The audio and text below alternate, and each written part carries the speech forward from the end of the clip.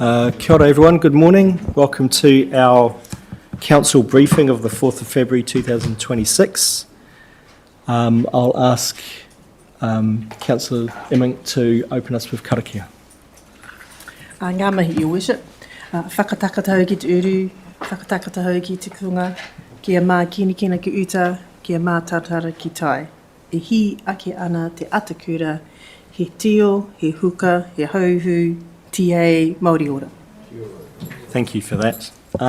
So welcome councillors, welcome to our staff, presenters and members of the public. We don't have any in the gallery at the moment, but we know some may be watching at a later date. This isn't live stream, but it is recorded and published later. So the briefings are recorded, and public galleries attendees' presence implies their consent to being broadcast. Health and safety, in case of an emergency, follow the building wardens to the nearest exit. The meeting point is across the road at Peace Park, and I think we all know where the bathrooms are located. We have no apologies, I don't think, for this. Oh, we did have one. Tony will be late. Councillor Boynton will be late. That's our saying. Thank you. Any acknowledgements before we begin? That's a no. And so the first item will be in the public excluded agenda. Normally we would try and do this at the end of the session, but there's some timing issues later, so we're just going to go first into the public excluded agenda item. And councillors will note that public excluded agenda items are now in Stella included in the single folder, which I think is going to be quite helpful for navigating our way through the papers rather than having to skip to a separate public excluded folder. So I think that's a good practice that's been introduced.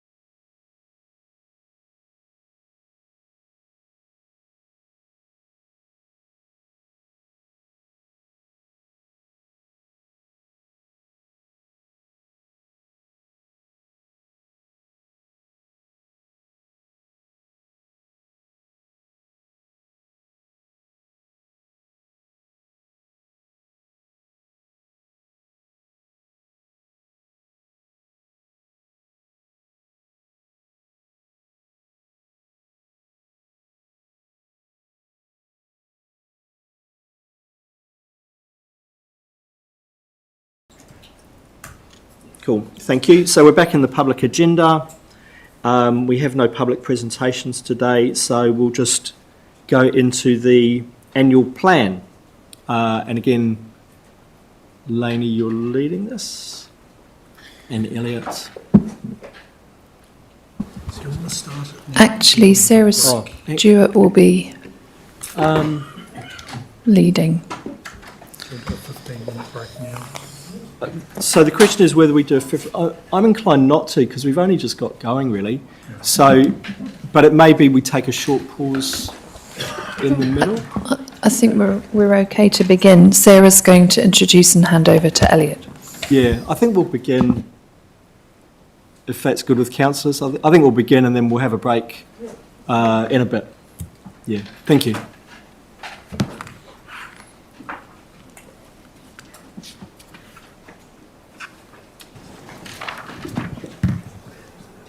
All right, kia ora koutou everyone. Today we're here to talk to you about the 2026-27 annual plan, which aligns with year 3 of the LTP. You'll recall that we came to council meeting late December last year to talk to you about budget options, and at that meeting you requested staff to go back and do some further work to identify cost savings. The team has done that further work, and today we're here to show you what that looks like and to also get your thoughts and guidance on how you would like those cost reductions to be applied. So I'm going to hand over to Elliot, and he is going to take us through the presentation. Thank you. Good morning, Council. So before you begin, can I just make a point to councillors? We've got a bunch of councillors and mayors from Opotiki, Kawerau, Thames Coromandel coming in for our briefing later on the Ratepayer Assistance Scheme. And that the time's quite tight, so if we go too long, we might have to break this and resume. Just to say, I think what would probably be most helpful is, because we can spend a lot of time asking questions in the middle, and it can spend time because those questions might be answered through the presentation. So I'm thinking maybe the best thing is to go through the presentation, jot down your questions, and we'll come back to questions at the end, and that's probably the most time-efficient way of dealing with this. Cool, thank you. Awesome. Thank you. So our purpose of today is to focus on providing Council with a high-level budget and the information ahead of the Council meeting on the 5th of March. To approve a draft budget for the annual plan so that staff can begin document development and any required consultation or information campaigns. We will also discuss the work and changes staff have achieved following our previous meeting last year on the 4th of December and give an update on the work regarding FTE and the current rating impact staff have assessed through possible options. So if we just a quick recap of our timeline. So we presented on the 4th of December where we were asked to identify further cost reductions of $790,000 equivalent to 1% of rates. From here, staff have reviewed the budgets. They've gone back with the exec team and the budget managers. We've had further applications of our assumptions such as adding the updated bill rates to understand how this will impact our rate percentage for the annual plan. As well as you'll see with the red box around the 5th of March, we'll need a decision on approving the draft budget, and the consultation decision will need to be made for staff to start documenting and developing an annual plan for the end of June, which you'll see on the 25th of June as the date. We'll now move into our key variations of the LTP for the Year 3 budget. So for this, I'll hand over to Paul to talk on the slides. Morning, Mayor and Councillors. Thank you, Elliot. Just to go through a recap of where we were before Christmas, we had an average rate increase of 9.4. Direction was to look for further savings. What we have done across the organisation is break those into two different categories. So the first being 623,000, which what I would say is absolutely confirmed and locked in savings, and then a further 725,000 that we've identified, which is based on the fact that the updated forecast from the Economic Agency on inflation is lower than we had in our long-term plan.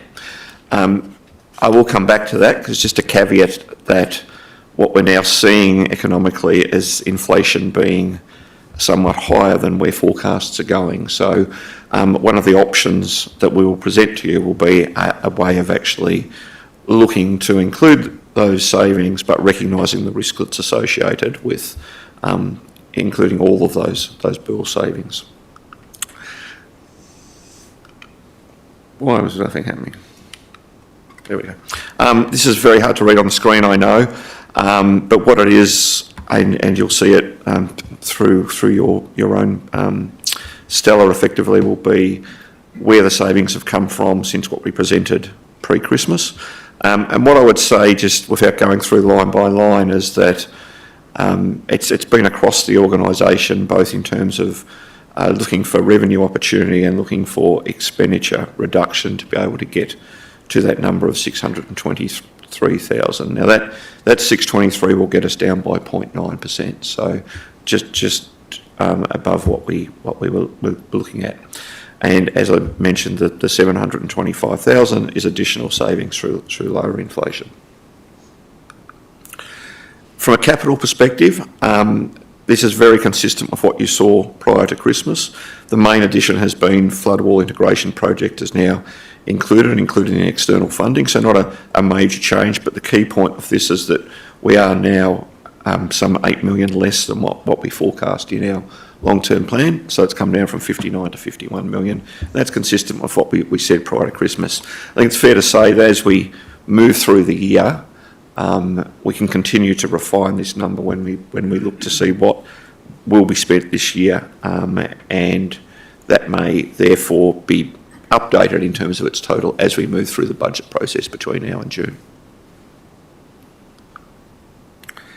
And I will hand over to Michelle or Emlyn. Kia ora, Mayor Councillors. As part of that review, we've gone line by line through FT changes. So a couple of areas, as we did in last annual plan, we've removed all roles that were to be added in year 3 of the long-term plan. And then following a further review, we've removed some roles which are currently vacant. You'll see the list of the roles there, with the caveat that we don't believe that removing those roles and the additional roles will have any noticeable impact on service.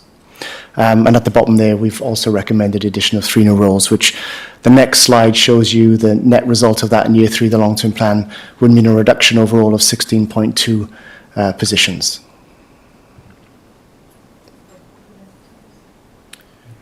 Okay, go on then. The only one I've got. It was just around the animal control officer, David, because we had justified needing an extra position there, so I see you've got it down as vacant. It was a vacant role, so are we saying we really don't need that extra position now? I was a bit confused because it wasn't in, we did approve that. Yeah, so you approved 2 additional roles through the LTP, Yes. which were gratefully received at the time. I think, as always, you continue to look at the efficiency of how the team is operating, and things, to me, have changed a bit in that team. So there are a number of things going on. One is there has been some challenges around recruitment and then retention in those roles, so we've seen a sort of a continuous sort of turnover in roles, which is actually a bit more disruptive to the team than it is helpful. We're also reviewing the dog policy and the bylaws, so in terms of the actual activities that team does, that's coming to you in the next few months, and I think it's an opportune time to again look at what the team provides, and I think at the moment the resource we've got manages what we are doing. We're also reviewing the Ratepayer service. That is likely to cost us more than it currently does, and so I think that's a factor as well. So I think it's for a number of reasons. I think for now, at the moment, that additional, or that role that is vacant isn't required right at the moment. Thank you.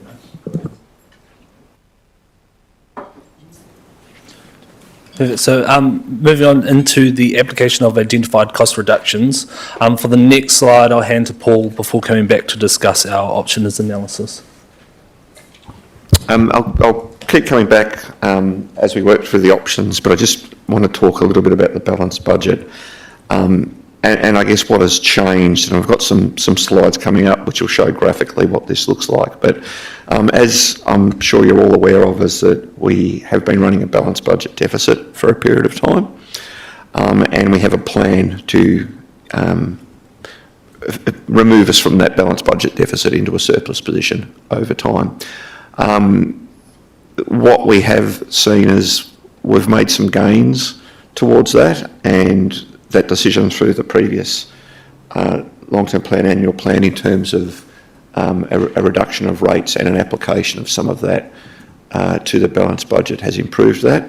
But we also have some headwinds against that as well, and the most noticeable has been the impact of the roading revaluation, which has increased our cost, albeit not an immediate cost outflow, because that will come through in terms of as those assets are replaced. But with the view to looking to balance the budget over time, we've put those options in to the annual plan. I'll talk more this afternoon on the rates capping, but just to highlight now that the rates capping, as it stands, and if implemented similar to as it stands, will place significant pressure on us if we are still in a budget deficit at the time that is applied. And that's because any savings that we identified will effectively need to go to that balanced budget and will limit our opportunity. But I will come back to that as we move forward the conversation this afternoon on the submissions. So thanks, Elliot. Awesome. Thank you, Paul. So here, as you go through, these are our current options analysis and considerations, and so as you'll see, we are seeking Council's guidance on how to apply these cost reductions ahead of the Council meeting on the 5th of March. So as you see, option 1 is a rates focus, so reducing the average rates increase by the 1.7% is found, so that would reduce the rates from 9.4% to 7.7%. Option 2 being a balanced budget focus, so reducing the operating deficit, so maintaining an average rates increase of 9.4% and then applying the full 1.7% to the reduced operating deficit. Option 3 being a balanced budget with a contingency, reducing the operating deficit and create a contingency fund, and average rates increase remains at 9.4% and applying 1% to the operating deficit and 0.7% to a managed contingency fund. And then option 4, a mixed application, reducing the average rates increase and the operating deficit. So an example being like 1% to rates and the remaining 0.7% applied to the operating deficit. Before we go to the advantages and disadvantages, Paul, did you want to? We'll just talk about options 2 and 3 in a little bit more detail, just because they are a different approach. And I'll just come back to effectively what I was saying, that to find the cost savings, there are things that we are absolutely confident to lock into budgets. The inflation comes with an element of risk. That risk is driven by 2 things. One, we're applying a national index, which does not necessarily translate to what we do here. The second is we are seeing increases in inflation that are above, and everyone is seeing those increases in inflation over and above what's been forecast. So if you look 3 or 4 months ago, Reserve Bank's targeting obviously a midpoint inflation of 2%. The latest inflation figures are at 3.1%. That will mean 2 things. One, it will apply some cost pressure to us, potentially. Secondly, it will probably look to mean that interest rates start to actually increase earlier than what we forecast. So to talk through option 2, that's basically saying, right, let's take all of that inflation saving and bring our effective rates to 7.7% with the option of leaving them at 9.4% and applying that 1.7% difference immediately to the deficit. That places at risk us running into a rating deficit during the year in the event that we don't see those inflationary savings coming through. So option 3 seeks a mid-ground in that, and what it does is it takes the 1% or 0.9% that we're absolutely comfortable with at the moment, applies that to deficit now, but then put some very stringent ways around we actually manage a contingency. And what that will mean is we would look to generate a surplus during the year, which is again applied against that operating deficit. But it avoids us getting into this deficit or risky approach that sits there. The end outcome, if things go well, and will not be a lot different, we will take 1.7% off the operating deficit. But it's a way of applying pressure into the organisation to manage those costs, avoid running into a deficit, and acknowledging the risk that exists around a index-based approach to doing things. I hope that helps. Thank you, Paul. So moving through with option 1, showing the advantages and disadvantages. Of course, the advantage would be decreasing the average rate increase by 1.7% down to that 7.7%. The disadvantages, as Paul kind of talked through it, one, it doesn't reduce the operating deficit, but there's a higher operating deficit will reduce our options for council with the introduction of rates capping. And of course, there's the associated risks and other issues. So the other legislative reforms underway, including rates capping, there's a high level of uncertainty still around the scope and the nature of the timing and how that may impact council. Of course, disadvantage our financial position if rates capping are implemented in 2029. It's unlikely to have a significant impact on our levels of service. So that's more of a consultation focus, and we'll have to adjust work programs may be required. And of course, as Paul mentioned, there's the uncertainty of inflation savings with regard to the application of the adjusted bill rates.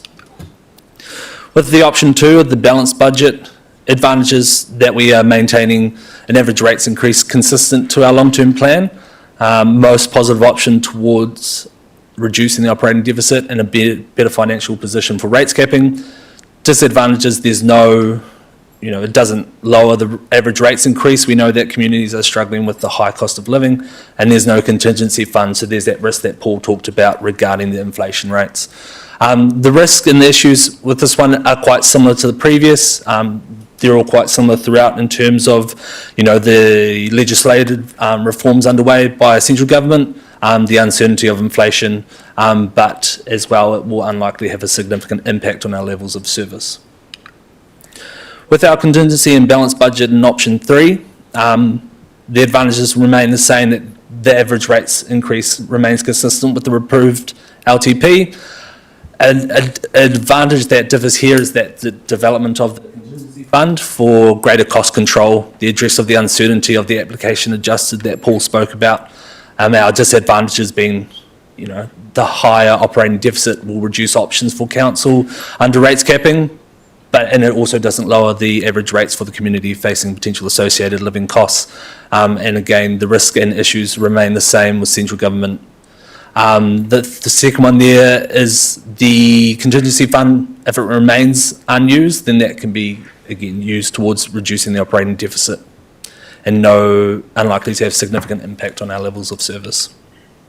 Our mixed option for option 4, the advantages remain if we decrease the rate increase 1% less than the approved LTP, there's no consultation, and it lowers the average rates increase. It's a positive option towards reducing the operating deficit, but again, the disadvantage that Paul spoke about, there's no contingency fund with that risk of the inflation.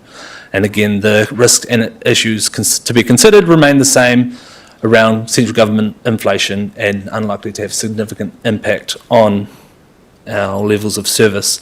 Next up, we have some graphs that will show the difference in those. So I'll hand back to Paul if he wants to talk through. Thanks, Elliot. Just to recognise that these won't be what you've are included within Stellar at the moment. They're only just finished off last night, so apologies for that. So 2 graphs just to really graphically step through the balanced budget. First line I'll pick up on is you can see the LTP line being I think it's dark blue, which shows that basically we are moving back into a surplus position in 2031. First point I'd make on that will be is that when we did the long-term plan that was earlier, and the reason being for that is we've done some further adjustments to actually recognise some capital items that was still remaining within that revenue line. So this is a much more conservative and more accurate representation of the true balanced budget, and I spoke about that before Christmas about it's not the same number as what we report in our annual reports. The measures included with that include a number of capital grants that have been excluded without that. So the orange line is recognising some improvements that have been made over time, particularly with the changes that were made in the previous annual and long-term plans, and that's taking some of the savings through to the balanced budget. So that actually improved our position back. And then the light blue line is reflective of now what's happened with the roading revaluation. So we've made some inroads and we've hit some headwinds. Inroads in terms of great opportunity. Great opportunity, a great initiative to actually improve on that balanced budget in the previous annual plan. But the headwinds of the increase in asset costs that we want to recognise and how we actually fund those has just taken us back to where we were pretty much tracking with the long-term plan. So the next slide will then look at the options that we've got in front of us now. If we were for example, to reduce the rates to the 7.7% and take all of that, take none of that against the deficit and reduce that rate, you can see that we are still in this situation of tracking, which is the dotted orange line, very close to that 2030-31 period to get back into a surplus position. If we are to stay at 9.4 and take it against the deficit, applying that saving gives us that several $1 million of improvement in that balanced budget and takes us close to that 2029 position. So, and the really important point of that is that rates caps are due to be implemented in 2029. If we're still taking $2 million out against the balanced budget, the maximum on that rates cap at the moment is 4%. That would be significantly less if we're looking at the balanced budget deficit still remaining at that point in time. Whereas if we move to the orange line, which is inclusive of, the green line, which is keeping that rate at the higher level now, it just gives us the flexibility and the opportunities to work in that much more constrained environment when rates caps are implemented. So I think is that the bulk of the slides? That's the bulk of the options in the. The last thing is the further budget considerations. As you know, I think the Rex Morpeth project is coming on the 25th of February. There's still an discussion to be had around the waste levy and whether that can provide further savings. The eyesight, which you had this morning, the licence plate recognition vehicle, which is upcoming, and the yacht club dredging. So those are just other things to consider in the decision making. So that brings us then, invite some discussion, feedback, and I'll leave it on the slide that has the options analysis. Again, just that our focus is around seeking some guidance on how you want to apply it so that come 5th of March we can adopt those or approve the draft budget options. Thank you, Elliot. Thanks, Paul. Thanks for the team. I think that was a very helpful introduction to our discussion. Just a reminder for a call for contributions, just remember to put your microphones on, and it's a reminder to myself as much as everyone else. But yeah, just so that the recording can hear and people in the gallery can hear and such. So would anyone like to ask any questions or make any comments at this stage? Leslie? Put my hand up slowly to give people time to think. Thank you very much, everybody. A lot to have a little think about before morning tea. I'm just interested in this roading revaluation. So, and we didn't talk about Three Waters being taken out of the budget. So I'm not quite sure whether is the assumption is that Three Waters is continuing as it is in the long-term plan with our dreams and aspirations and practicalities. The roading revaluation, is there any chance the government will give high needs regions with lots of roading any assistance as well, being key infrastructure? I wish I could answer that question. I think just to answer the first part first around the other infrastructure areas, the roading revaluation we did through the annual report last year, and that showed that increase.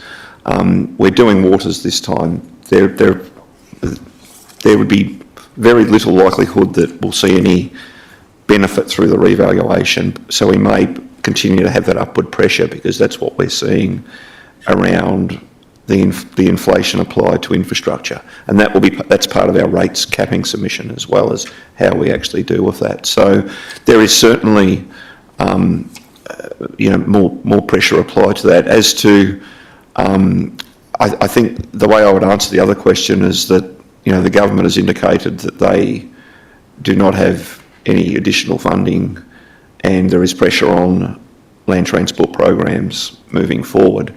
So I'd be surprised if there was any significant change to funding that we receive, but we don't know. The answer is. Thank you. I guess I'm considering that as part of the resilience network sort of stuff that they are talking that they want to improve. Just on the first question too, around the waters, this is the annual plan from 1 July of this year through to the following year, and waters will still be part of, so we collect the revenue, we pay the bills.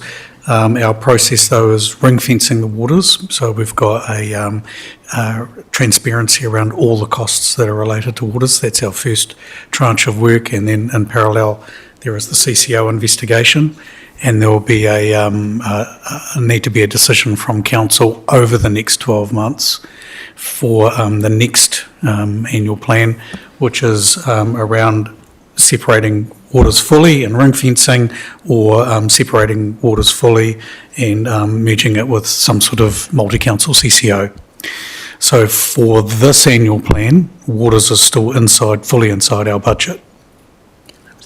Thank you. I have another, but I can wait. Can I just add one comment on that point, just to help bring full clarity to the picture? If you could just go back to the graph, please, Elliot. If the water revaluation comes in, if the water assets are revalued higher than inflation, that looks worse. So actually, the gap, it gets bigger, if that makes sense, which compounds the issue that Paul was talking about. When rates capping does come in, there's more deficit to apply within the 4%.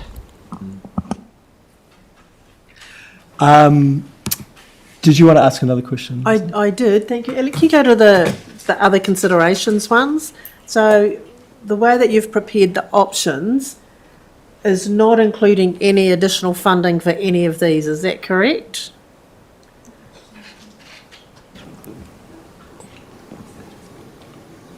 The waste levy is included in the current figures within the presentation, and the reduction in FTE from the eyesight is included in terms of remaining in the current premises but reducing some of the actual staffing. But other than that, though, the Rex Morpeth, I don't know anything about the licence plate, but the yacht club dredging is not currently in the numbers. That's correct. Licence plate and yacht club dredging aren't included in the numbers. Okay. What is that one? Licence plate recognition vehicle? That's the first time we've seen that. Yeah, surprise. Yes, this is an idea. So the motivation behind this is actually around the safety for our parking wardens. So it's trying to potentially look at options around how we mitigate the health and safety risk. And technology allows us now to potentially purchase licence plate recognition technology, which is a camera and a memory, and it allows a vehicle to drive around the parking areas and then measure automatically, if you like, time exceedances against our bylaw, and then tickets are issued from there. So it's a way of trying to mitigate that main risk. That the factor here in terms of budget is it is likely to be on the positive side in terms of revenue versus the cost. The cost is relatively small compared to potentially the revenue. All right, thank you. And just if the councillors wanted to include yacht dredging, what sort of bump implication would that have? Because that's dredging every 3 to 5 years, so it'd be split. If it was $200,000 over a certain amount. We are estimating, Mark might like to pop up because there might be some technical questions on dredging. Unfortunately, Hone wasn't able to make it today. We're expecting around $100,000 per year would be the additional requirement for the yacht club dredging. There is a possibility that a one-off 360k estimate could last 3 or 4 years, still around about 100k a year. And the other uncertainty around the yacht club dredging is the impact of weather and silt deposits. That can be quite random and very, very hard to predict. So the number could move. Mark, was there any other?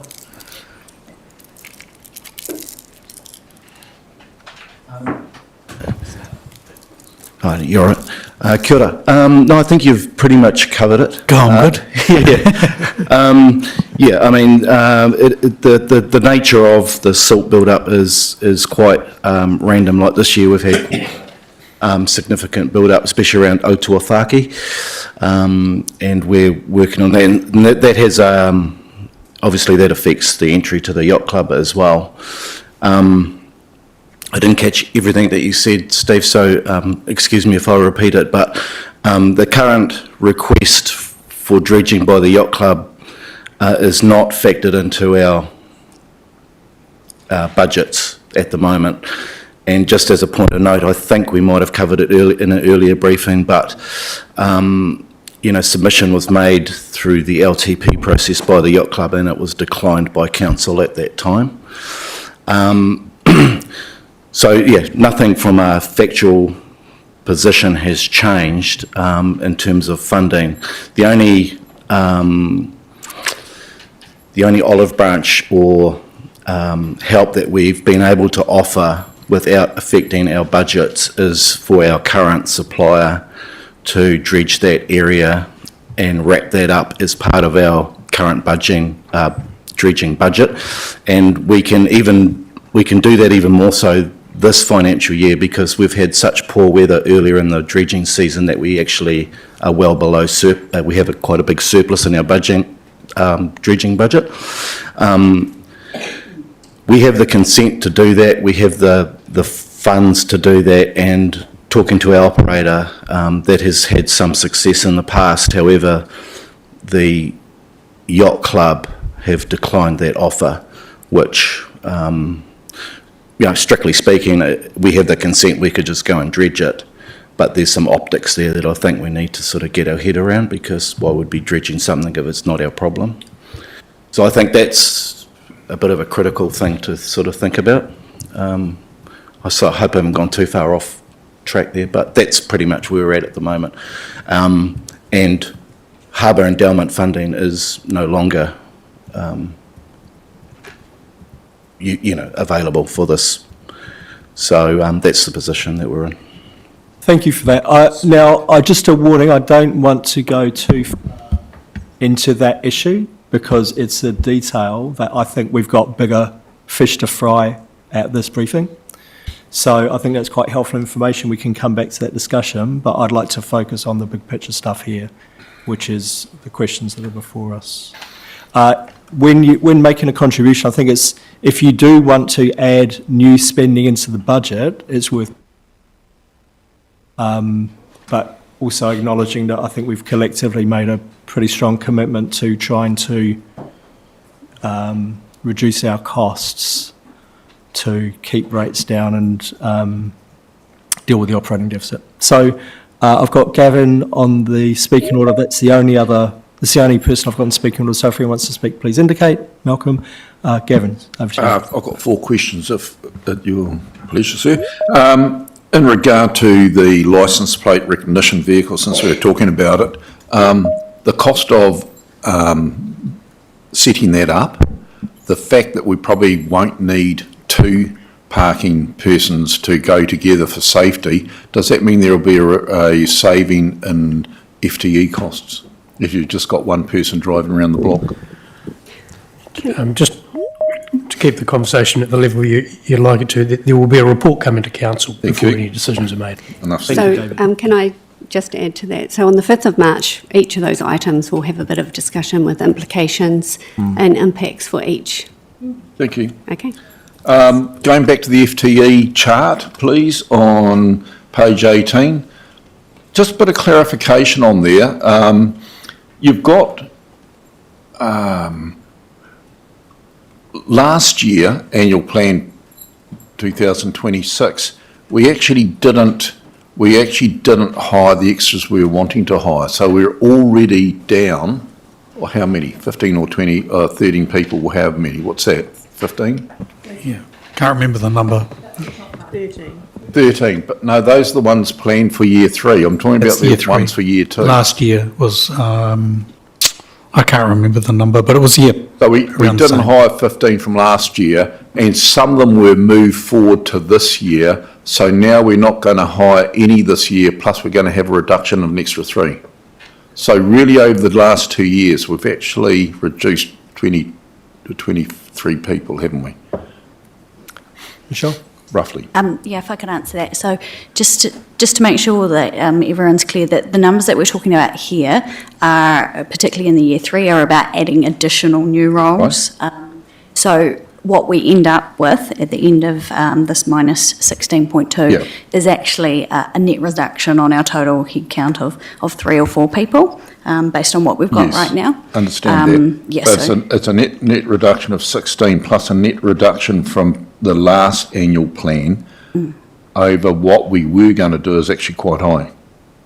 So in the last annual plan, when we chose to have 0 Yeah. additional FTE last year or this financial year, some of those roles were pushed. The That's majority right. of them were pushed, and so those are what are captured in that So 13. that's what I was saying. So if we've got a net reduction this time of 16 on what we're going to have, and the net reduction we actually had last year, it's actually higher than 16, it's about 20, right? When you add them all up. Yeah, when you add them all up, Gavin's right. Yeah. Okay, Yeah, thank are you. right, Gavin. Next question. We've done good, I think is what you're saying. He is. Yes. I actually want to make that clear of actually how well we've done, you know? Yeah, thank you. It's quite impressive. If we go to option 2 on the balanced budget focus up there, and if we do put all of the savings of 1.7 into reducing the deficit, I noticed last year when we put 1% or whatever it was across to the deficit, instead of being 12.8%, it reduced it down to about 12.8 million, it reduced it down to about 8 million. So we saved about 4 million.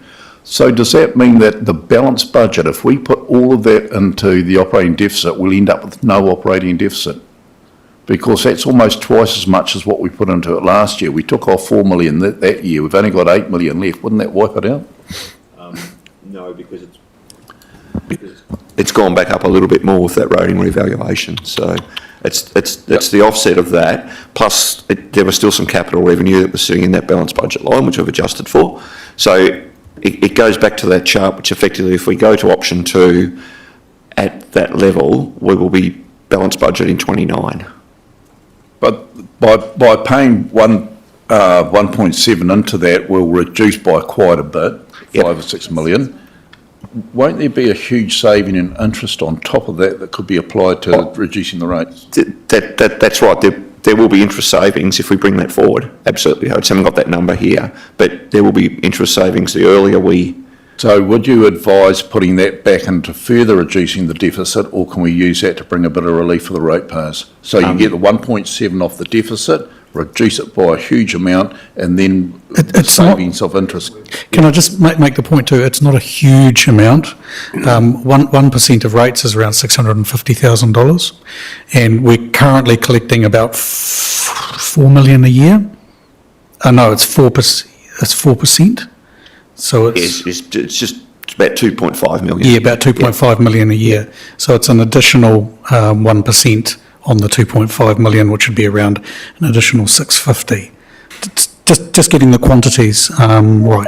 But the key point is the earlier the deficit is retired, the lower the interest cost More money, will you be say. within Okay. there. Final question. I'm not quite happy with that answer, but that's all right. Final question. The Three Waters revaluation will make the situation worse. Isn't that like depreciation? It's a figure on paper. If we say that our value of our Three Waters, like the value of our roads, has gone through the roof, I appreciate you've got to put depreciation aside to allow for maintenance and repair and all that. But really, in reality, it's a paper figure, isn't it, depreciation? And the same would be for the value, because what you have to do, you have to do. What you can put off, you can put off. But just because the fact the valuation has gone up, why does that make our deficit wrong? It's a really good point, because it doesn't affect necessarily what you need to borrow now. That's right. But by definition, if you don't collect for that now, the cost in the future when those assets are replaced will come at a higher debt figure for the communities in the future. Understood. So financial advice will always be to try and close that deficit so that it's the most intergenerationally fair model effectively to pay for the cost of renewing those assets. There are options, and there I are understand options. all that, Yeah. but it's still, in essence, a paper figure. It's a paper figure that is the best estimate of what Understand the that. true cost will be. Yeah, but will be totally changed by inflation on the cost of replacements. Interest rate can go up and go down at a twink of an eye from the orange person in America, and it's all over the place. So, Yeah, but what I would say, it's very rare for us to see revaluations come down to correct. They tend to have an upward trend. Okay. So it would be unlikely to see the cost of those assets come down in the future. yep. Malcolm? Thank you. Obviously, I'd like option one, but I do realise that it seems that inflation will go up. My query is on option three, the 0.7% into the managed contingency fund. Is that to cover inflation supposedly? It's to cover any inflation that's higher than what we might forecast. Okay. So for example, might be if we go to tender on a project and we've brought the cost of that down to the new inflation numbers, we go to the market and it is higher than that, it would be to cover those costs that flow through into the operational cost line of what that would be. So our intent would be through that fund to actually maintain it and have it as surplus for the year. That would be the absolute best outcome and use that to pay down debt effectively within that. That would be the intent. Okay. Yeah. So if we put a 1% of the operating deficit, does that mean that amount of money sits there and someone comes along with an idea that, hey, we want to do this, we want to do that, we'll spend that money then? No, if it's applied into the operating deficit, it's effectively saying that we borrow less money to cover that deficit for the year. So it won't be used for anything else unless it came back to council for a decision. So it does get ring-fenced in that sense? Well, it's against our debt, so it's applied effectively to debt reduction. If I may, can I ask that question about why there's no more money from the harbour fund? Yes, good.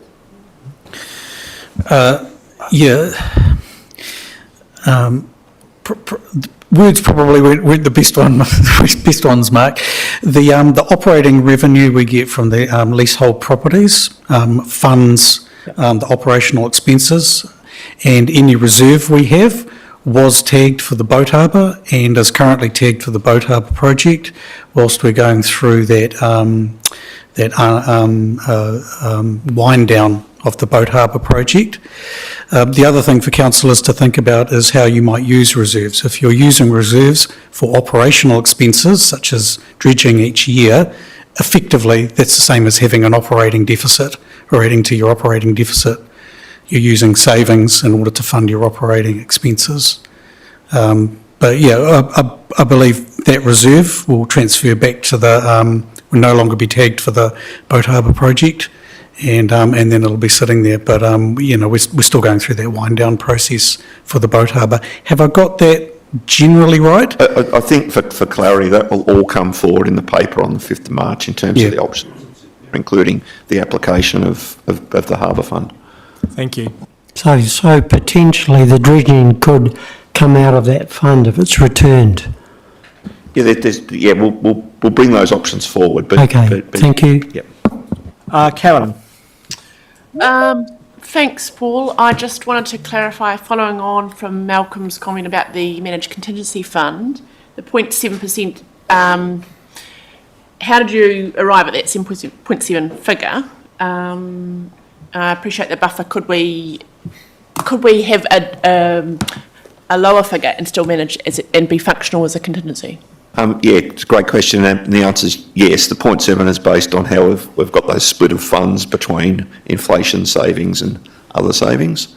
But that doesn't mean that we can't change that number. It just simply means that the level of risk changes. So for example, if that number was reduced and less went into that fund and more went to either rate reduction or the deficit up front, it's just saying that we've got more pressure as to generate a deficit or not throughout the year. Okay. So, yeah. The short answer is either way will work. Okay, thank you. Julie? Thank you, Your Worship. Yes, I think if you're wanting some guidance, I think for me our priority is definitely reducing the operating deficit. I was all in for the option 2, but upon hearing the discussion and reading the disadvantages in a bit more detail, option 3 does seem to be more prudent. As you've said, with the water revaluation coming up, inflation changes might not be quite what we've predicted. Just having that little buffer in there might be more prudent for us. As you have already said too, that if we did have more savings, it could then still be applied to the operating deficit at the end. So for my mind, I think that's possibly the option to go for me. I think what I might do, I'd like us to break for tea. We've got the mayors all joining us at 10:02. I'd like to have a 10-minute tea break because we've been going for a little while now.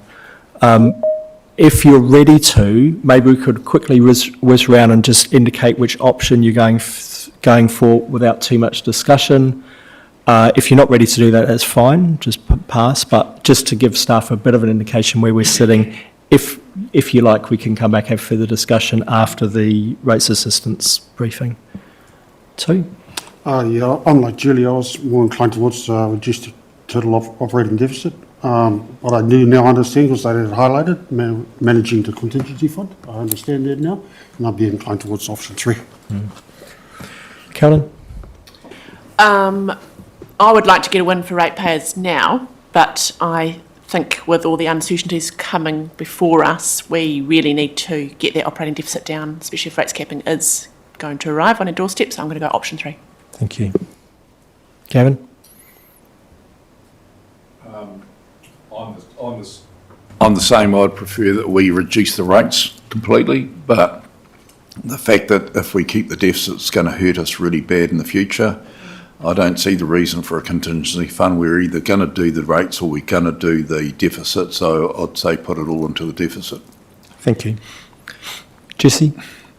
I think I'm leaning towards probably option 3. Thank you. Myself. Tony? I'm still a bit unsure. That's fine. Actually. Yep. Leaning towards option 3. It seems like more flexibility, but I just want to. I did have a question, and it was just around the contingency fund. Is that normally built into the costs already, or this is just something that sits outside? Sorry, I should have explained that as it's not part of a normal contingency of a project, it sits outside. Thank you. Yeah, option 3 makes more sense to me. Thank you. Andrew? I'm not moved from the last training, I'm afraid. I'm still with option one. I think the ratepayers are still hurting out there. We see inflation, we see interest rates on the rise, we know insurances have increased and what have you, so I really think we as a council, and especially under Paul's leadership from the finance team, I think we can keep on top of our costs a lot better going forward. So I'm all for the rate reduction, I'm sorry. Thank you. Wilson? Yeah, to me, if we want to look after rates in the future and that, we go option two, hit it hard once and just deal with it, bite the bullet right now, because otherwise it just drags on like it has over the last 8 to 10 years. Thanks, Wilson. Leslie? Yeah, I'm between option 2 and 3. We've got to get the deficit down, even though it's going to hurt. Yeah. Thank you. And I'll go for 3. I was like others, I was with 2, but I think you've warned us about the potential or the uncertainty around the interest rate. So I think a bit of contingency, acknowledging that at the end of the financial year, any savings will go towards the operating deficit. So, yeah. So I think that's a pretty good indication of where we're at as a council.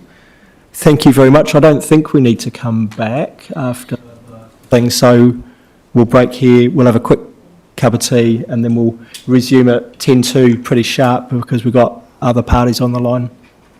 Cool, thank you. Thank you. And I know we've got some visitors from other councils, so if you'd like to join us in the retiring room, you're most welcome.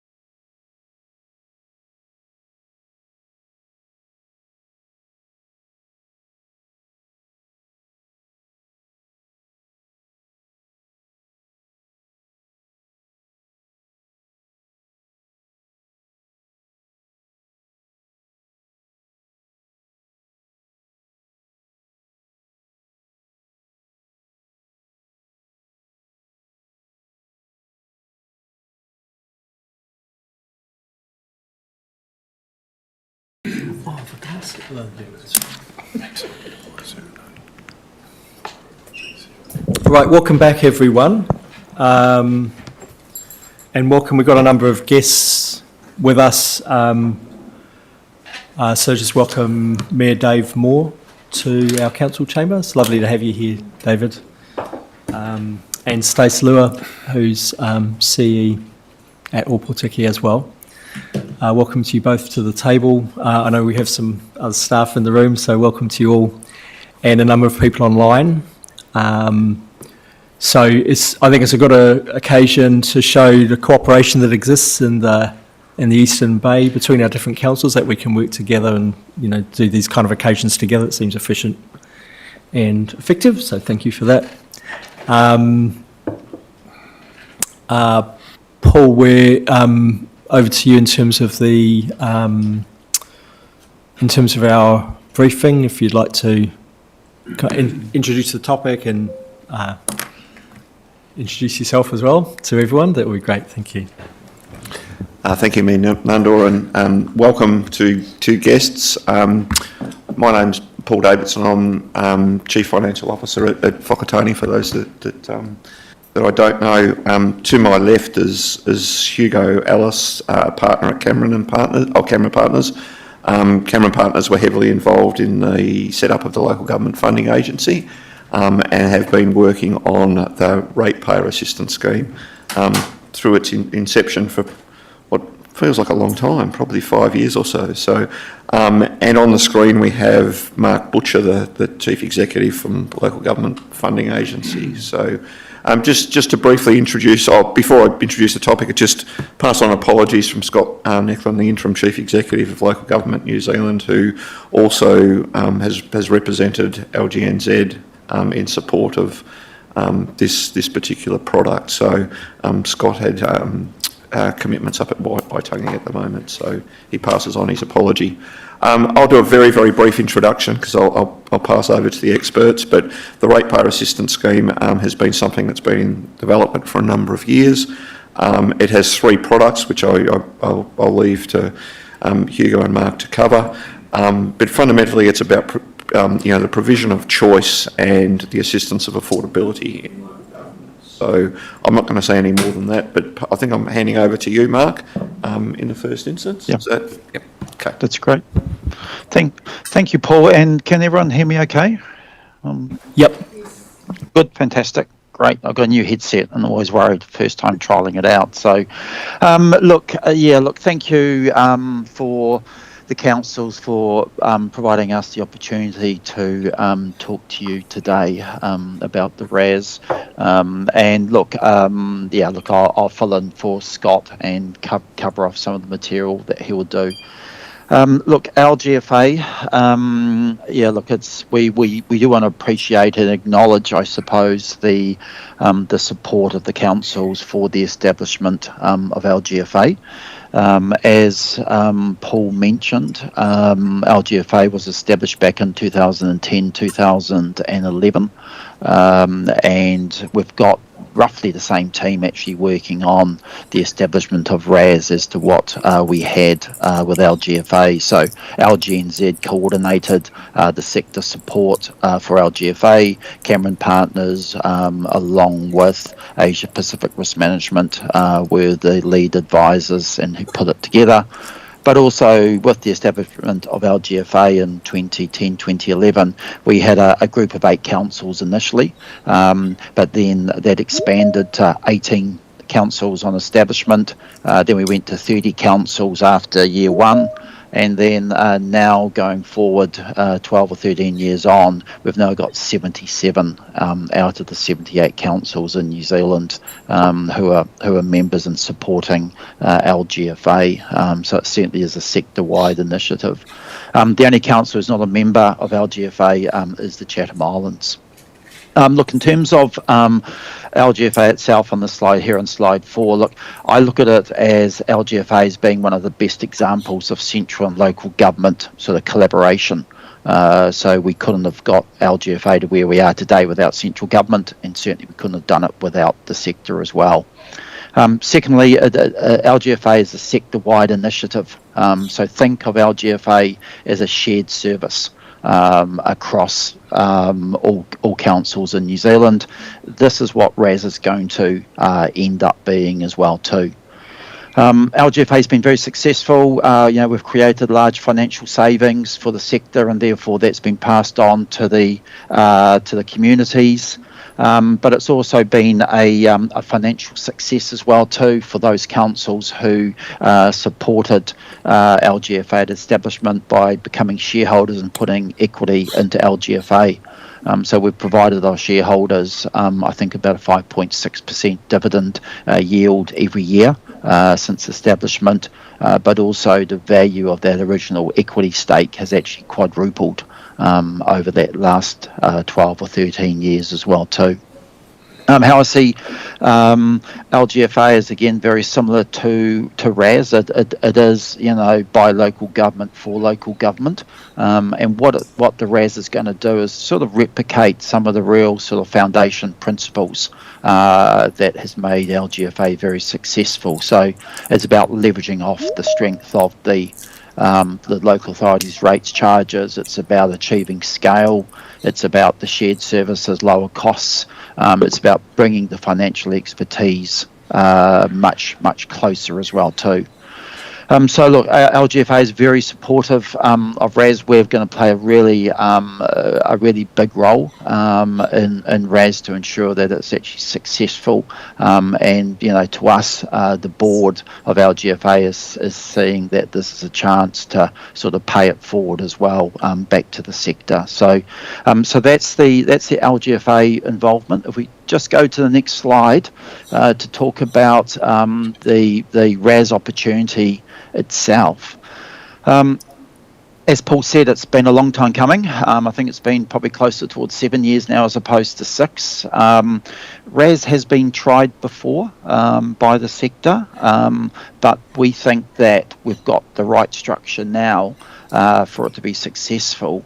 But also the timing, it's all about timing, and we think that now the timing is right for RAS. We do have, everyone knows that we've got a cost of living crisis, we've got an ageing population, and at the time when I think infrastructure investment by councils is growing, and that obviously means that there is going to be more council charges, there's going to be more pressure to increase rates as well too. And at the same time, too, in terms of timing, there's obviously the need to free up land for housing development as well too. So there's a lot of good, I suppose, tailwinds for RAS to be coming online now. I think the other thing also importantly, these issues are across New Zealand, so it's a New Zealand-wide issue. That these aren't actually localised either. So it's the affordability issue is really impacting all councils across New Zealand as well. So the RAS, a lot of development work's been involved in it, and we're at a point now where I think we're focused on sort of 3 major areas where we can sort of support ratepayers as well too. So, but again, Hugo is the expert on this. I'll let Hugo talk to the 3 product areas very shortly. But if you just go on to the next slide, in terms of the opportunity. So, as I said, we need central government, we need local government to make RAS actually work. Central government is supportive of RAS, which is fantastic, but also we've got cross-party support as well too, from across the House as well. So this is not just a one-party, one coalition government support as well too, so that's really important. As it's proposed, RAS is going to be owned by both local government and central government. So it will be a CCO, the same as what LGFA is, and it is just, as I said, it's a national shared service arrangement where effectively ratepayers are the beneficiaries this time around, as opposed to with LGFA where councils were the immediate beneficiaries. Like LGFA, we need central government and local government support. So from central government, we need an equity investment from them. We need some changes to legislation as well. But really it's about trying to get the support. It's a small ask we're actually asking of central government, but it has a big payoff for the success of RAS to actually make it work. So we're up to. The business case has been completed, and that's been funded by a group of councils, and that has gone to the Minister. So we're at a stage where we're having to convince the Minister of Local Government to basically green light the RAS project.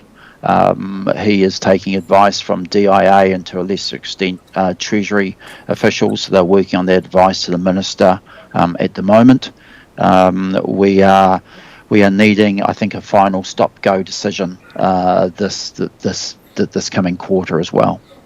So that's what we need from the government. What we need from the sector, the Minister's asked to have confirmation that RAS will be supported by the sector.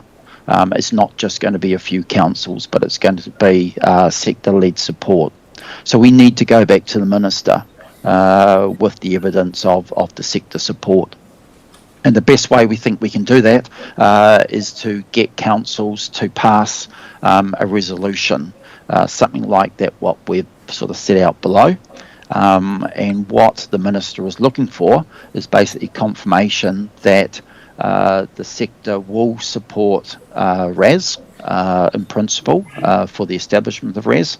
But also it will also support RAS going forward by becoming members of RAS as well. So to support the suite of products that will be offered to ratepayers, to also assist with the information sharing that RAS is going to need from councils, and to also sign up to the guarantee of RAS. And that's similar guarantee to what you now provide to LGFA as well.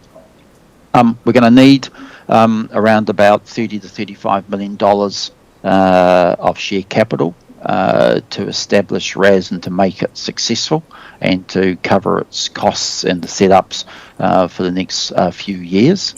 It seems a lot, but put in perspective, LGFA required $25 million to set up in 2011, 2012. So it does seem large, but if we can get central government involved, plus also a range of councils to support it, then I think that we can get this up and running. So with those introductory comments and background, I'm happy to pass across to Hugo, and he can take you through the more detailed parts of the...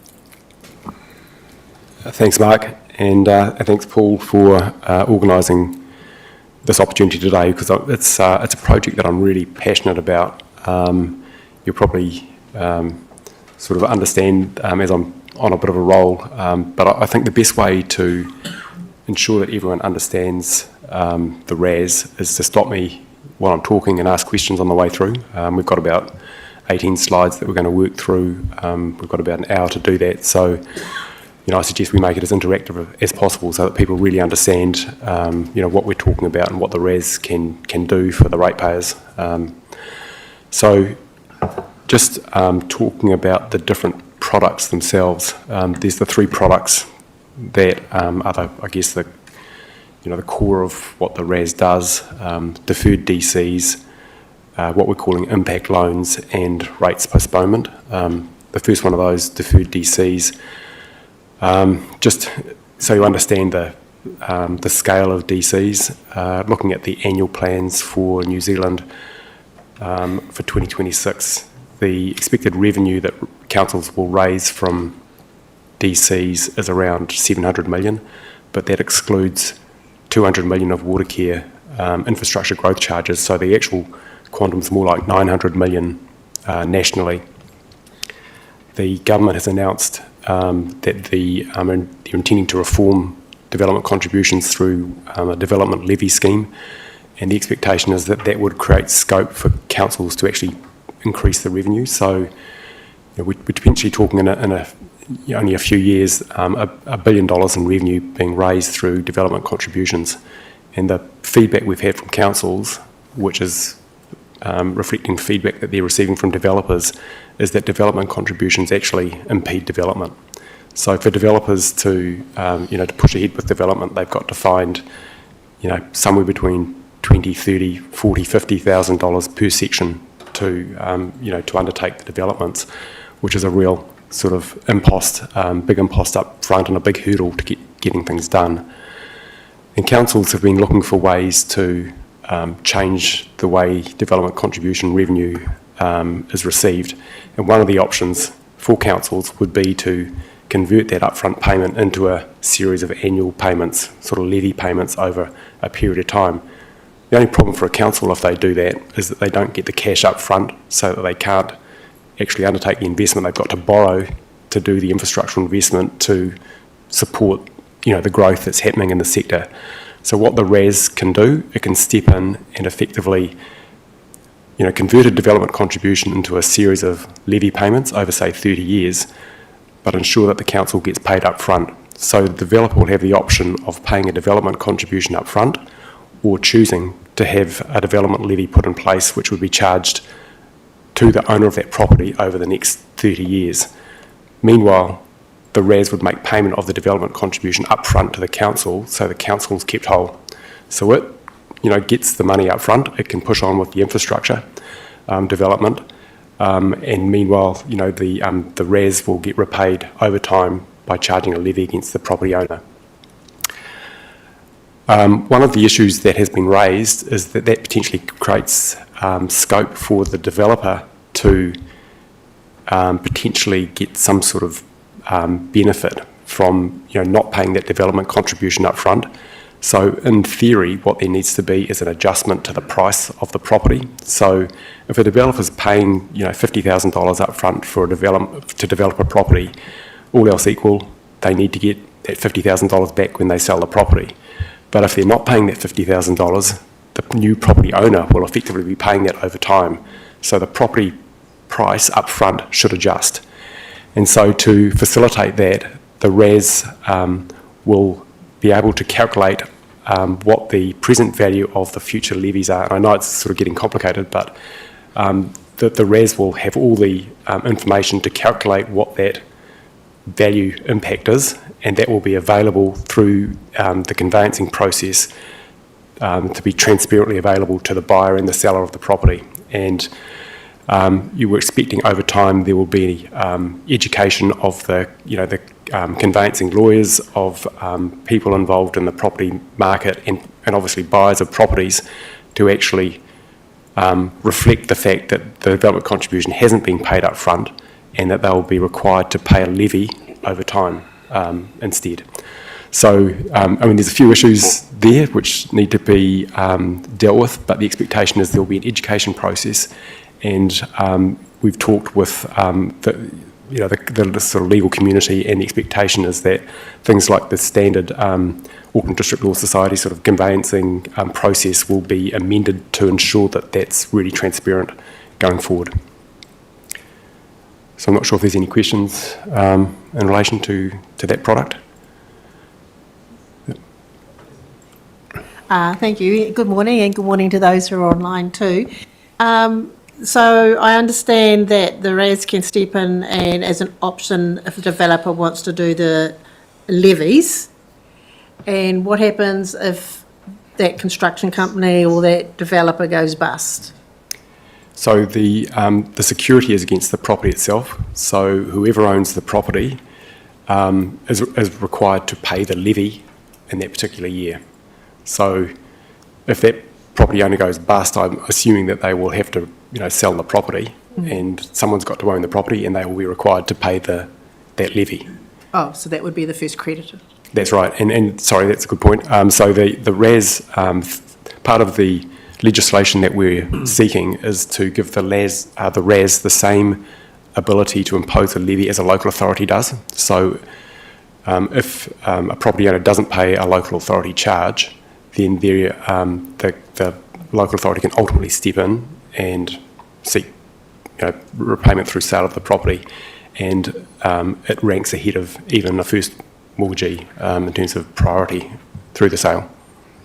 And just a supplementary, so for infill housing, where you've got someone who wants to subdivide their quarter acre section.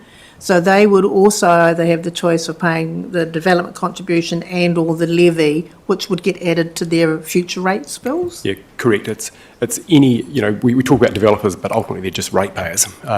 So any development contribution, the ratepayer or the developer has the option to either pay the development contribution upfront or choose to, convert that into a future levy stream, which, they pay principal and interest over 30 years. Right, thank you. Wilson? Yes, thanks for this. It's an interesting concept. Just going down to one of the comments is future owners would expect to pay less for properties.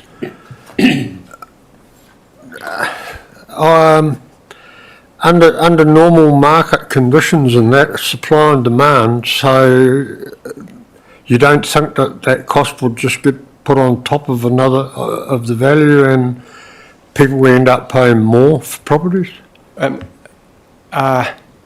We're hoping that the market, is reasonably efficient and sort of works that out. So if there were two properties next door to each other, and one where the developer had paid the development contribution up front, so there was no levy that was payable on that, and then there was the neighbouring property where there was a levy that was to be paid, and you're looking at both properties, you'd pay less for the one with the levy that was paid. That's sort of economics of the situation. So I think it does require people to understand that there's a levy that's paid on that property, and we're expecting over time. In Tauranga, for example, there's the IFF levies that are now charged on all the properties in Tauranga, and we expect there'll be just more and more additional local government charges or IFF type charges, or potentially in time RAS charges that will be applied against properties, so that when you're looking to buy a property, you do your due diligence and you go, right, what are the annual payments against this property? And that gets factored into your thinking around what you're prepared to pay for the property.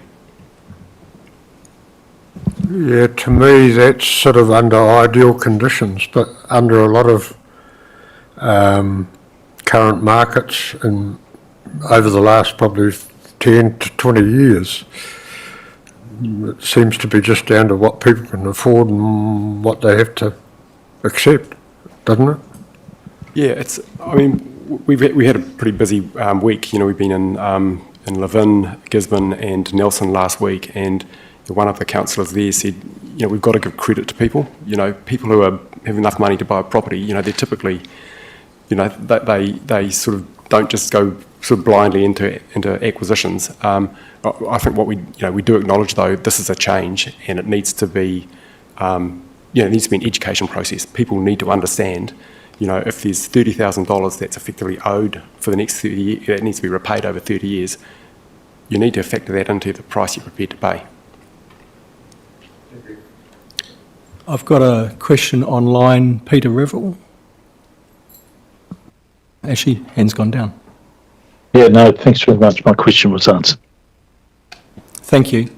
I have a question. So presumably, weighing up the cost of the ongoing payments, a property buyer could choose to retire that contribution if it was more cost effective than to do so. Yeah, correct. That's a key aspect of the RAS. At any time, the property owner can choose to repay the outstanding future levy obligation, and that's another potential option as part of the sale of a property. The buyer of the property could say, look, I don't want to buy it with the levy in place. I want you to repay it before I'm prepared to buy it. And the RAS, it's a sophisticated financing vehicle. It will have the information on a daily basis, what the value of that levy stream is. And the RAS, it's simply about lending money and getting repaid, and it really doesn't mind whether it's repaid over 30 years or whether it's repaid on day one. I guess, and for a property buyer, I guess it's like moving into a leasehold apartment or purchasing a leasehold apartment where you just go, well, there's this annual ground rent or whatever, or shared maintenance charge or whatever, and that's just part of the deal. Yeah, that's right. Almost like there's a body corporate fee in there, for example. You've got to factor that. Yeah, thank you. Tony?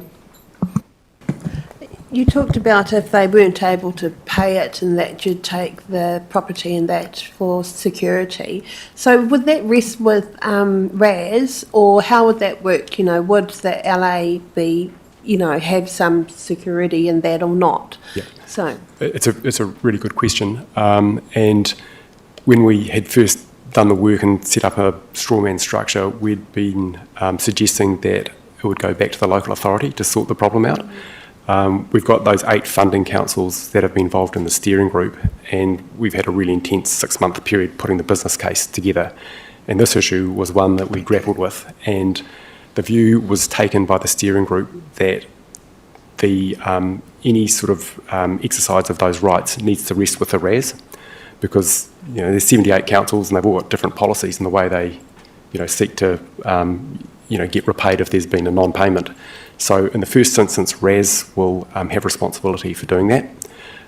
If it gets to the point where there is a rating sale being proposed, then the relevant local authority will have the option to step in at that stage, but no obligation to step in. So obviously, local authorities care about their ratepayers. They may have sort of emissions policies that they prefer to use, for example, at which point they can step in and do that and keep the RAS whole. But there's no obligation, in which case the RAS would look to exercise its rights in that situation. So if it gets to the point where the property ends up getting sold to be able to recover that cost back of what they owe, what if there's a profit there? Where does that go? The RAS charges a margin to cover its costs. Oh, okay. It's not about making a profit. It will need to make a surplus, Yeah. but it's not really a profit-making organisation. There'll be an amount, there'll be an interest rate that the ratepayer is being charged, and there won't be additional costs added on. Okay. Thank you. Thank you. I think that's all the questions. I should have said earlier. So welcome to our Thames Coromandel District Council colleagues who are online as well. Apologies, I didn't acknowledge you earlier. It seems like that's all questions for now. Okay, just moving on to the next product. Now this is it's a product which is currently provided by some councils. So legislation allows local authorities to lend money to ratepayers that can be repaid via a voluntary targeted rate, and there are a number of examples around the country, schemes that provide financing for home insulation, for heating, double glazing, for example. We originally called these property improvement loans, but decided that that wasn't a catchy enough name. So we've come up with impact loans, which stands for Investment for Modernising Properties Achieving Community Transformation, which is quite a mouthful. But it actually captures what what these loans are all about. It's about providing private benefits, but one of the criteria is it must also provide public benefits. So obviously, making homes warmer, healthier, has spin-off benefits for the health system, for example. So that's what impact loans are all about. And there's numerous examples. There's home insulation, heat pumps, solar panels, home batteries, and it can be extended potentially to a whole bunch of different applications as well in time. Although the focus at the moment has been very much on for products being solar panels, home batteries, heat pumps and water heat pumps. And part of the reason for that group of products is that we've been working with Rewiring Aotearoa, which is an organisation focused on the electrification of New Zealand, and ECA as well. And they've done a lot of work in this space. Also, those products, the analysis shows that they can be cash flow positive for households. So the electricity or energy savings that they can generate are sufficient to cover the costs of the principal and interest repayments over time. So, in principle, these products could be used to actually provide more cash to homes, from day one.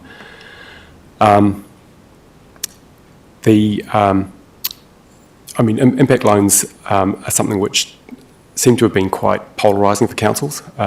Some councils view them as, fantastic. It's an opportunity to really sort of support their ratepayers, whereas other councils take a more philosophical view that impact loans are something that, it's not core business for councils and we shouldn't be getting involved in it. I guess the thing about RAS can do it and take all the administration away.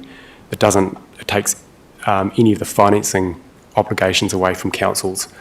And so it sort of effectively de-risks the issue for councils. But the important thing to note is that there's no obligation on councils to provide any of these products. It's an opt-in type of organisation, so councils can choose which products they want to provide to ratepayers, and then ratepayers ultimately decide which products they want to use. So there's no compulsion on either local authorities or ratepayers to use the RAS. This is great. I think it's a great initiative. My question is, if it's to be repaid via a voluntary targeted rate, rates capping is intended to apply to targeted rates. What's the implications there? Yeah, sorry, and that voluntary targeted rate is the existing system, so it's when a local authority provides it. That's the mechanism that they would use to be repaid. So a ratepayer would choose to, pay a voluntary targeted rate to repay the loan. What's going to happen, or what would happen in practice with RAS, is that RAS would step in and make the loan to the ratepayer, and through the legislation, the RAS has the ability to impose a levy to get repaid, which ranks pari passu with rates. So it sidesteps the... Sidesteps. Thank you. Yep. Thank you, Hugo. Just looking, for the lower socio-economic household, if they were to take advantage, it's basically like a revolving credit, isn't it? If you wanted to upgrade your septic tank, double glazing, etc., at what stage or how do you control? Do you have to do some sort of financial survey on that particular household to see what their lending and repayment capacity is? How does that get monitored and by who? Yeah, one of the, sort of key objectives was to sort of make RAS as simple as possible, and we'll talk about it on the next product. There's a scheme in British Columbia that has a similar types of. It's a similar organisation, and the test that they have is an equity test. So it's like how much equity is in the home, and that's what's proposed here as well. So because the ultimate recourse is to sell the property, it's like will the RAS get repaid? So the test is that once the RAS has made any loan available to a property owner, there must be at least 20% equity in the property. So that's the sort of test that's used.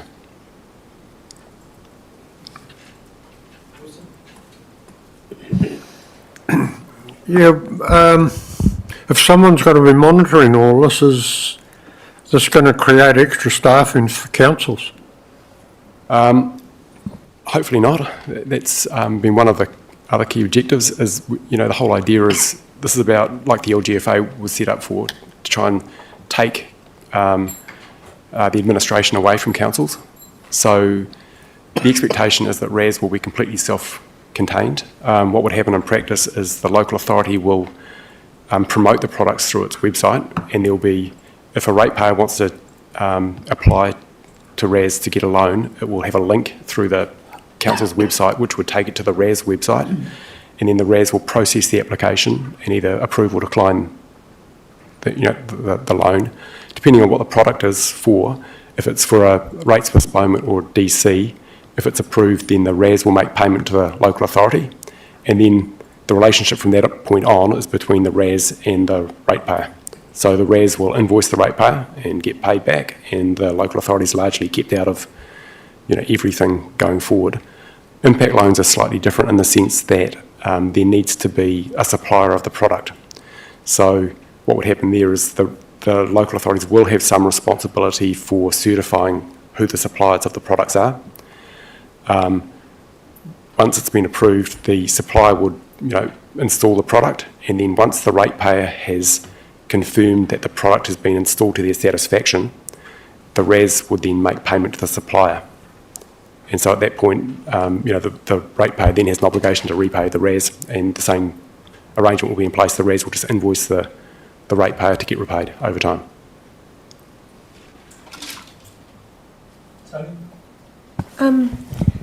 With the impact loans, I sort of had an example there of, solar and insulation and that.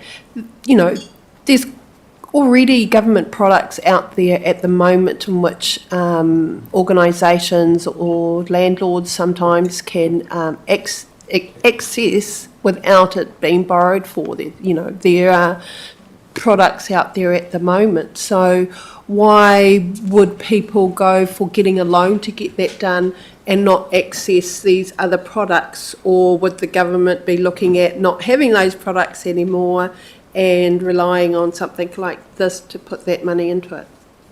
I don't know the answer to that. I mean, certainly if there's other opportunities to get subsidies from government, we'd expect people to take advantage of that first.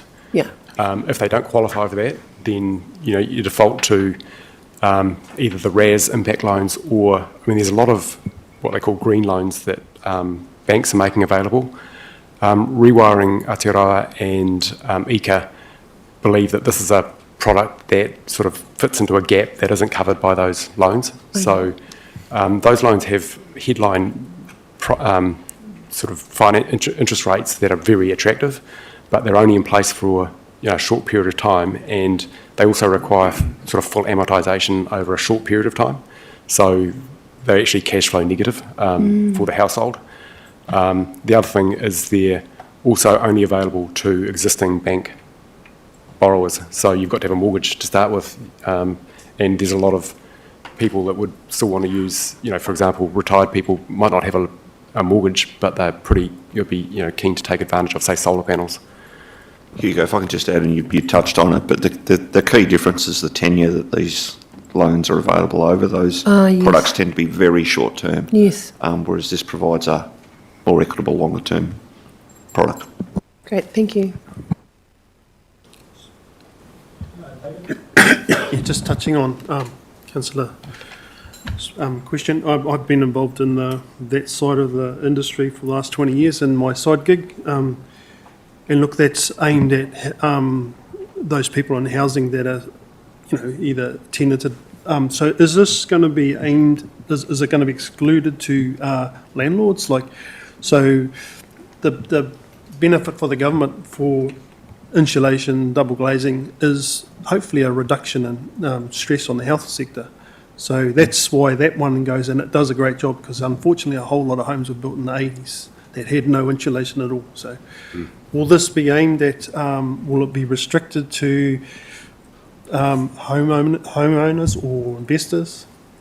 It's a really simple test. If you meet the equity test, you're effectively qualified to use it. So it's not restricted to owner-occupiers versus landlords. Whoever qualifies through the equity test, you qualify. Yeah, and one of the issues you had with the schemes that have been in place, the landlords were excluded originally, which affected those people living in those homes. But that's changed over the years. Yeah, and I think it actually supports things like rental home warrant of fitnesses as well.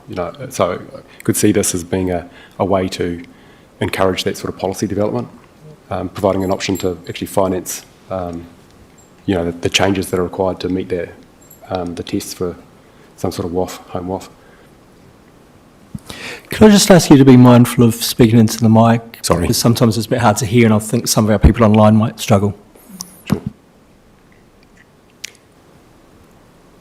So I'll just move on to the next product, which is rates postponement. And this is where the RAS actually first started, as Mark said, probably 6 or 7 years ago, if not longer. And this is very much focused on the big demographic shift that's happening, not just in New Zealand, but in most Western economies and a lot of the other larger economies around the world. We've just got this massive cohort of ageing people, where we've effectively got boomers retiring, and a lot of them have equity in their homes, but they're moving to fixed incomes at a time when unfortunately, New Zealand's underinvested in infrastructure for decades, and there's a lot of talk about rates postponement, which, you know, I'm sort of a little bit sort of sceptical about in terms of what it can actually achieve, because if New Zealand wants to maintain the quality of life that, you know, that we aspire to, we need to invest in infrastructure, and practically someone's got to pay for it, and it's either going to be ratepayers, property owners, or users, and it's going to be, in practice, going to be a combination. But that impost that's going to continue to sort of increase on ratepayers is going to now need to be paid by an increasing group of people that, you know, their incomes are just fixed, and so we're going to be asking them to pay more and more, which will just continue to sort of bite into their quality of life. So that's very much what rates postponement's about. It's about enabling ratepayers to postpone paying rates and you know, making payment of the amount that they've postponed plus interest at a future date, and that's typically going to be when they sell the house at some point in time. So when we first started looking at rates postponement, we looked around the country, and all councils provide rates postponement types of products, and there's very, very low uptake. And our understanding is, you know, that's down to two things. There's the demand side, so there's been this sort of cultural issue around, you know, people spending their whole lives paying off their properties, and then, you know, you don't suddenly borrow at the end. So there's that sort of issue that needs to be addressed. But then also on the other side of things, councils, we understand, have been sort of, loath is probably the wrong word, but reluctant to promote rates postponement, because all else equal, if a lot of people postpone their rates, councils still need funding from somewhere. So all else equal, councils need to borrow the money, and councils have constrained balance sheets. So I mean, there's an issue, you know, that's coming down the track where if rates postponement, we expect rates postponement will become a bigger issue for councils over time. So we looked around globally for precedents for this scheme, and we came across a scheme that's been up and running in British Columbia for around 30 years now. And British Columbia has a lot of similarities to New Zealand. It's got 5 million people. They've got what they call a property tax over there rather than a rates regime. The average property tax in British Columbia is $4,000 per property. I think the average rates in New Zealand is about $3,500, so very similar. And they've had their scheme, you know, running for a number of years. It's targeted primarily at people that are 55 years and older. And when we first looked at the scheme in 2016, it had around 670 million in loans. And in the 8 years to 2024, it grew to 2.7 billion. So it just quadrupled in size. It just absolutely mushroomed. And that's 4% of British Columbia households, roughly 4% using rates postponement. And that, for us, gives an indication of, you know, potentially where New Zealand's heading over time. So, you know, we see that there's a scope for a really huge increase in demand.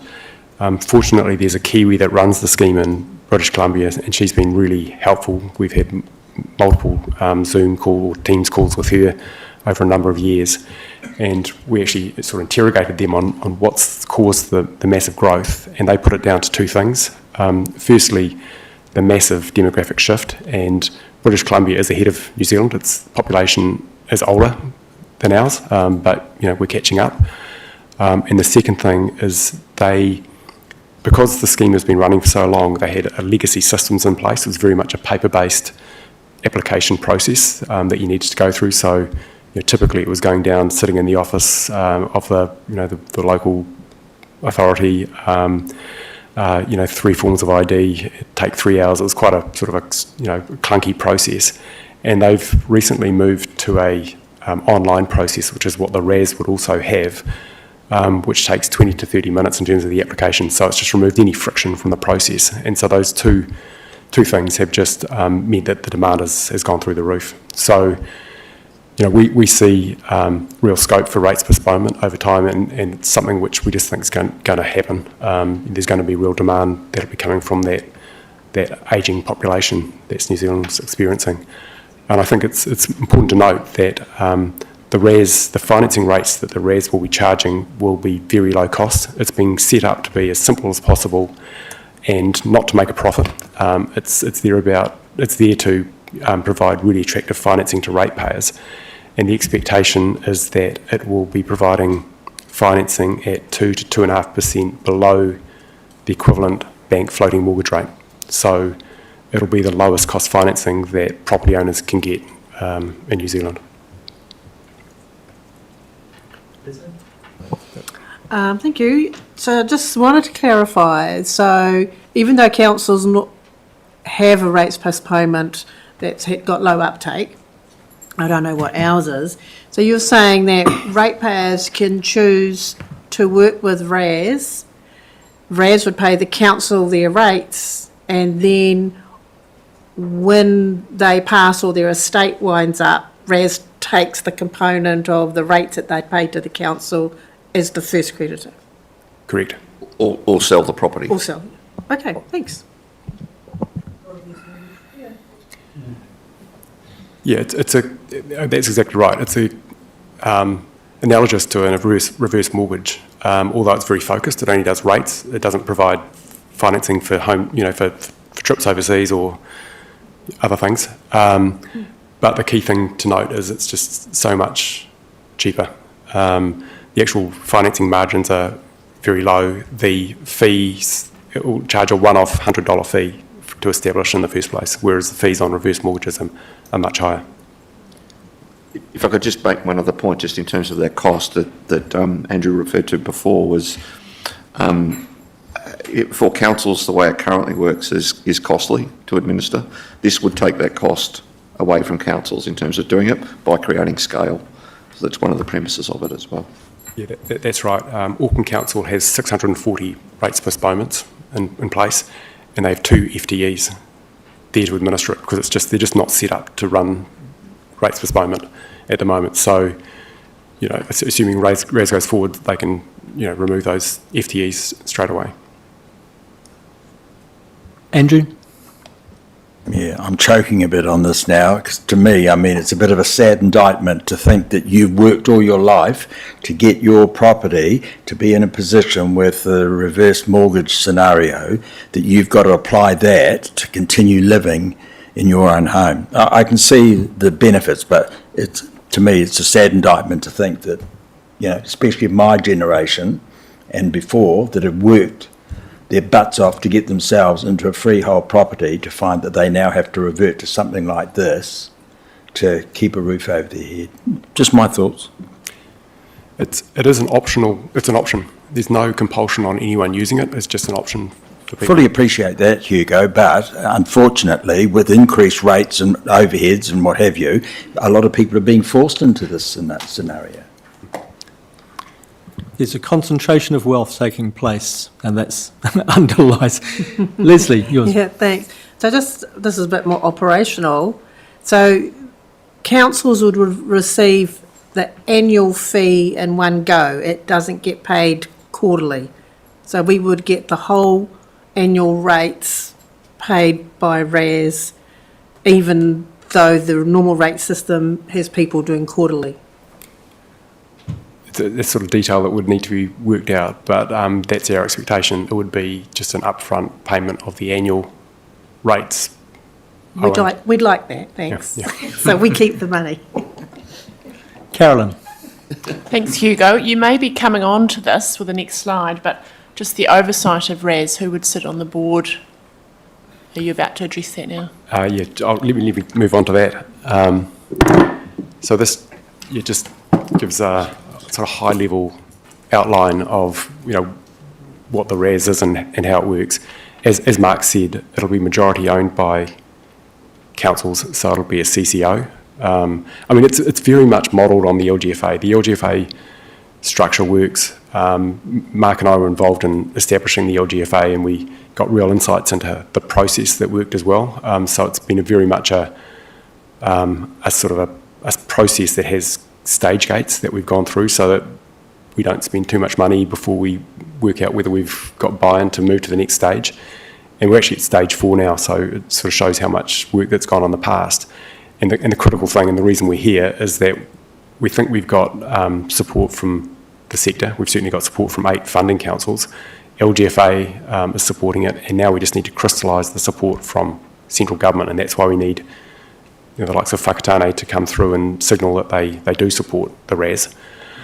The RAS, so the shareholders will be government, local government, and LGFA.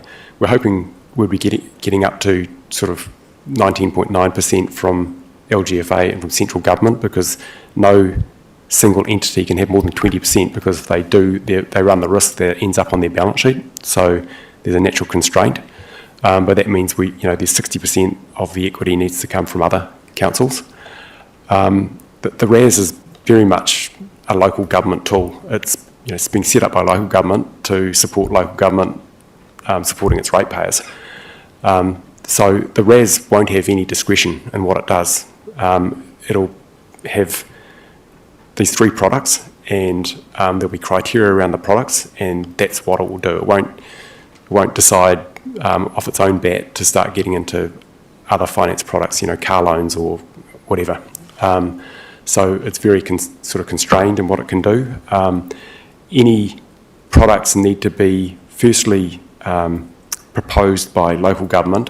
They need to be ratified by the RAS, so that's the RAS board, and the RAS will have a shareholder council like the LGFA, and so that shareholder council will have to approve it, and then it needs to go to government, and government needs to approve it. So there's quite a robust approval process. But we'd imagine if the RAS gets established on day one, it will be able to provide rates postponement, deferred DCs, and impact loans. I guess the key area for potential growth would be around impact loans.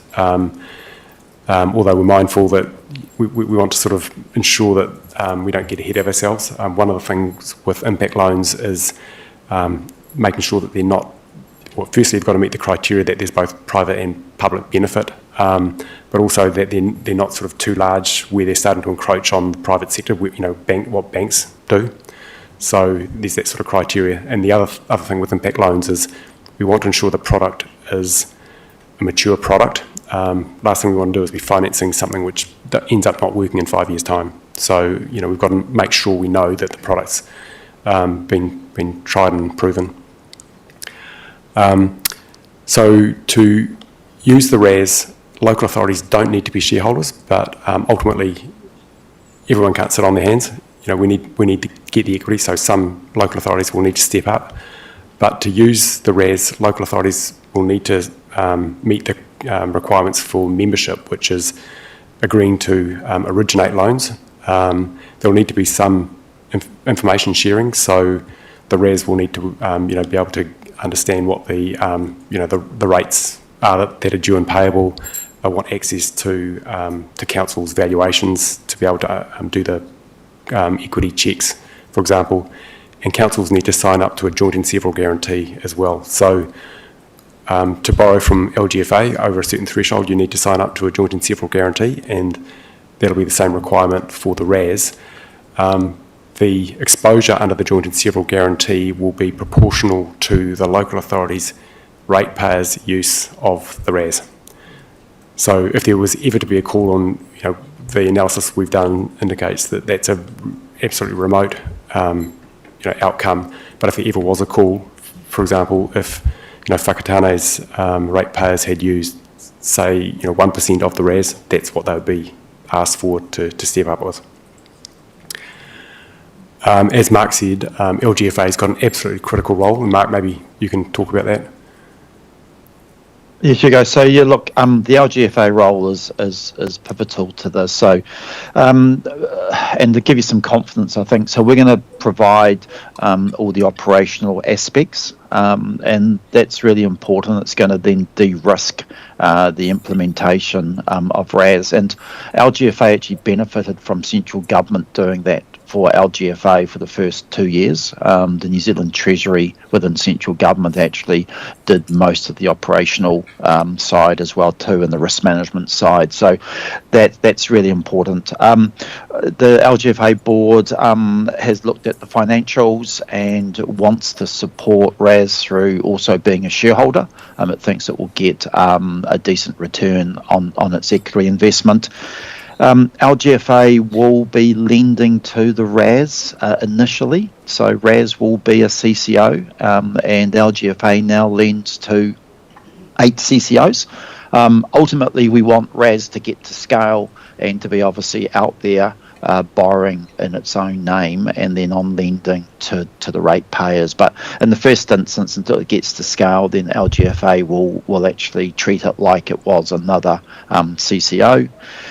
We're also going to provide a standby facility to RAS if required. And again, we do provide standby facilities to councils and CCO members of LGFA now. And then the final thing we're going to do, as the RAS grows, it does need some additional capital, just the same as what LGFA does, and that we issue borrower notes to our councils when they borrow from us. So RAS is going to need that to maintain the capital, and so LGFA will be subscribing to that instrument as well too. So look, really heavily involved, but we want to obviously be involved, and having the equity stake also means us are actually going to be aligned as well too to the other council and central government shareholders. Back to you. Thanks. So just to confirm how the arrangements work between ratepayers and local authorities and the RAS, this diagram sort of sets that out. It has the ability to impose a levy which ranks pari passu with rates, so that's how the RAS gets repaid.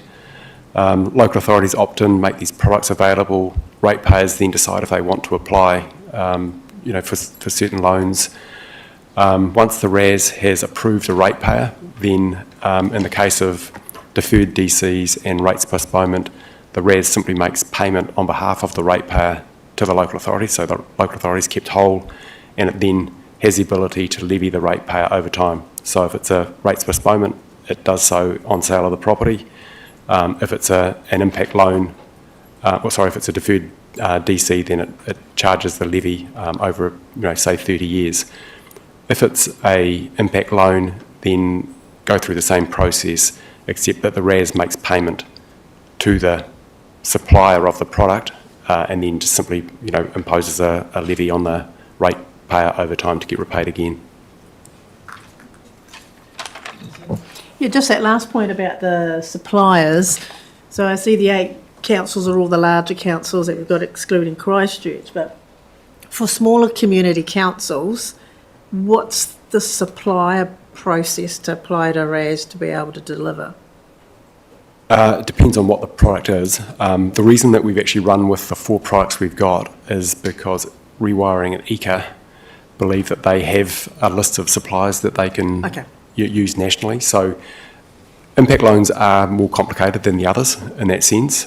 We've got what we call implementation partners. So a local authority can team up with an implementation partner, the likes of an ECA in that situation. But ultimately, I think the local authority needs to be aware that there's some exposure, even if it's just a perception exposure, that if they're certifying suppliers, that those suppliers do what they need to do. And that's where I think there's the risk with impact loans versus the other product, which are much cleaner. Yeah. Thank you. Two. Thank you. Whose responsibility will it be to articulate or to socialise this with our people on the ground? In layman's terms, it's quite a big concept to understand. That's right. That's going to be detail we need to work through. We'd be expecting that the RAS will have a website and there'll be information on that website. And equally, the council would also have information. And we're expecting there'll need to be quite an education process. If RAS goes ahead, there needs to be quite an education process around the different products themselves, so that that's a key concern. We don't want people inadvertently, getting involved in products which are effectively borrowing and find themselves with a loan that they didn't expect to have. Thank you. Leslie? Thanks. So if you've got iwi and hapu and Māori landowners who are wanting to do housing developments, they can also apply to RAS, or only if they are already in the current ratepayer system or future? Māori land is going to be problematic. We're not quite sure how to deal with that yet, in the sense that there needs to be a clear ratepayer. If there's not a clear ratepayer, then there's an issue. We haven't been able to solve that problem yet, but it's something that we're turning our minds to. Tony? It was just to follow on from that. I'm not sure if it's still available, but most lending institutions, they used to have like a tripartite debt with multiple owners, where the finance would go through a trust, the bank, and the rate. Well, in this sense, RAS and the ratepayer. Yeah, and I'm sorry, I'm not aware of the arrangements that are in place with the banks, but it is something which, unfortunately, we haven't been able to solve all the problems yet. But there's, obviously, it's something that on the list of things that we would be looking to address. I just have a follow-on question.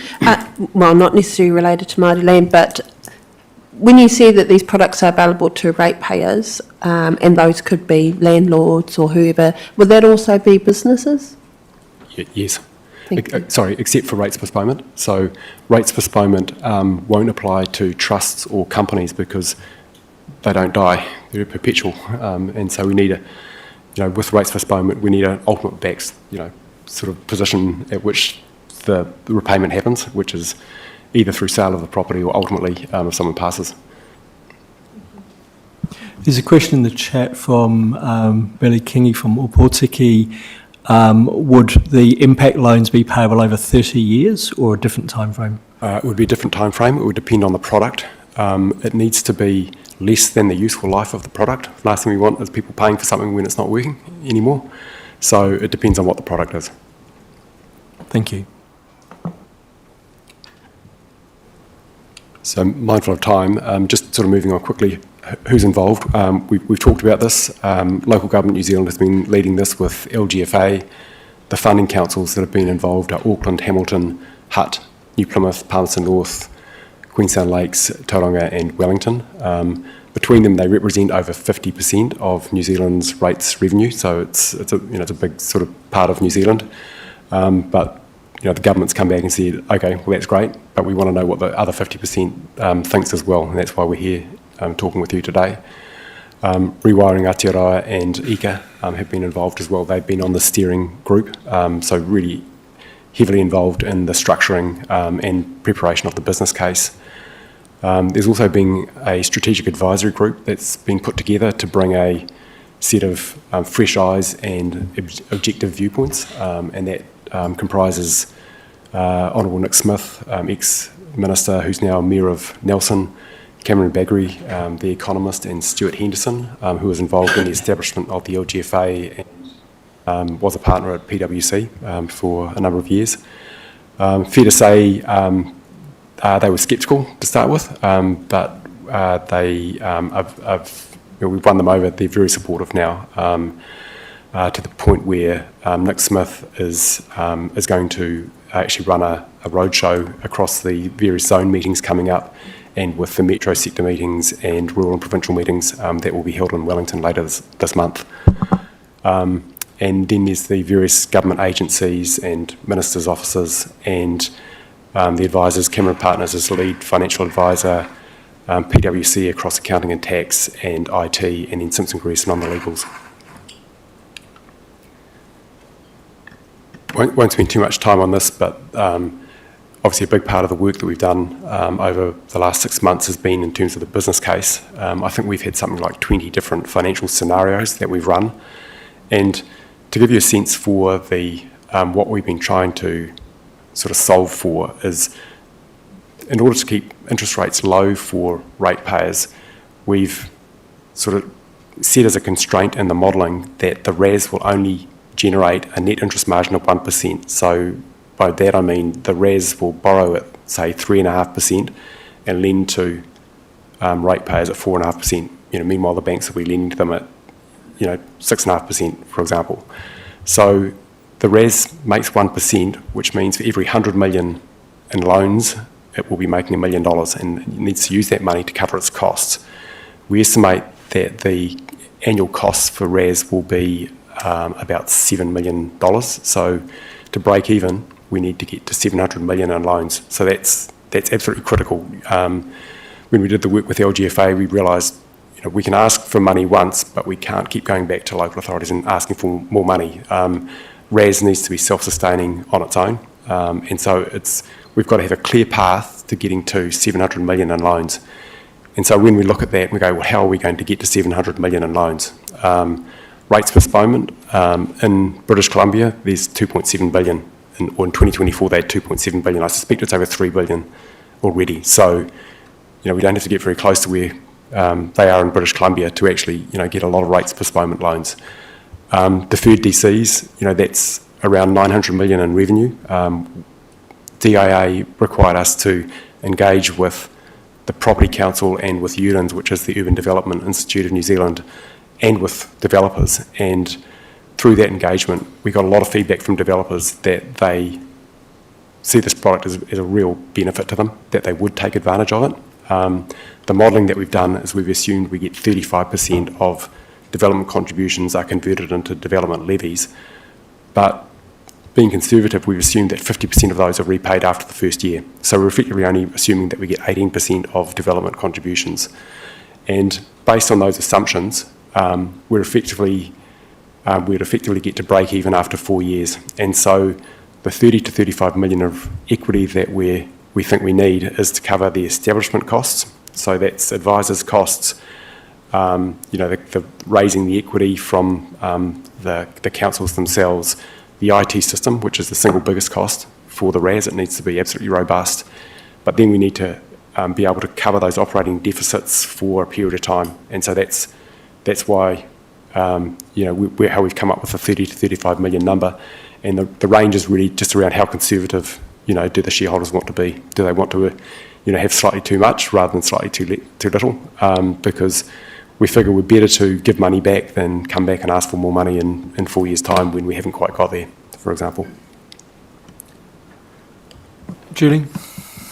Thank you. Just while you're talking numbers and contributions, how are you going to calculate each of the council's contribution, population base, set fee on, smaller size councils? Or it'll be ultimately what councils decide to contribute. Paul, I think Whakatane's a shareholder in LGFA. Yeah, so Whakatane is 0.44% on the initial shareholding of LGFA, so that's options that exist there in terms of what that might look like.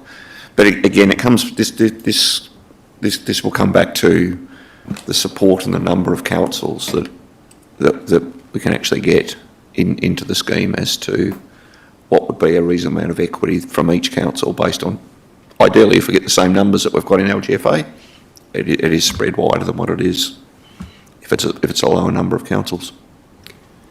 So of that amount, we'd be hoping to get roughly 40% from central government and LGFA, so that's 60% for the rest of the sector. I mean, we'd be hoping that the big councils would come through with the lion's share, but we think it's advantageous for as many councils as we can get to be shareholders. And so any sort of contribution, I think would be gladly accepted. Obviously, I think it's a minimum threshold, but it's up to councils to decide what they want to contribute. And just to be clear, Paul, our contribution would be loan funded. Yeah, that's correct, because it's an equity investment, so that's exactly right. So it would be loan funded. And just spread it. Cool, thank you. I think the other thing to note is once RAS... Just in that chart there at the bottom, it says full payback in 8 years. So you're going to pay the council back their initial contribution? Yeah, that's the intention. We think while the RAS is not about making a big profit, there is effectively money at risk that councils are putting forward. And if you are debt funding equity, for example, you should be getting a return on that. So once RAS has reached break even, the money just drops to the bottom line, and that's available. It could be either returned to shareholders, or it could be used to reduce the interest rate that's being charged to ratepayers. So what we've done with this analysis is just shown if we didn't change the rate that's being charged to ratepayers, how much cash we generated, and like you say, full payback in year 8. But then if we continue to make dividend payments in year 15, the annual dividend would be roughly 40%. So it can provide us a really strong return to shareholders. That's 40% per annum from year 13 onwards? Yeah, that's right, on an annual basis. Back to the councils? Back to the councils. If they didn't get the payback in year 8? No, sorry, it would be an annual payment of 40% at that point. So what that analysis shows is that we think break-even's roughly at 700 million of loans, but the analysis shows that the balance sheet could grow to roughly sort of 5 billion in loans. So there's a significant amount of cash that's being generated that can be returned to those shareholders. Yep. So if we grew exponentially like British Columbia did, you wouldn't want any extra contributions, but you'd still be able to do full payback in year 8 and 40% dividends in year 13. Yeah, that's the approach that's been taken. Councils would see it as we believe that councils would see it as a negative if the RAS had to go back and ask for more money. So that's why we looked at effectively overcapitalise the RAS on day one. Okay, thank you. Stace? Yeah, thanks, Hugo. Interesting stuff, and well done to you and the team for pulling together these levers, which is awesome. Any thoughts for this tool to potentially be used for rates arrears? That would help you get to your 700 million pretty quick, I would imagine. Yeah, I mean, there is criteria to meet. So there's no reason why, if a ratepayer met that criteria, why rates arrears couldn't be, effectively funded by the RAS. Thank you. Tony? Sorry. No, I just moved. Am I going to my hands? I just had a question for Paul, because it sounds great to have this kind of facility where the onus isn't just solely on councils to have to try and figure a way through this, but will councils be better off financially, or is it that we're just getting the money sooner, but it's still the same amount of money? Very much this scheme is to give choice for ratepayers. So councils at the moment, as you know, will be collecting these funds under potentially not so much impact loans, but rates or development contributions. This will give choice to ratepayers in terms of how they do it. So there's no, the advantage is very much with, and I think Mark might have said it earlier, that the LGFA was set up to provide immediate benefits to council in terms of lowering costs. The intent of the RAS is to give an immediate benefit to ratepayers. And very much acknowledge that it will be choice for those ratepayers in terms of do they continue with the current, or are they eligible to actually opt into this scheme? Thank you.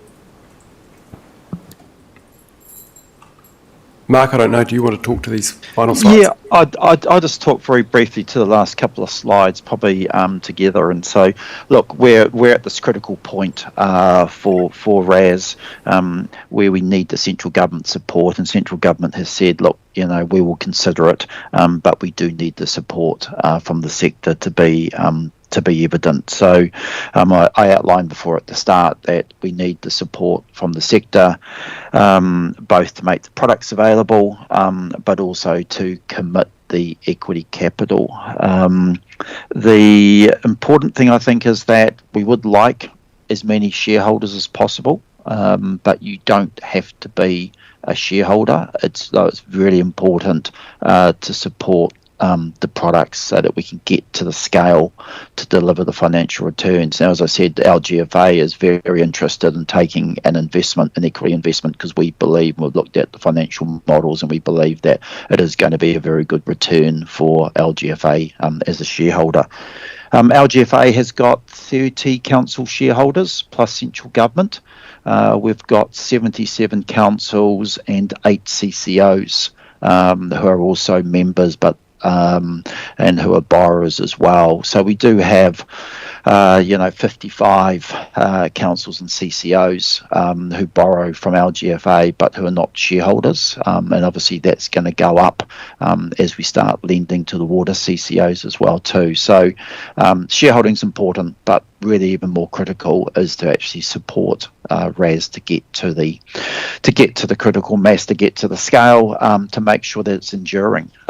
So I won't go through the next steps. There is information available for you from the LGNZ website and obviously Cameron Partners and LGFA, but really just on the last slide there, what we're really wanting now is this indication of support to actually to get from as many councils as possible. It's on the next slide, I think it is, the following resolution. I was not there. To get from councils a resolution to say that they are going to support the RAS products, that they're going to support information sharing arrangements with RAS, and to sort of sign up to the joint and several guarantee. And we need that as soon as possible so that we can go back to the Minister and get the central government approval as soon as possible, because we all know that it's election year and there's a lot of legislation to go through, and we need to be the focus for the local government minister as well too. So that's the final point for me, I think.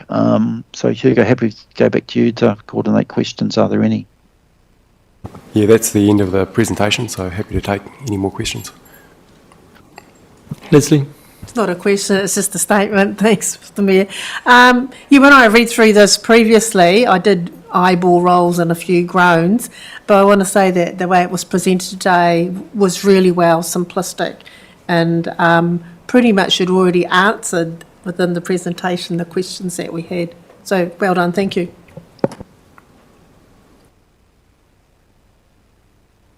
Now, Peter Revel here, Thames Coromandel District Council. I just, on behalf of all the councillors who are online, and there we've got about half a dozen online, thanks very much for giving us the opportunity to hear this.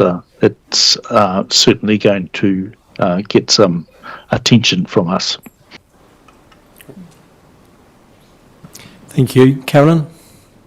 I agree with what's been said. Great presentation. Really, for perhaps Paul, as a council, do you see any negatives financially if we weren't taking a financial lens,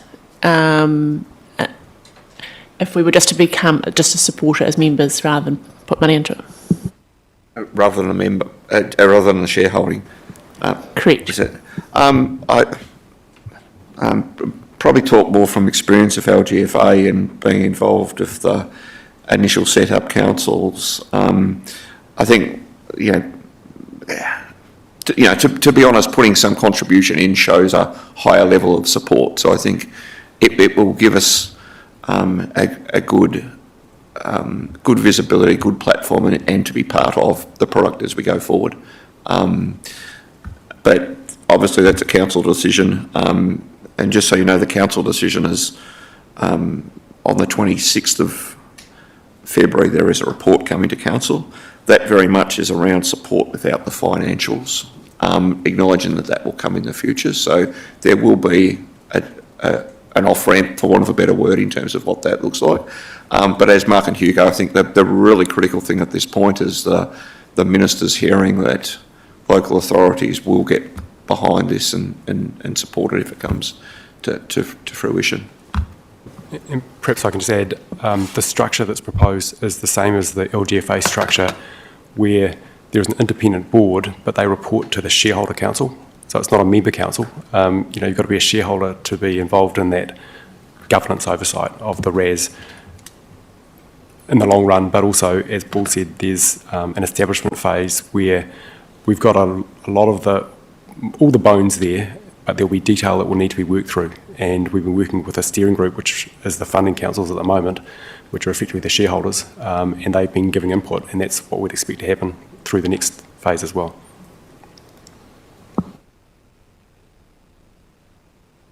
I think that draws us to an end. It seems like there's no more questions or comments. I'll just finish by saying, echoing, thanks for what is a very interesting and well presented presentation. Want to thank the Local Government Funding Agency and Local Government New Zealand and all of you who put a lot of work. You can see there's a lot of work in here. It's well thought through. I think it's a very interesting proposal that we will certainly be putting our minds to about our position on it. But really appreciate the work to find some really positive solutions to the current circumstances that people are finding themselves in. So thank you very much. And also thank you to our colleagues from other councils who've joined us. It's been good to have you here as well, online and in person. So kia ora koutou. So thank you everyone. We'll break for lunch now. I'll invite Mayor Moore to join us in the retiring room. I think for staff of other councils, there's some lunch in that for you organised as well. So please feel free to avail yourselves of the refreshments. Kia ora.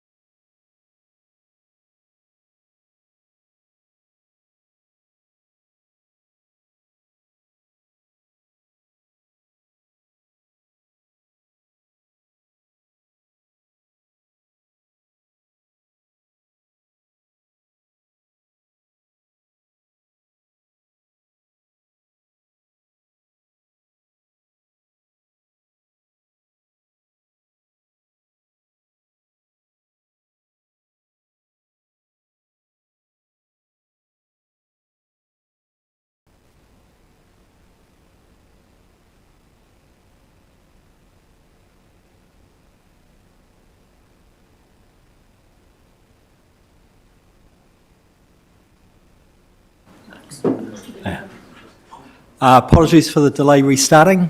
I know we've got a couple of councillors waiting, but I think we'll kick off and get started. So, kia ora, thank you, welcome. Kia ora, tēnā koutou, and welcome to your post-lunch program. Today, in this next session, we're talking about, we're talking about the central government reforms and the submissions that we've been working away at over this Christmas period. By way of just very quick introduction, I'm just conscious that we've got 90 minutes for this session. We've got a lot to get through. We'll probably need every minute of that, so I'll just work really quickly through an introduction. You'll recall that just before Christmas, we had a workshop on the 18th of December, and we started to unpack a number of proposals with you. So we had the two kind of RMA bills that had essentially just landed that we started to unpack. The simplifying local government proposal, we started to unpack that one with you, and then a number of financial bills and proposals as well, including notably the rates capping, but also the development contributions and IFF work. So the purpose of today is to pick up where we left off and continue to work through those submissions with you. Some of those have coinciding submission dates, but some of them come sooner rather than later, so we'll actually be feeding final submissions at different dates beyond today's workshop. Points with you. We've got some position statements, and it's a bit of a tag team effort today as we work through those to make sure that the sentiments we've arrived at are reflective of where you need them to be. So we'll be testing those with you. The second slide here is, you can't even see that, so don't even bother. I had intended to print you out copies as well, and I did do that on A3, but again, the text was still so ridiculously small that I'm just moving on. This is on your agenda. I won't speak to it, but it's a really useful resource that, maybe later on, if you want to take the time to have a look at it. What this does is really just to try to, in a high-level way, map out the key milestones for the big parts of the reform tranches that are coming at us. The ones that are circled are just simply indicating the ones that we're working through today with our submissions. So as I said, it's a tag team. I'll hand over to Nick and his team first for the RMA stuff. I'll jump in with the simplifying local government, and then we'll finish off with Paul and the financial reforms. Thanks, Walter. Kia ora, everyone. So before I start, I will just introduce the team I've got up here. It's most of our policy team. So I've got Stephen Allaby here, Yvette Kinsella and Zoe left-to-righties. The team's been doing quite a bit of work on the draft submission for the planning bill and the natural environment bill. We've picked up some of the comments that we received when I presented late last year in December, when the bills had just come out. And I make the point, I guess, that there's a lot in their reforms. We could spend probably a day on any particular topic diving in. They are really, really large. But we've broken down to how we see the key issues and reflecting on the questions that were asked in December last year. So we have divided up into what we see as some of the key topics, and different members of the team will be talking to each topic. So essentially we've got a slide for each topic, and I'd ask as the team go through them, probably the easiest way to do it, if we could, is for the team member to present their slide, talk through it, and then have any questions at the end per slide. And then if there are questions on any other topics or any other aspects of the forms, perhaps we could pick that up at the end, at the last slide, the next steps, and then we could talk to those at the end. That might be a structured way of doing it. Also aware we don't have a lot of time, so we are trying to rush through this to a certain extent. There is a paper to the Strategy and Policy Committee meeting tomorrow, which has the attached draft submission attached to it. So the idea is that any feedback we can get, we can make amendments post the meeting tomorrow, and the decision we're seeking at the committee is for the final approval for the submission to be delegated to the Mayor and CE, given submissions are due Friday next week. So there isn't much time So we're just trying to be as agile as we can with this. So having said that, I will move on to the next slide. So this, I guess just to recoup on some of what we went through in December last year, this slide is essentially just an overview of the system philosophy and what's behind it. And it is predicated on a concept of the enjoyment of property rights. It's very enabling of development, and that is an intention of the reform, which is to be enabling of development. There's much greater national direction proposed under this. Spatial plans will be mandatory, and they will be very important parts of this framework, in that essentially how it works is national direction must be implemented at the spatial plan, which then must be implemented at a land use plan, which replaces our district plan. So that's the approach. So strong national direction. The documents further down the line have to implement the higher order documents. So things like the spatial plan become very important, because the land use plan is essentially putting the meat on the bones of what the spatial plan says. This is where development's going to occur. This is how we deal with hazards, etc. So quite a prescriptive approach, a narrowing of issues as you get down to a consent level, less notification, greater direction, enabling is probably the key word, and you'll see that as we go through these different topics that we see as key issues and issues that as a council we've included in the draft submission. So moving on, purpose and goals. Yvette. Tēnā koutou. I'm just going to talk a little bit about the purpose and goals, because they do reflect a really big shift in where the resource management system is, the scope of it. I'm going to do this quite quickly because we've got other really big things to talk about.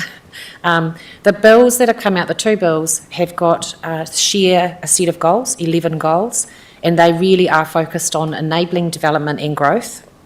And they protect a much narrower range of interests and values than under the RMA, and they're only the most significant of those interests as well. So it's a big shift. Several matters that were under the RMA are outside of the scope of this system. For example, there's no reference to any social needs, to intergenerational equity, or to amenity values. And that's the first point that I wanted to really make about the importance of amenity values. Lots of the parts that are missing from the goals are actually captured in the system in other ways, in other instruments, but amenity is not. It's actually explicitly excluded. So, but amenity is the part that makes our people want to live in the places that they live in. It's what makes them places that they love. And it reflects their identity and culture and stuff, so it's really critical. So we acknowledge that it's really subjective, but we think that removing it altogether from the system is something that we need to possibly be a bit concerned about, because we will see a chipping away over time of the livability of our places. And so we may not be able to regulate some things that we regulate now, like odour, and anyone that lives next to a mushroom factory or a pig farm will tell you that's really important. And how much natural light a house gets, how much access they have to open spaces and contents and number of signs. So we're suggesting a submission point that asking government to not exclude the effects of amenity from the whole system, not necessarily to keep it as a goal of the system, but to allow it to be considered during some consents. Okay, so that's the first sort of key point. The second one is that protecting our interests a wee bit is that there are lots of goals at that level that are potentially in conflict with each other. And under the RMA, there is a hierarchy of principles that allows us to weigh them up a little bit. This gives us no indication of what's the most important thing. So the role of the national instruments is to what they're calling particularise. If you hear that word particularise, it means they're going to interpret it and implement it through the system, okay? That's all it means. So we'll be required to implement what goes into those national instruments, and then through our spatial plans, and then our land use plans that sit underneath that, and you'll see this in the little hierarchy there. The land use plans that sit underneath that will have to give effect to the spatial plans and some of the national instruments too. So it's really important that the national instruments are good, are clear, and resolve any conflict between the goals. Otherwise, we will be bearing the cost of litigating that at the spatial plan and land use plan levels. So that's the second bullet point that we wanted to make, suggest that you make in the submission as well. Kia ora. Any questions at this stage? Leslie? Good afternoon, new team on the deck. Thanks for that. Just in terms of all of the resilience sort of stuff, is that going to sit in land use or the environment, considering it's such a big part of all our spatial plans? Are you going to talk about that at all in your slides?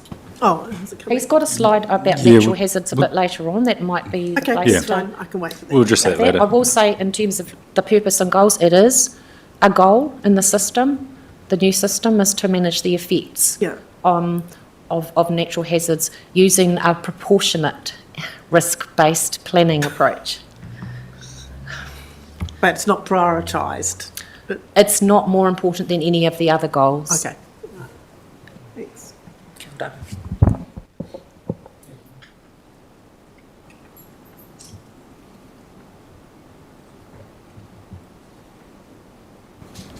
Kia ora. Please let me know if I speak too fast. I do have a tendency. This section will be short. These procedural principles are just replacing the existing ones in the RMA. They mostly are formalising the existing practices or requirements, like being cost-effective, timely or proportionate. The big change is that we will have to act in an enabling manner. That's got the potential to be useful because it gives us more support to err on the side of being enabling as opposed to being risk-averse. However, it's potentially going to be problematic because it's somewhat subjective. That could mean challenges and litigation over interpretation until new case law for this new system is established.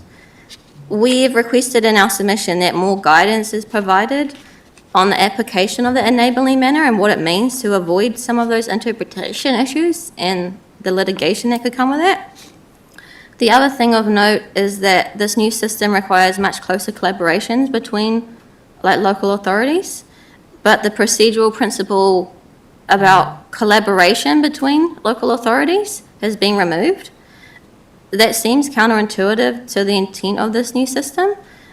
It might not have much material impact though, because collaboration's mandated in the processes like the regional spatial plan. It does seem a little bit of an oversight though with how collaborative this new system is. Yes? Hi. Does the central government provide a definition for what enabling actually means? And can't you ask for that?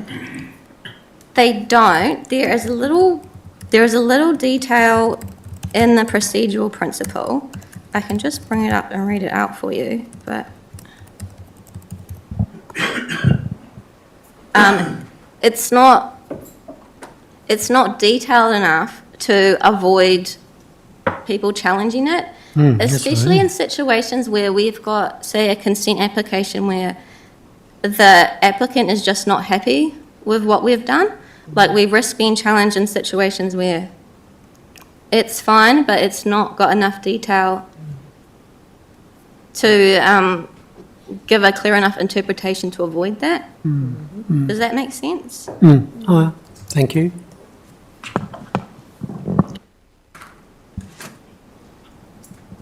Tony? Thanks for the work that you guys have done, and the huge amount of work that you guys have put into those draft submissions as well, particularly these ones. It's so detailed in that trying to get your head around it, but I just wanted to really know about the part where it seems there's a bit of a conflict, because they seem to have some things in there that looks like it supports Māori being recognised, but then there's other parts of the Act which goes into conflict with it, which actually wouldn't work out. Is that part of how this is confusing, or is that something different? We do have the next slide on Māori rights. Sorry. Okay. That might help answer some of your questions. I get what she means. Yeah. The procedural principles is, it's probably, you consider it slightly separate from that, because the procedural principles set out how everyone under the Act, under the bills must act. So what they put in there isn't too different from what's in there now, and it's not really where it sits under there. For all of this, it might be part of the procedural principle about ensuring you've got enough information to understand the implications of your decision-making, potentially. Okay. If it will speak more to the Māori rights and interests, generally how that's handled is bundled up in the participation clauses and things like that, not so much in this part of the Act, if that helps. Thank you. Sorry, I've just pulled the planning bill up here. So that act in an enabling manner, it includes in the wording, for example, by being solution focused. That's all the detail there. So they've given some indication, but again, what that means is quite subjective.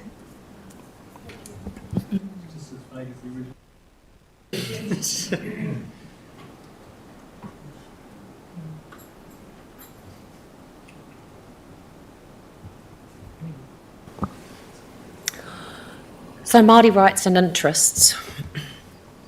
I'll start by just having a wee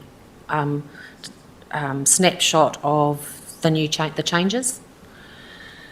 So this is full of fishhooks. These provisions are full of fishhooks, and they're not what they seem when you first look at them. There's definitely changes for Māori rights and interests. So if you're looking at it in just on paper, this is what it means. Te tiriti or Waitangi settlements will be given the same or equivalent effect. Any existing agreements made under the RMA, such as a JMA or a joint management agreement, or a transfer of power to an iwi authority, or a mana whakahonua rohe, will continue. So those are the protected. The new system also allows for new JMAs, joint management agreements, and new transfer of power mechanisms. Those can still continue, but once these bills come in, no new mana whakahonua arohe agreements will be able to be developed. There are engagement rights for iwi authorities, specifically, not hapu, not mana whenua, not tangata whenua. Well, there is tangata whenua through iwi authorities, on the development of the key instruments at the national, regional and local level. And references to the principles of te tiriti have been removed from this bill. They do not exist in this bill currently. And instead, Māori rights and interests are particularised and much more narrow. So they are focused on very targeted areas, including what is specified in tiriti settlements, identifying and protecting sites of significance to Māori, and enabling the development and protection of Māori land. So that's what it says. Can I tell you what the concerns are with that? And you will have your own as well, which we would love to hear. The first concern is about the removal of the principles of te tiriti. So this tiriti settlements are not intended to be RMA implementation tools. They are about redress and addressing historical grievances. They may refer to taonga or to statutory acknowledgement areas, but they generally, especially the older ones, don't refer to any specific rights under the RMA. And they were left, the government left those arrangements up to local authorities to have bespoke agreements. How a lot of local authorities have implemented it is through using Section 8, the principles of te tiriti, and developing informal or, you know, we think they're formal but not legally binding agreements with mana whenua. So the exclusion of the principles in the bills creates a real uncertainty about mana whenua participation rights, and it raises the potential for us to be challenged on our decisions to honour our existing practices and the things that we do right now. We have suggested a submission point that includes within that clause a requirement to honour te tiriti or Waitangi principles as part of the goal in the system, so that can then flow down. Second point is around the mana whakahono arohia agreements. A key reason that these agreements came to be, you might have even been in Parliament, was because it was a really hard test to meet the capacity and resourcing requirements to establish a joint management agreement and a transfer of powers. You basically have to be a mini council. You have to be able to do what the councils can do, and that's resource intensive. So these agreements enabled not just iwi authorities but hapu potentially as well to have rights in the process and to be able to say this is what's important to us and this is how we want to have be involved in RMA decision making.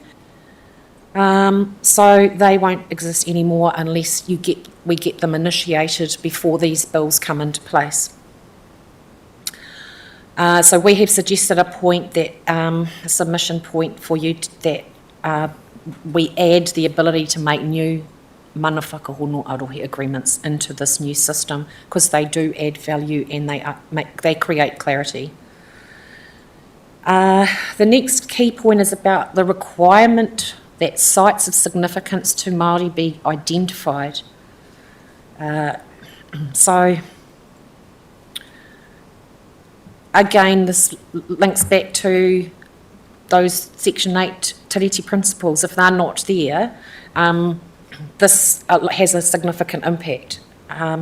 So there is a requirement for the sites to be protected. Significant sites, if they want to be protected, they have to be listed and mapped and publicly available in a plan, in a spatial plan or a land use plan. There's really good reasons why often those are not, why mana whenua choose to not list those sites. You know,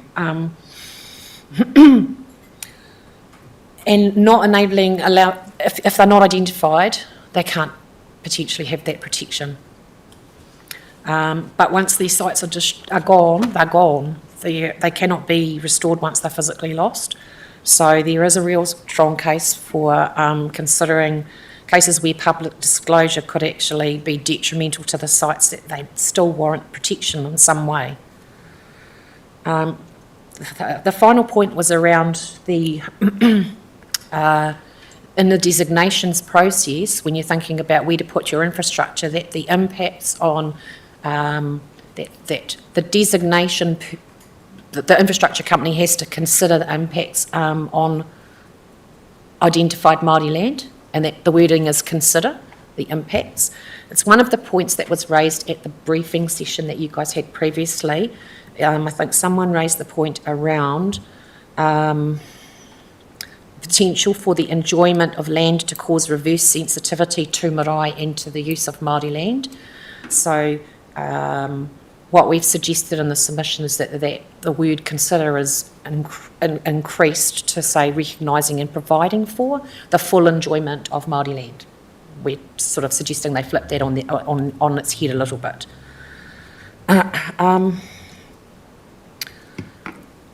There are a couple of other questions from last time as well. One of them was around the potential for things like core iwi fines to delay a project and for Māori to be liable for the costs of delaying that project.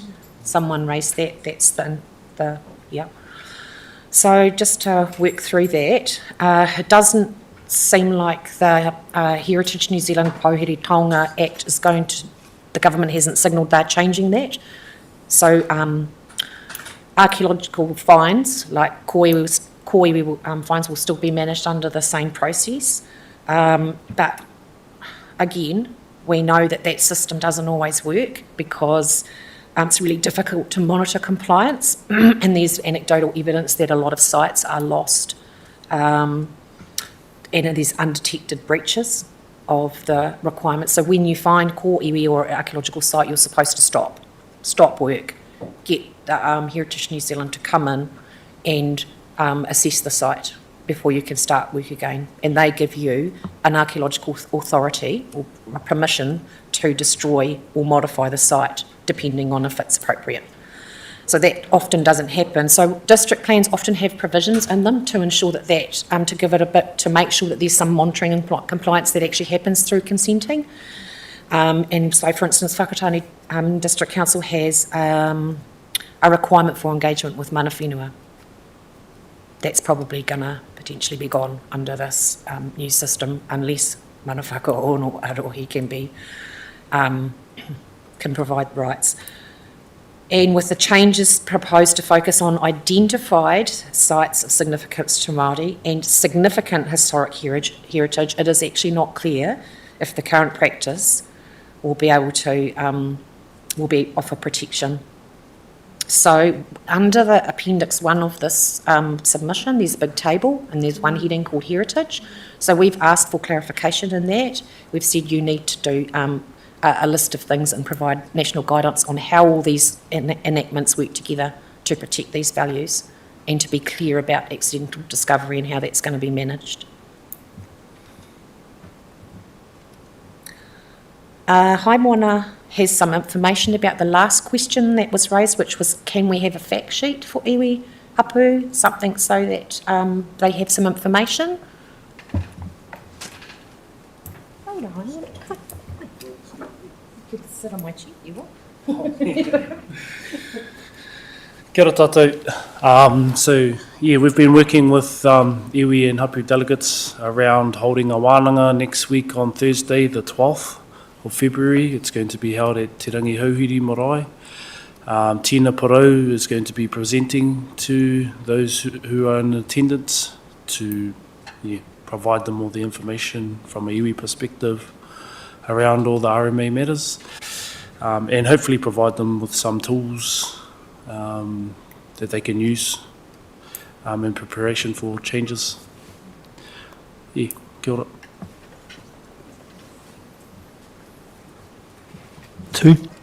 So the accidental discovery protocol for koiwi that we have through our iwi environmental management plan, that's an agreement, will that still stand?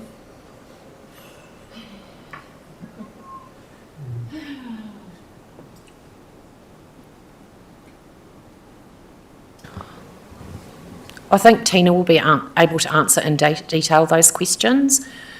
The read that I'm getting from these, from what I've read of the bill so far, I'm not holding out. There are references to the need to take into account iwi management plans, and I think it's in the spatial planning. However, they don't seem to have the same role that they used to have.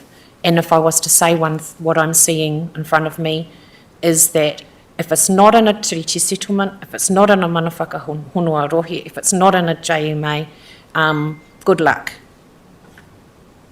Yeah. Thank you.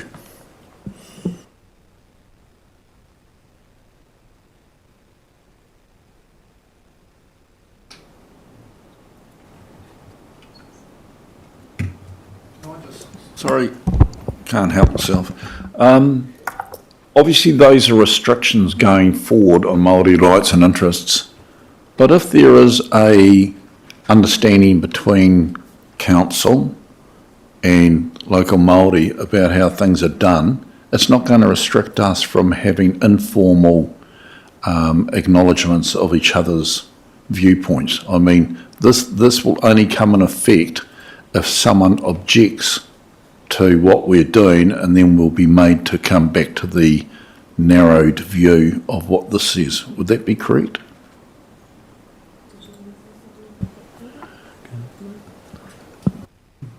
Yeah, I think I would agree with that. Thank you. Yeah, we can do, we can continue with our current practices, however, there is the risk of that legal challenge. So we can stay with our progressive friendship and partnership unless someone objects, and then we'll have to conform to. Yes, there is one caveat that I would say to that is that there is a whole bunch of national direction or national instruments coming down from above. Those things will set the system parameters. They will tell us how we go about doing what we do as well, and we don't know what they will look like. They have said that there is likely to be something about Māori iwi participation. So that is yet to come. It raises the importance of engaging with government when those national instruments are being developed. So those national instruments now have a much higher role in the system than what they have had before. Yeah. Kia ora.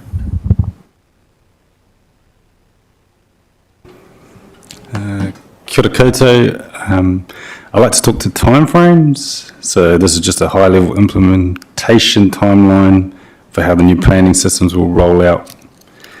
The first key timeframe I wanted to bring to your attention, which isn't actually on that diagram, but it occurs after the bills become law, and that is that changes to the RMA will apply, and council will be required to operate under a new transitional consenting framework. So in 6 months' time, council will be required to implement parts of the new system and implement things like transitional rules, procedural principles, which what Zoe was talking to, so acting in an enabling manner, and the exclusion of certain effects such as amenity, which is what a vet talked to. And so we can no longer consider those things in resource consent considerations. So I just wanted to bring that to your attention because that's a big one for council to get across, because that's going to happen soon. That's 6 months we'll be working under a new sort of consenting framework. Our key submission point related to the unhelpful timing of delivery of national direction and the standards. So the regional spatial plan is proposed to be notified 15 months after royal assent.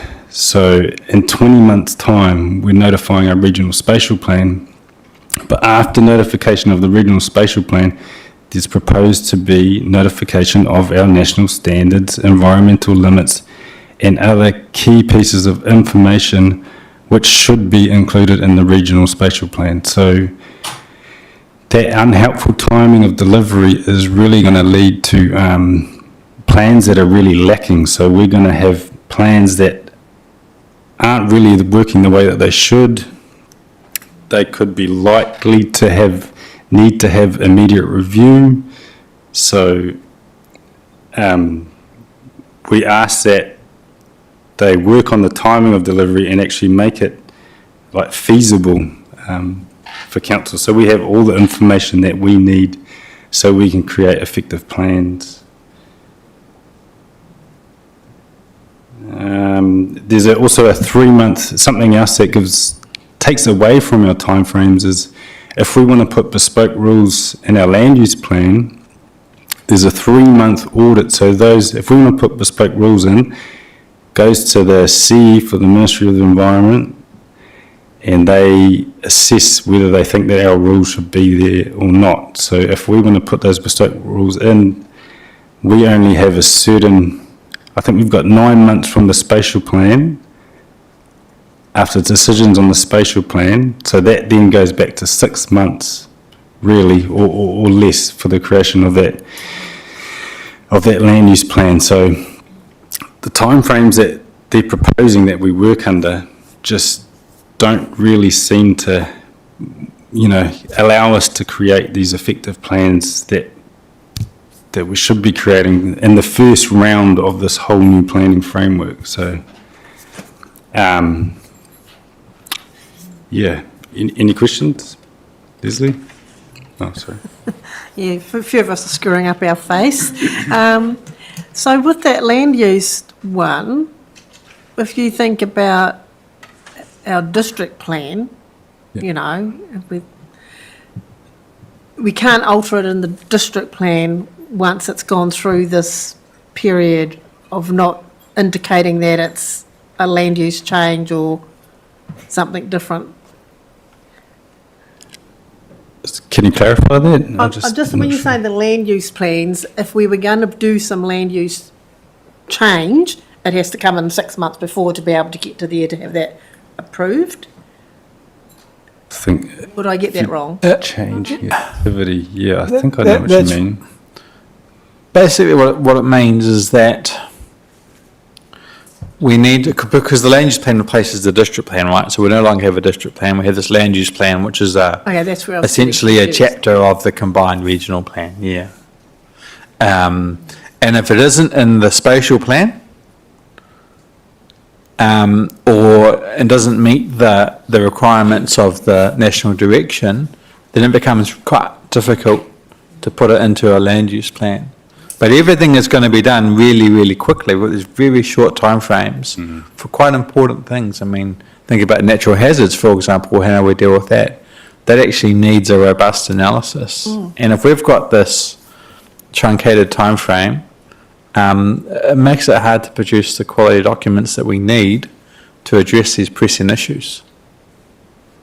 And there's a real risk that things just will not be up to the standard we need, or things will be missed, probably more likely, and we won't adequately be able to address some of these issues that are coming. I mean, natural hazards is a really good example. We've seen what's happened, in the Mount recently. So, Can I just use a real example for us? So say like in our spatial plan, we do have, the Maratā and Awakiri as potential subdivisions. Because it's in the spatial plan, that's okay, but if we wanted any other new area, it's like not okay. it's just the steps we have to go through. It gets a little tougher, but it's not impossible. Okay. There are ways of doing plan changes still. But the more we can signal in the spatial plan, the better. It just makes it a bit more straightforward. Not impossible. There's a process there to enable it. In some ways, it's actually a bit more enabling if it's a private plan change under this new framework. Okay. Thank you.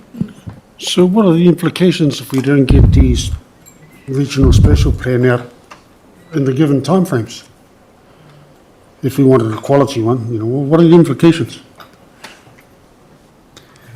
There hasn't been indicated yet, but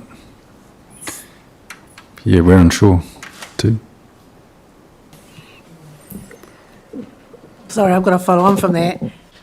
And so because it's a regional one, we've got to get the buy-in from all the other districts, don't we, for it to be regionally approved? And there could be hold-ups with them. There's a process there around getting the different councils approving it. It's really based on trying to achieve consensus. There is a prescribed process in the planning bill for how that works. So all the councils will be working towards that quite short time frame. Yeah. Okay.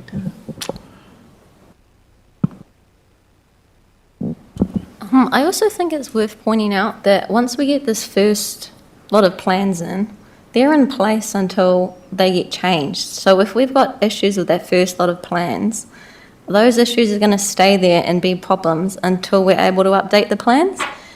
And that could take like a year or two, possibly. So I think it's just worth pointing out, if those plans, that first round of plans that come in aren't great, we will potentially be dealing with the issues and potentially litigation until those plans are changed. So we talk about the quality triangle, where cheap, fast and good. You can have two sides of the triangle. So what we're worried about with this is the cheap and fast and whereas quality, because I think everyone in this room is aware that quality in these plans comes from the quality of thinking. That's what we're concerned about, and it seems to be that there's an intention from the government that we're giving you a lot of standardised stuff, so you should just be slotting it in. But it's about where we put those things and how those things interact that's going to be those critical factors.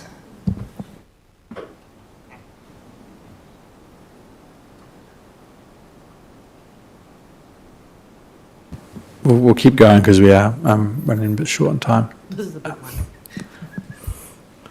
So you're back with me again. We do have a big one. Hold on. So the new system requires that we provide regulatory relief when a rule on a specified topic will have a significant impact on the reasonable use and enjoyment of land. That's a big change to the current system and creates a lot of new requirements. There's a lot more detail in the submission. I'm just going to focus on some of the key things here. So with the current RMA framework, relief isn't a default position, but there are pathways through the RMA and the Environment Court where if land is rendered incapable of reasonable use and there's unfair and reasonable burden placed on the landowner occupier, that the court can direct council to change those provisions or to acquire the effective land.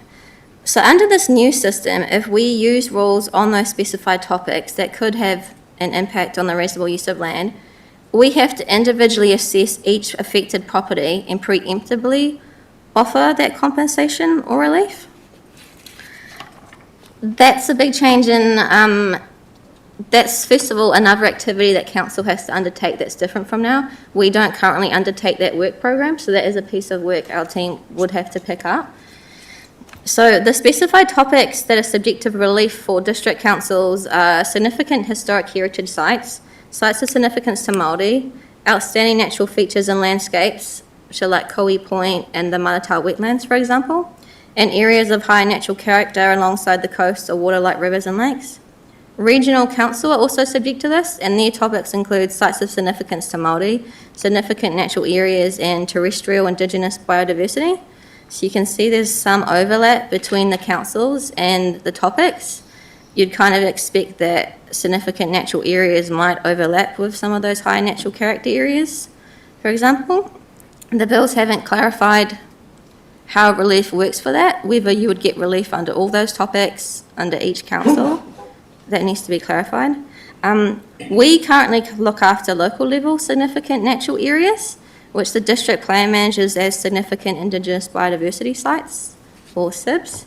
Responsibility for them shifts to regional council in the new framework, and that includes regulatory relief.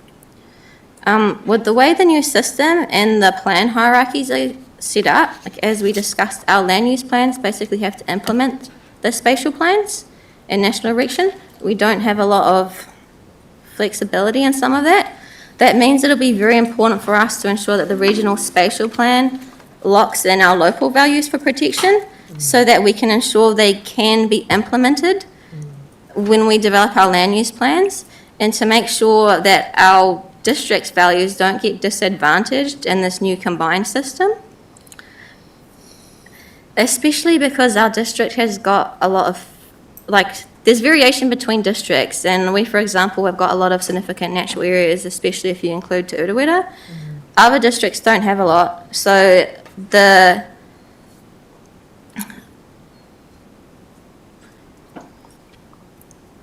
those really local levels risk just getting disincentivized or deprioritized when we're going to this combined system.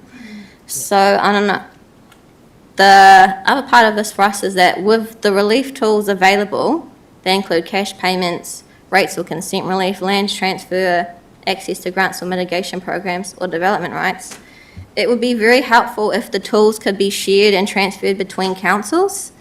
Regional councils have got limited availability to grant things like development rights. They can't grant extra subdivision rights, but they do tend to provide a lot more grant and mitigation programs. So district councils can offer subdivision rights or extra development rights for things like home or tourist accommodations. Sharing these tools will be really helpful because regional is going to be responsible for a lot of local level matters without necessarily the same ability to respond to them. It would be more cost effective and get better outcomes for the landowners if the tools could be shared between councils. The costs imposed on councils by the regulatory relief is the main concern that we've got, especially because it's expected to fit inside a rates cap, and they aren't providing any central government funding to support this program. The relief framework itself is a new activity we have to undertake that requires resourcing. And some of these relief tools, as I just mentioned, they cost more than others. So regional councils don't have much ability to grant extra development rights. So they may be having to give out more cash payments and things like that. Some of these tools have got more material costs. So consent fee reductions will reduce the ability of council to recover costs from our cost recoverable service. A rates reduction is going to affect the budgets that we have for providing all of council services, but things like granting extra development rights, which maybe you can have an extra house or some extra tourist accommodation, may not actually cost council anything.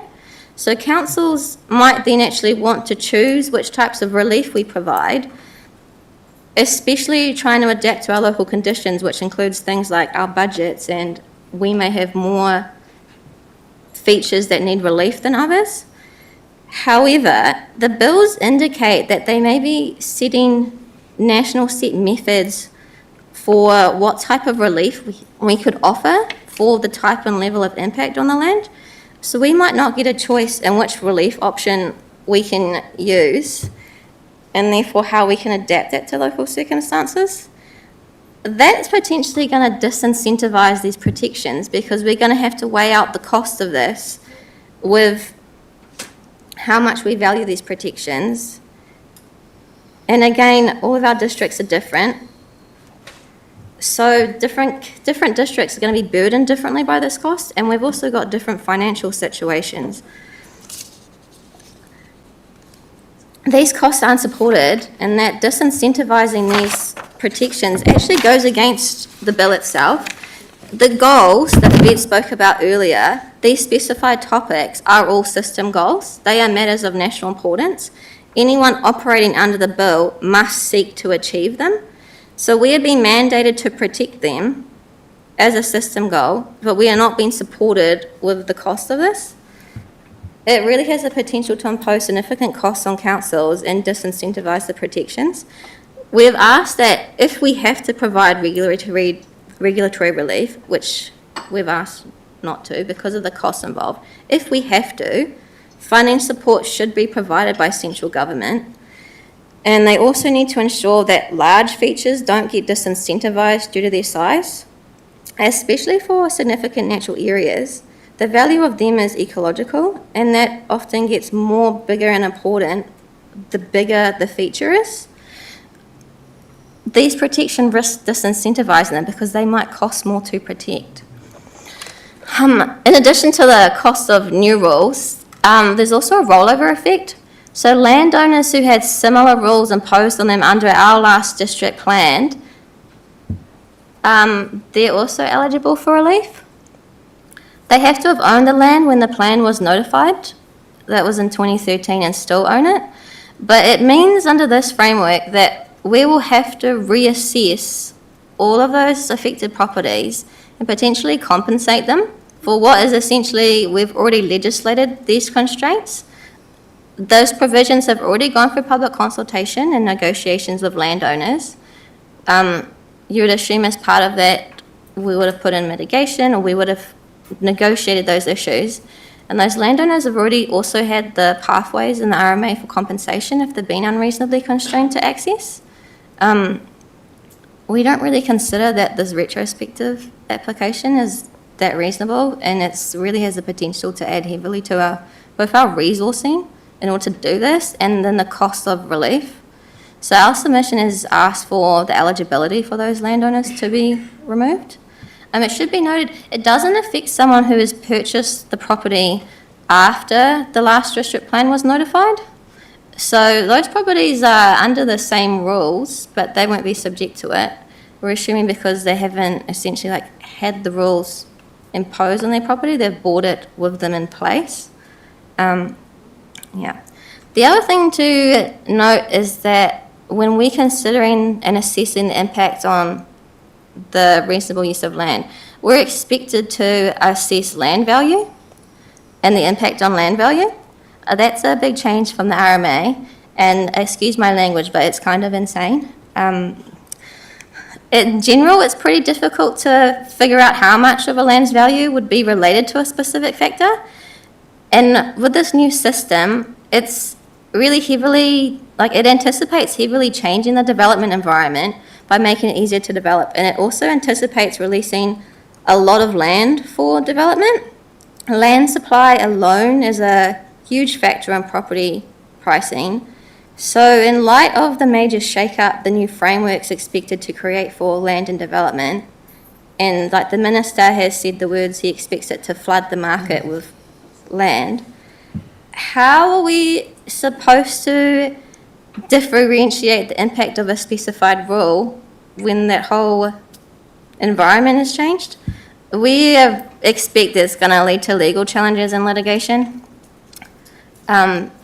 If someone's not happy under relief, or they think we haven't considered the effect on land value, yeah, we really expect litigation from that one. We've requested its removal from matters for assessment. And one other thing I haven't got on my sheet, with the timeframes, our specified rules, so these are mandated, we have to potentially use them. It will reduce our time frame for the development of that land use plan from 9 months to 6 months. So they're mandated protections, but we're reducing the time frame. And this chunk of work itself, the development of that relief framework, it's a huge piece of work. It's going to be pretty controversial. We need to make sure we get it right. Yeah. Questions? Thank you for that. It's quite detailed work you've done, so thank you. And complicated. Just from a simple mind, RMA, this is about people who buy land and then go to develop it and then find out that there's conflicts within that land. We're meant to recompense them for the bits of land or transfer land to them so they can still do the development, right? How does that also affect the people like down at Awatariki, where they innocently went and built on land, and then we've realised it was in a landflow, debris flow zone, and they needed to get out? Is this what this is applying to? It's not. It's about people developing new blocks of land. Yeah, and so specified, those specified rules. So it's if it relates to one of those 4 things. Specified topics. Yeah, the specified topics: historic heritage, sites of significance to Māori, areas of high natural character along the coast and water margins, and my brain's just lost the other one. Heritage. And outstanding natural features and landscapes for us. So the natural hazards aren't considered. These are considered those matters of the public good for ecology and things. So it's if you're unreasonably constrained because of them. Things like natural hazards will be handled under natural hazard legislation.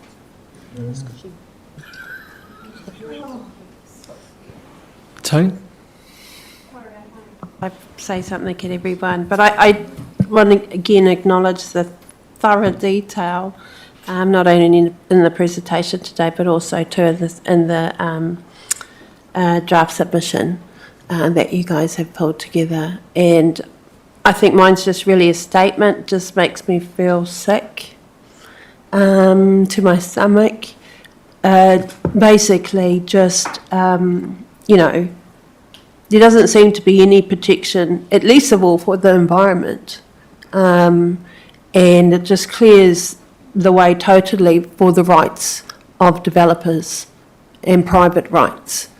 De-incentivising the ability for, significant sites and environmental important sites to not be supported, or we have to pay up, or the ratepayers have to pay up if we don't allow this developer to do whatever he wants.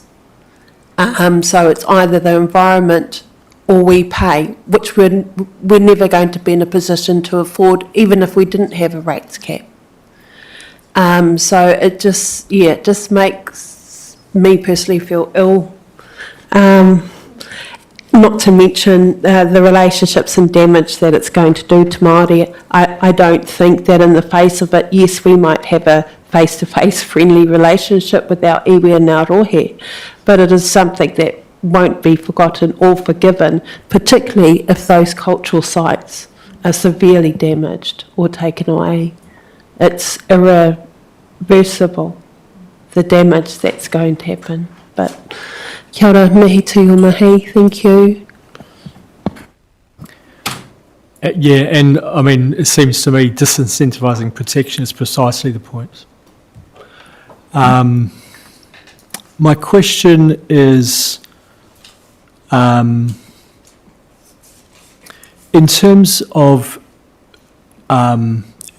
deciding on what kind of regulatory relief might be applied, so you've said that the government may provide some framework around these kinds of effects, this kind of compensation will be applied, but even then it leaves a lot of detail. So how's it imagined that, so say we put in a rule and a landowner says their development rights have been affected, how's the exact relief supposed to be decided? Like, do we would propose something, they would argue the point, would it go to court? What's the intention? So the way this works is when we're developing the rules, we're thinking about using that rule, as part of it we have to at the same time consider and assess, and they've got a list of how we have to assess it and what has to be assessed, the impact of that rule on all of the land it affects. So we have to look at it and go, to what level is it affected, what kind of effect, and we have to develop criteria for assessing all those effects and categorising them, and we have to develop the relief framework at the same time, which says, for this impact at that level, you get this. We have to develop that, and that goes through the same process as the land use plan, so it's notified with the land use plan, it's in the land use plan, it goes through that same submission process and public consultation. There's just some extra requirements to notify the landowners directly. They can put feedback in. If it's a little bit unclear because they haven't given criteria for how we have to decide on these frameworks. Yeah. And so I mean, are they subject to legal appeal in the way that a district... Yes. So if a landowner thinks you've assessed me wrong, you've given me the wrong relief, they can apply to the planning tribunal to have they're properly looked at against the relief frameworks, and that's purely looking at, is the assessment correct, and against that, do we give them the correct relief?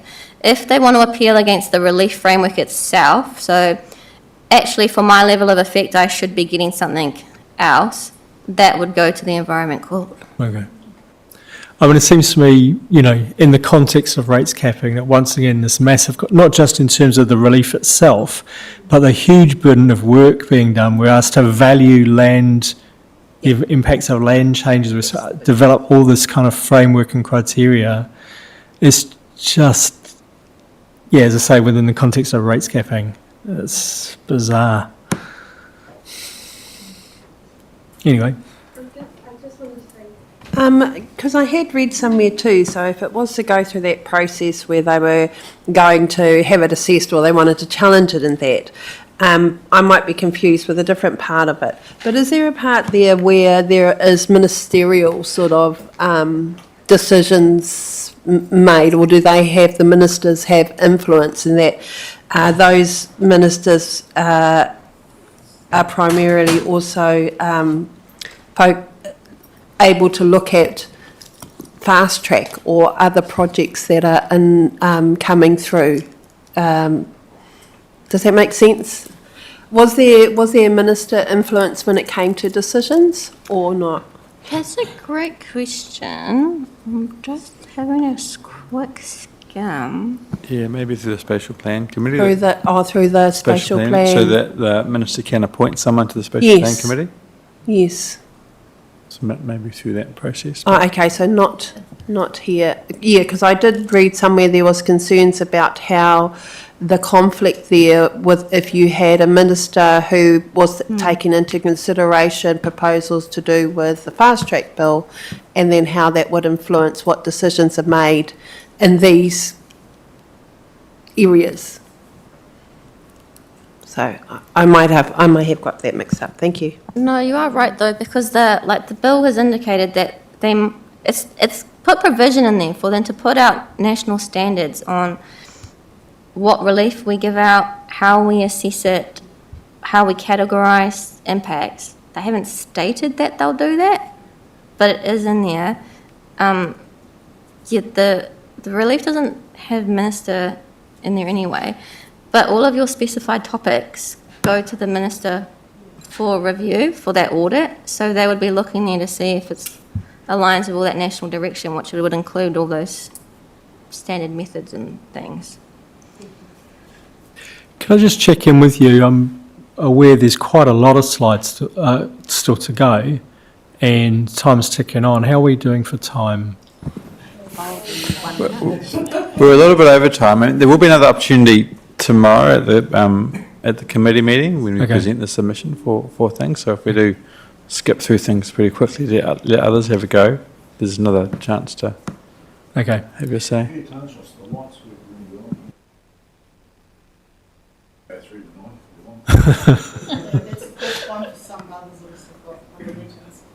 I suppose it's a reminder for us to just keep it crisp. Thank you. With that in mind, there is a new mechanism being established under the system called a planning tribunal. It's the reinvention of an old planning tribunal that was in place before the RMA came in, but it serves a slightly different purpose. Basically, the Environment Court is really overloaded. You've got highly paid judges and environment commissioners sitting in the court deciding matters from nationally significant resource consents and fast-track streamlined processes right down to whether or not someone should have a right to be notified under a resource consent for a very localised issue. So they are completely overloaded, and there are a lot of small disputes that can actually be filtered across to this planning tribunal. And it's a branch under the Environment Court with the Environment Commissioners sitting as adjudicators who can hear matters. So generally they're matters about our local council processes and the decisions that we have made as councils, and people can appeal to them, make an application to them for review of the decision. They can decide that on the books, just looking at the information that they have, or they can call a hearing if they think it's necessary. The critical thing that I wanted to raise with this is that if it works really well as intended and it is lean, mean and clearly focused and does not become bureaucratic, it could be awesome. But if it becomes, you've got to have a lawyer every time, you've got to have, a hearing every time, and it's just adding another bureaucratic layer to the system, because you still can end up in Environment Court after this. So that is just the whole purpose of the submission is really focused on that, clarifying that it is going to serve its purpose and be appropriately targeted. Kia ora. Plus, who's intended to sit on the planning tribunals? So there will be a commissioner as such who will convene the whole tribunal, and then underneath that the adjudicators will sit. At the moment, they will environment commissioners who sit in the Environment Court support the judges. They are automatically adjudicators, but they can appoint as many people as they need to who have the skill sets, and there are provisions around ensuring that those people are suitably qualified and skilled.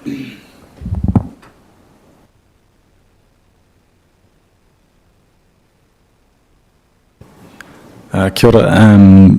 Natural hazards. So currently there are a few enactments that provide for the management of natural hazards, and our submission point really talks to the alignment between all those enactments, and particularly in the forms of like the risk methodology they use. So that's, so like the emergency management bill, that has its own methodology. The new national direction, which is in which is what the planning bill and environment bill will give effect to, has its own risk management approach. We're going to have to identify priority areas for adaptation and spatial plans, and the detail for that will come out in the Climate Change Response Act, which will be a risk management, there'll be a risk assessment that is needed there. So we just want to see that alignment between those enactments, so we're not having to do things differently, and we can just do one process. So. Yeah, thank you. Thanks, Stephen. So is it worthwhile submitting a point about the financing of post-recovery and future mitigation? Or was it? That probably sits under the EM bill, I would say, under that submission. I would suggest. Okay, that's all right then. Okay, I just have a question, and it's a bit like that adaptation. Significant risk. So do you have a definition in the RMA or your other plans? So that the RMA never defines significant risk. The definition is incorporated in the National Policy Statement for Natural Hazards, so that's new national direction which sits under the RMA. It's likely that that national direction will then carry on and be the national direction for the planning and environment bills. How it's determined, our issue is actually with how significant risk is determined. So they have, they've created a risk matrix, but in that risk matrix, our main issue with it was that it really never took into the effect or into account climate change. So an event with a likelihood of 1% AEP and greater was considered to be unlikely, and the definition for unlikely means it will never occur. But my problem with that was that the rainfall event that just occurred in Hicks Bay would have been greater than a 1% AEP event, and we've had 1% AEP events, Cyclone Hale, Cyclone Gabriel, the Auckland floods, they are happening more and more, and because it was never incorporated, it comes out with that unlikely, that means the level of risk that's determined is lower than it should be, so they don't really get to have that management that they should. It doesn't reflect the true level of risk, so yeah, that's... Thank you. No problem.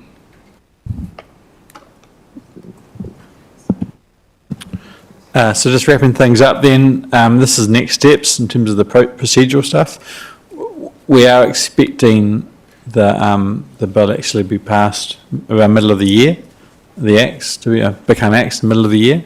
So it's a pretty quick process. We could be under the regime, second half of this year. And as Stephen indicated in the timeframe slide, that means that transitional consenting framework actually starts.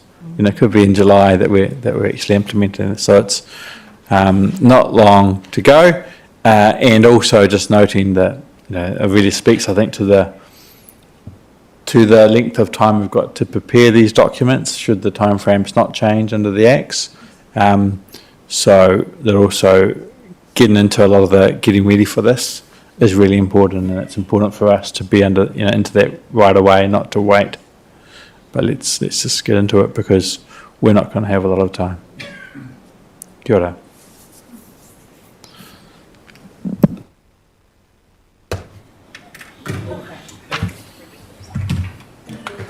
Thank you.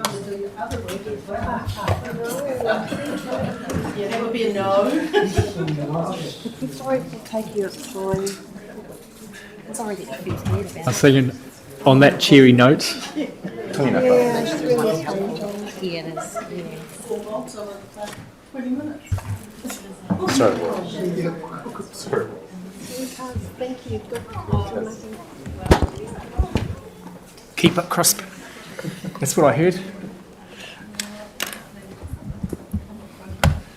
Right, shall I just jump in? And yeah, cool. Okay. So I'll do my best to keep it crisp. We are looking at the Simplifying Local Government Reforms, which we introduced to you on the 18th of December last year. I'll just really quickly recap some of the key points of that, just to transition out of the last item into this one and just bring that into your mind again. And then I just want to walk through, or maybe more of a jog at this point, some position statements to inform our submission. We don't necessarily need to discuss every point, but if there's kind of key ones that jump out at you that don't quite sit right, or maybe that we've missed something, that's where it might be really useful to jump in. So I think overall it's fair to say there's not a whole lot of detail in this proposal, but the implications are really, really deep. So you'll recall that it's a kind of a two-step process in the Simplifying Local Government paper.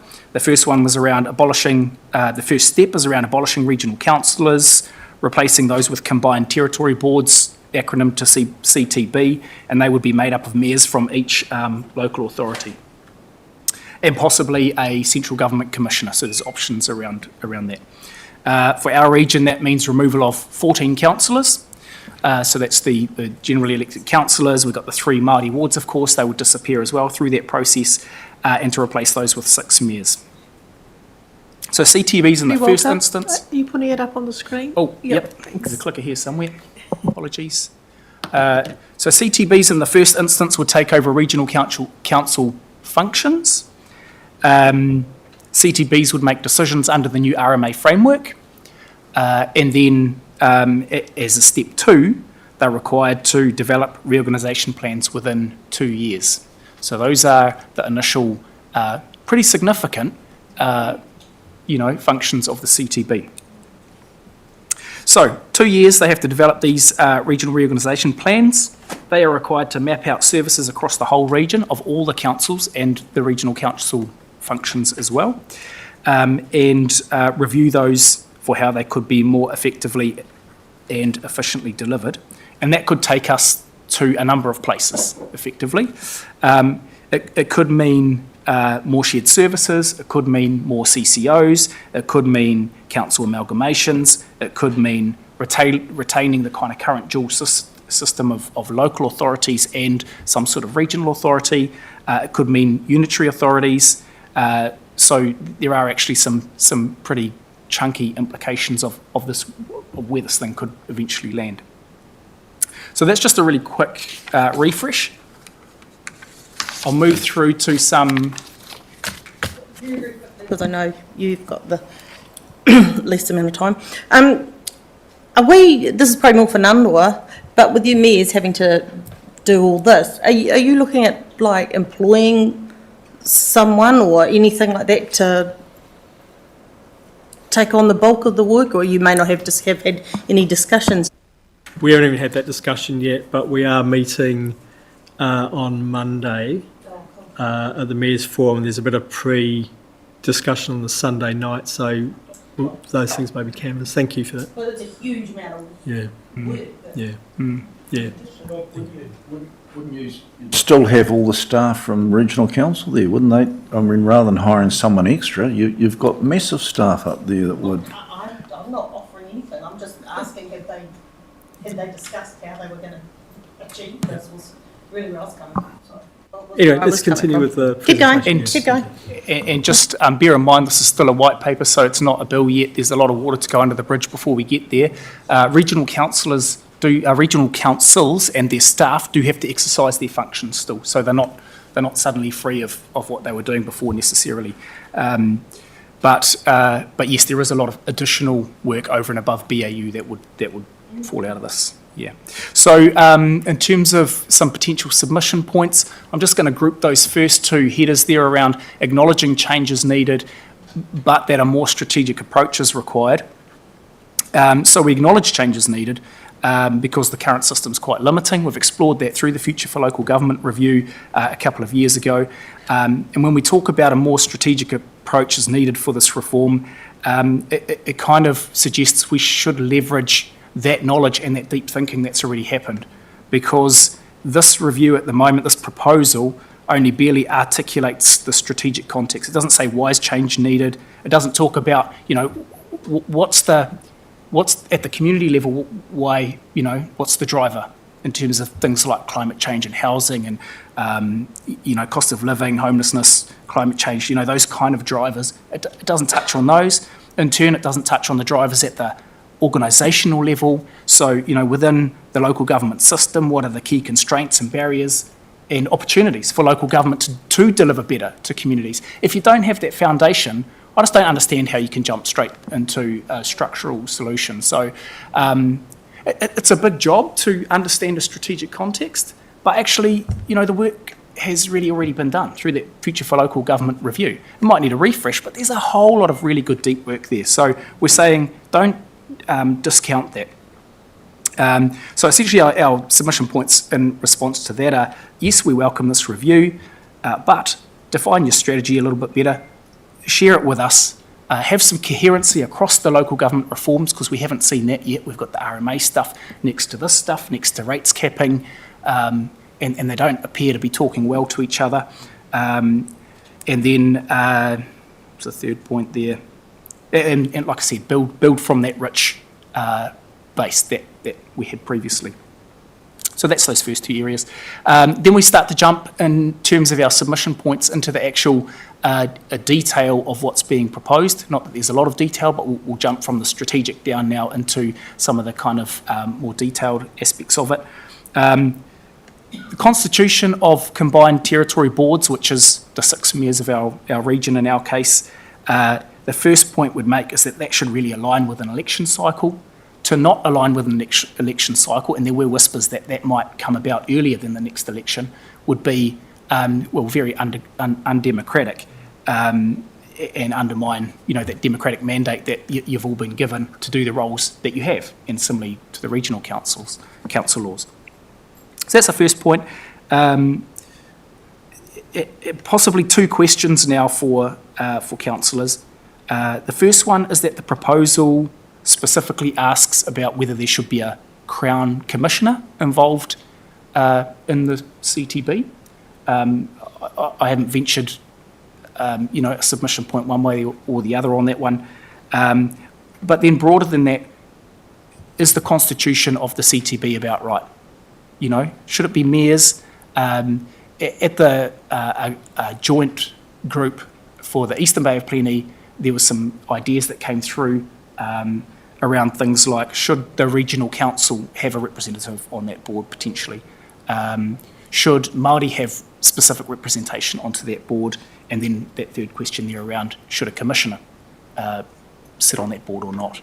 If you've got any specific views on that to reflect in the submission, it would be great to know.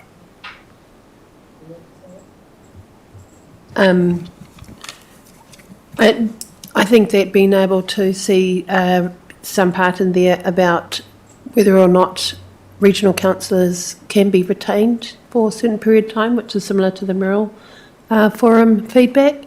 And of course, in doing that, that also retains those who are Māori ward representatives in the meantime, and that they be part of the coordination because they know best the systems and their backgrounds and skills to help that transitional process. Yep. So perhaps rather than through to the establishment of a CTB, it would be maybe carried through to the implementation of a reorganisation plan. Something like that.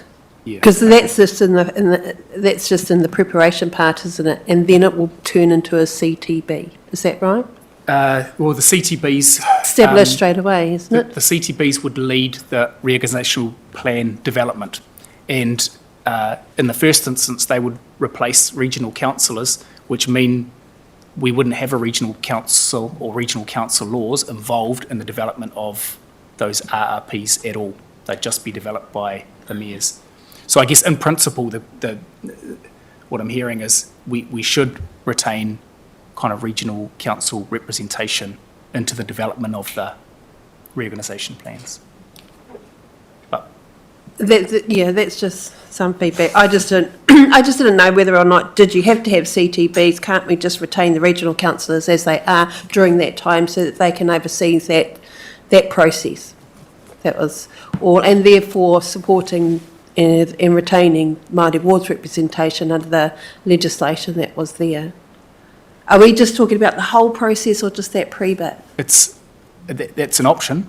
I guess I'll just... Can I make I'll an stop input it here? here, sorry, I'm taking up time. And normally I'd like to wait to the end, but I'm aware that, so just to move things along, it seems to me that, so first of all, the timeframe that the government's put forward seems unrealistic, that we don't even have a bill, never mind seeing it pass through the House. So it seems to me, I don't know how they could possibly pass a bill in this term of the Parliament unless they did something, like just went into urgency and just did the whole thing in an extremely unconstitutional way. So my assumption would be that they may introduce a bill, but it would be likely passed in the next term of the Parliament.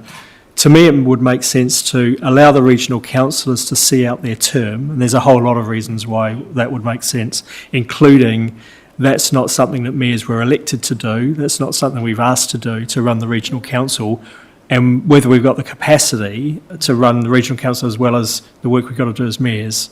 So it would make complete sense to me to allow regional councillors to see out their term as regional councillors and run the regional council, set up the this combined territories board of mayors to then just think through the reorganisation part of it, because we do want to have, I think, we do want to have a say in there. We want to be part of that conversation, so the regional council, and so that would kind of been going along side by side, and then ideally the two line up so that next local government election, you're starting to look, there may be a transitional period then, but at least you're starting to shape up in time for the next election what the futures might look like.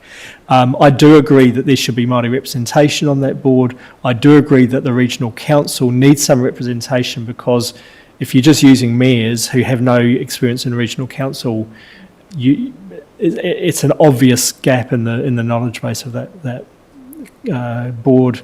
And personally, I think having an independent person like a Crown Commissioner is not a bad thing if they have the right kind of, if the right criteria are put in place in terms of how they're selected.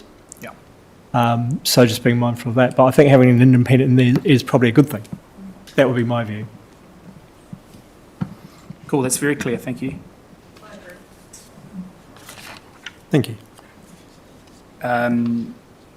Just a couple of minor points in terms of that constitution of combined territories boards that we were raised last time, but I didn't put them on the list there, was the capacity concern for mayors, the resource that might be required to support mayors as they step into these CTBs as well. And then the other one was around that we need more clarity on the CTB chair role. What are the additional powers that the chair might have over other CTB members? How's that role determined? Who would it be? That kind of thing. There's no clarity around that. Right. The next part is around the voting models for the Combined Territories Board. So you'll recall that the basis of options essentially was rooted in either a pure population-based vote, which is a bit more aligned to kind of, I guess, how democracy kind of works at the moment, versus a one mayor, one vote model.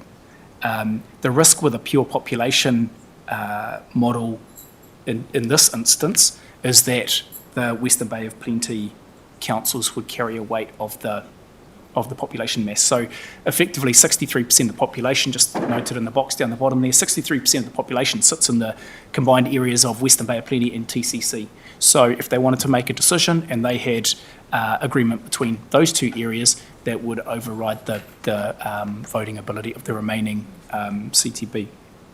So that's the risk, and I'm just noting that that's probably our primary risk in terms of what's being put forward. They have noted a preferred option that talks about population vote, but adjusted by local government commission for effective representation. So that's, I guess, they're sort of insinuating a middle ground there, but they haven't told us what that looks like. So great to try and find a middle ground, but until we we have clarity on what that middle ground is, well, it's kind of very hard to support that option. So I guess until we see any better options, we can only really favour the one mayor, one vote model, because that puts Eastern Bay of Plenty and Whakatane District Council in the best position to have, sway on the decisions. So, Walter, just the proposal, is that to take in Tauranga, Western Bay, Whakatane, Rotorua, Opuriki and Kawerau? Yep, correct. And then a small portion of Taupo that falls into the region as well. that sits in the regional council or Rotorua area? Yep, so it's essentially regional council boundaries. Oh, okay. Yep. Yeah. Because, you're right, it does makes it a bit tricky if they start to do it on population basis, because on the regional council then you get an unfair bias often, as the same on health boards, where we just don't have the clout. We had a health board, and it was based on population-based number of, and even voting, basically, with STUV on the health board, which I felt was a very unfair way of trying to get proper representation. That's how all constituencies are formed at the moment. It's not unlike Whakatane District's own ward system, right? We've got a stronger representation for where our population masses in Whakatane or Hopi versus the kind of rural areas. That's the reality of the situation. I guess the difference here is there's some very significant decisions to be made, and we need to make sure that we have an appropriate voice in this corner of the region too. Yeah, so quite right. Yep. Thank you. I'll move to the development of regional reorganisation plans here. The first 2 points note that there's a risk of arriving at really divergent regional models through this, because essentially each region would be left to design its own model, its own structure of local government. As I mentioned before, there's lots of different places where that could land. Some regions might just have a unitary authority, as some already do, for the whole entire region, while others might continue to have local authorities and a regional CTB. In other instances, you might have a whole bunch of CCOs that are delivering services without quite the same direct connection to elected members. So there's some real risk there that there's not consistency nationally on that system, and then for society to connect to local government gets really kind of confusing. So how does central government want to participate in that relationship with local government if it looks different everywhere? How do network providers want to participate in that relationship with local government when it looks different in every region? How do iwi and Māori want to participate in local government or be part of local government if it looks different in every single region? It could become quite messy. So I just wondered if we need to work towards some more kind of appropriate level of national consistency. We could leave the submission point just at that. I do go one step further to suggest maybe there needs to be a collaborative design process that's multi-partnership beyond regions. So some central government partnership with Māori partnership, with local government partnership, working kind of collaboratively together to design a system, and that design should make or have a place, retain a place for kind of place-making and local decision-making as well. I'm probably being a bit naive there because that's the FFLG approach, and I'm kind of harking back to that. This government's moving in a different approach, but that's a bullet point that we're suggesting at the moment. The 18, 19 and 20 talk to the criteria by which regional reorganisation plans will be assessed.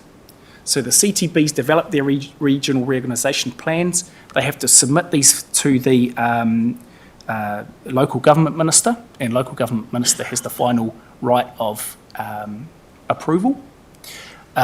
They'll be assessed according to criteria that are shared in the proposal document.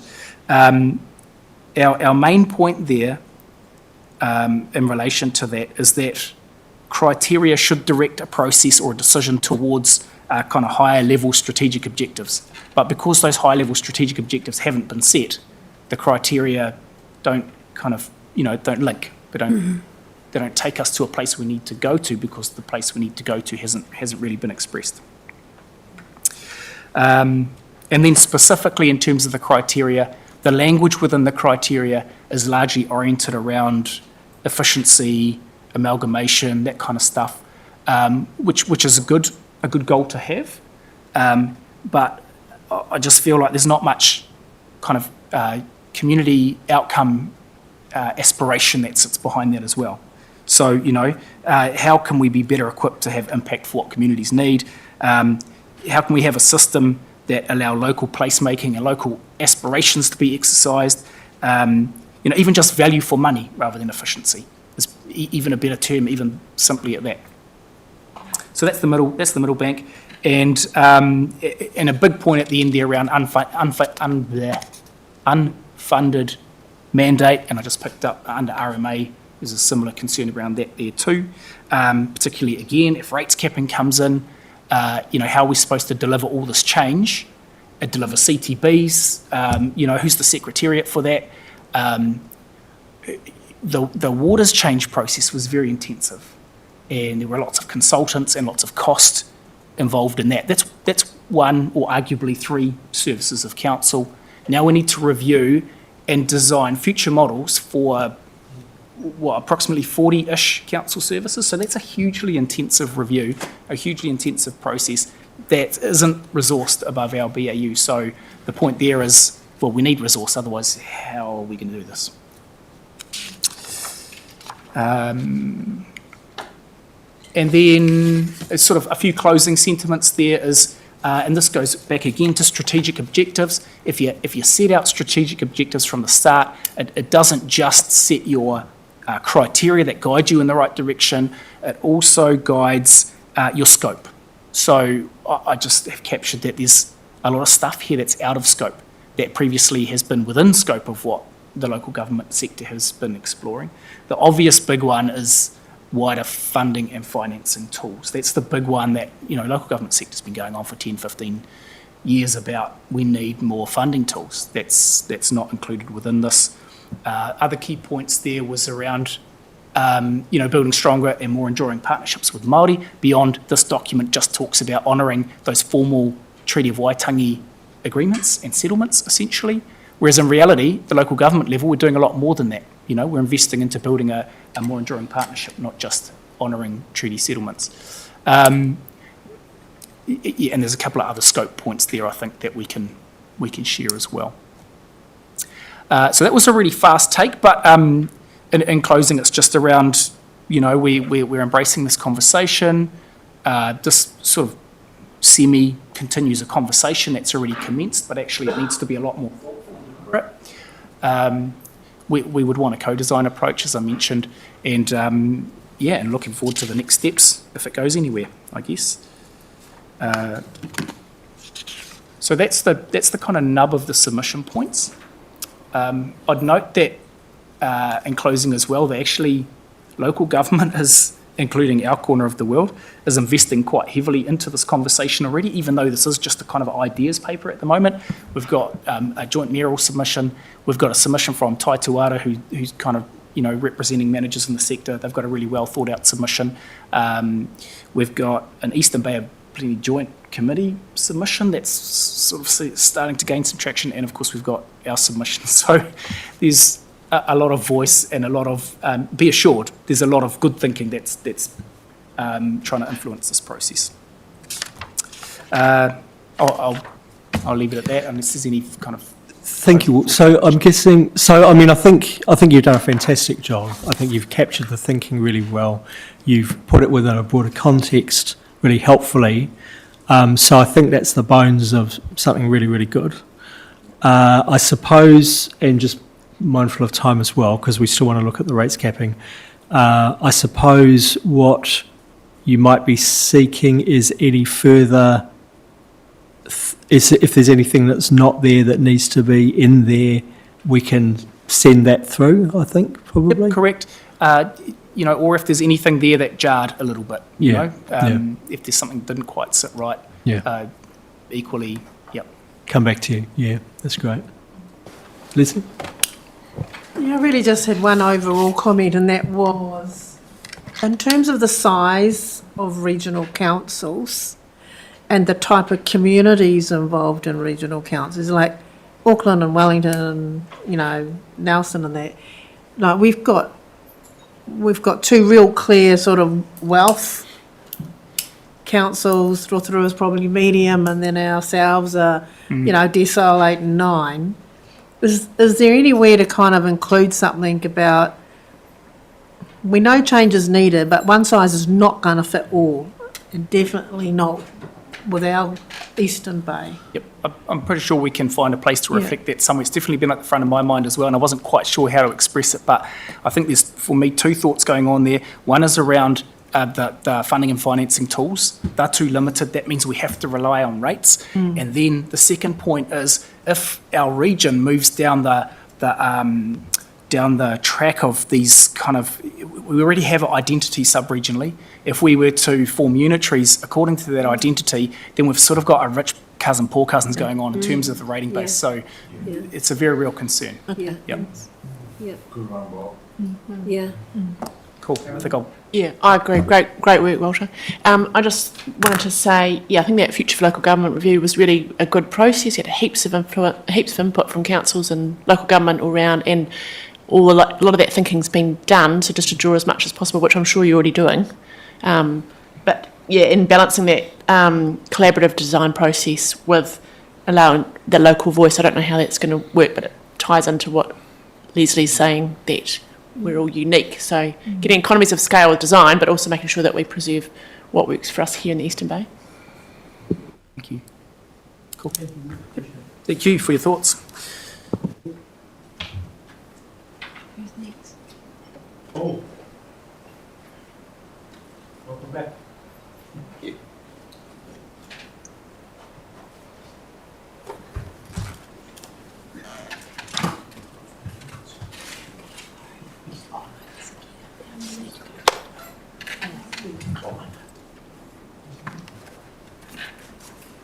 What are you lost? Did I steal it?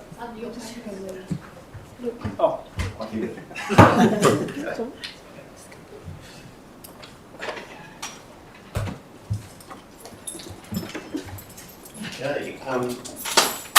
rates capping. Rates capping. So just a very quick, conscious of time, so very quick reminder of what rates caps are, and then I'll work through the submission. The time frame on this is tight, i.e. the submission's due today. So it's very tight. I have been through it under the delegation with the Chief Executive and the Mayor this week. So this is reflecting what is in the submission, but really keen to hear any particular key points that you might have some concern with. So just a reminder of what it was, 2 to 4% is the range, excluding waters, but across all rates. So all rates excluding water, so targeted rates are included within the proposal. And I think, as you've heard some of the other submissions, there's certainly a lot of crossover between things that potentially come into our rating structure that impact on the rates cap. There is a regulator as part of the process, and that does allow for certain exemptions. They are quite limited, largely around things like global economic crises and recovery from natural disasters. They do need to be via application, and they do require a plan to return to the range. That's what's in the proposal at the moment. The legislation, that was copied over from last year. It's actually this year. So introduced this year for transition from 1 January 27. As I think we spoke last time, that we were unclear about what transition actually looks like. That hasn't changed, except for it to say that the long-term plans will certainly reflect how we start to move into a rates cap environment. In terms of the submissions, what was requested was half a dozen specific questions, so I'll run through those firstly. The way we've structured this submission will be, part 1 is around what's specifically been asked. Part 2 is around more general comments around the implications of rates caps. So first question that was raised was, do you agree with the proposed economic indicators to be included in a formula for setting rates? a reminder of what the economic indicators were. They were quite a short but complex formula which set the minimum as CPI and a maximum to include GDP and local factors.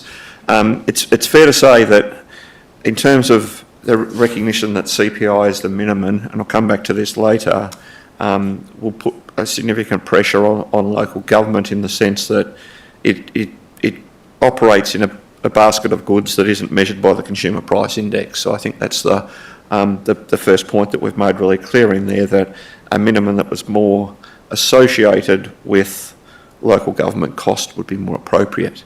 In saying that, it would be unlikely, given that there's a range, that the minimum is actually ever really going to be that applicable in the sense that the range is higher than that number. The second point there is just in terms of updating these amounts regularly, whilst it's recognised that the Reserve Bank range is 2% as a midpoint. If looking back over the last decade, there's a lot of fluctuation in that number. So we want to ensure that there's actually the ability to actually reflect that on a regular basis. There is a factor to recognise quality of infrastructure in the formula. It's difficult to understand how that will apply. And we'll come back to that in terms of one of the latter questions around, do we want local or regional caps to apply? Because whilst it is in there, it's quite difficult to understand how it would ever be measured and therefore what that would look like. So the long and the short of it, whatever we talk about the caps, 2 to 4% always comes up, regardless of how you get there. So that's point one, which is, do you agree with the economic indicators? The short answer is that there are a lot of forthcomings with those, a lot of issues with those indicators, and we would request that be more appropriately set on local government costs. In terms of the maximum, again, GDP is not that reflective of what local government costs are.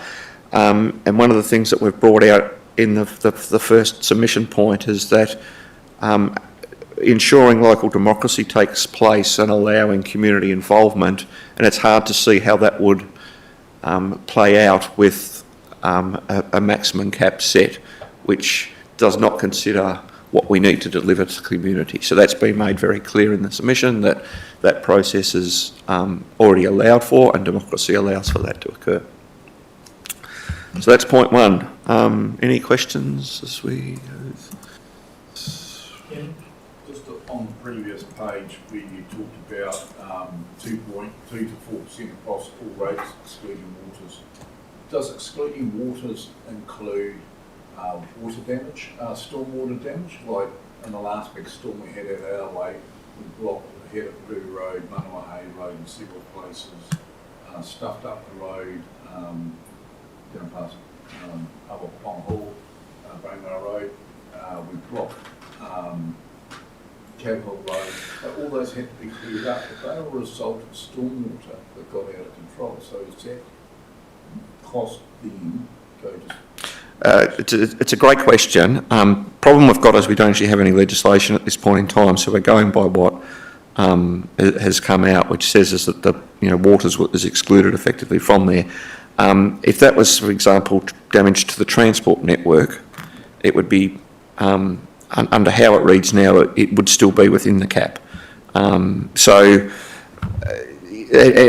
a point made later on in terms of the implications of our resilience and impacts of events and how we deal with those. So what I would say though is that the information that has come out is clear that there are the opportunity for applications to the regulator for significant events that might occur that might... A massive storm here, and we've got the Waimana, we've got slips everywhere, we've got slips out of Hagley Way, Wainera, we've got slips up our way and all that sort of stuff, and then we've got it, I know our bill for digging out the slip traps that our position's gone up 120 to over $1 million. So we could end up with a stage that our total rates bill of 4% could just be? What I would say, if we had a situation like that, we would be applying to the regulator to say, this is a particular event that's impacted on our rates, and we'd look to actually get some variation. No, there's not. Yeah, well, that's State highway networks. the process. Essentially come into the factor, so. Correct. State highway network, obviously, yeah, is outside, but yeah. Special purpose roads. Yep. Okay, question 2, which is in a number of parts, is around, if you don't agree with the suggested economic indicators, what's to be included? Does setting the minimum in line with inflation ensure minimum service standards can be complied with? And if not, why not? And does the maximum of the target account for spending on core services? So to run through the points, the first one, as I've said, minimum standard based in line with the measure of inflation based on consumer price index will place risk at minimum standards being achieved. Reason being that if costs are going up by more than that CPI for us, that may lead to degradation of the asset base if we can't find savings elsewhere, for example, to offset that. So it's been made clear that it does place our existing asset structure at risk on that minimum level. It covers the next point as well, and I've said local government cost index is a more appropriate measure for that minimum standard. The maximum target does not provide for does provide for greater flexibility, but GDP is not a measure that actually correlates with councils' costs, nor does it in terms of timing. So councils may have a role to play in terms of economic cycles. It doesn't reflect that in terms of having that measure based on that. Importantly, I raised that point earlier, is just the local-based consultation and decision-making does provide for the setting of expenditure and rating levels. And one point that we've made in the submission is to say, since probably the last decade, there's been the requirement for financial strategies to have have rate levels set in that strategy. That may be something that could be considered as an alternative to actually have a greater focus on the setting of those limits in consultation with the community, rather than actually having a cap based on a measure that doesn't relate to cost. So that's the key points made on that one. Just a couple of things. One of them is the local government cost index. It makes sense as a kind of that minimum level, but the additional thing that doesn't address is and I'm really mindful based on the last discussion we just had, the increased costs being loaded onto us by government. That's not addressed by that. So whether that should be in the minimum thing or whether that's the maximum. But I think we need to we need to mention that somewhere. Yeah, sorry, that certainly is included in there. And I've used the example, for example, when health and safety requirements changed, that has added cost into both our capital and operational expenditure. So one additional point in the submission is to say that where costs are, from other pieces of legislation, that does need to be accounted for within in the rates cap. And if I can just touch briefly on the infrastructure funding and financing submission, that also does have a provision now that allows for developers to put forward proposals that, if they're compliant, legally limited opportunities for councils not to move forward with that. Now that again can impose cost to local government that needs to be accommodated within the cap. So we've made that point clear that anything coming externally does need to be allowed for in the cap. And then the other thing is I really agree with this thing around the financial strategy, because the maximum needs to be set by what is prudent, just spending and financial governance, not by some arbitrary random number that's generated that's got no relevance to us, to what we need to spend anyway. I leave this on. What about our credit rating? Will these impact our Yeah, credit rating? I'll- Because we've got to Yeah, I'll come be to able that. to carry on. I will come to that one. It's not in the specific points that they asked for submission on, but it is in the submission. So I'll come back to that one. So, so what council spending will not be able to take place under this target range? It's fair to say that we've done some very high level, and it's very high level work because it's always impacts on what funding streams you use and what funding sources. But taking waters out, we're looking at around about a 25% reduction in our capital program.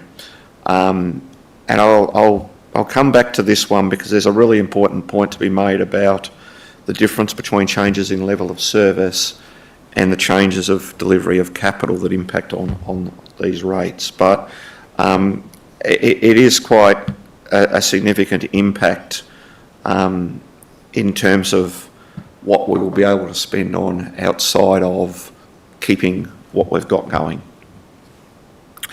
The last key point in terms of the specific questions are the changes to the target needed for variations between regions and councils, and do you propose any change to that? And what's included in the submission is a clear yes to the answer to this question.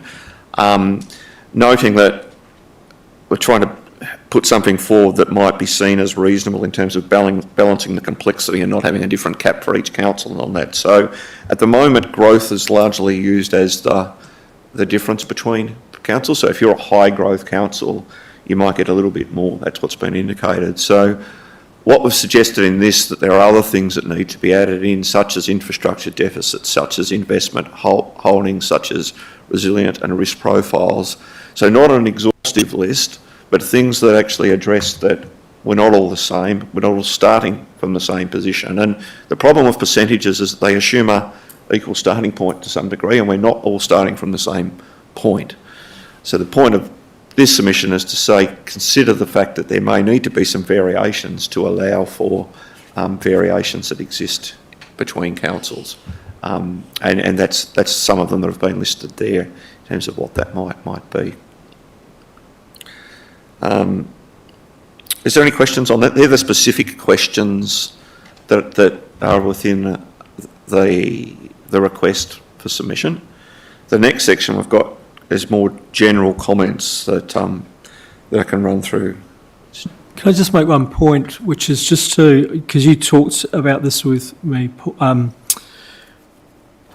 and probably don't want to go into a big discussion, but I just wanted to raise councillors' attention to this idea that that when you're looking at a cap based on a percentage, that costs that we save in 1 year give us a saving in that year, but they don't give us an ongoing percentage decrease.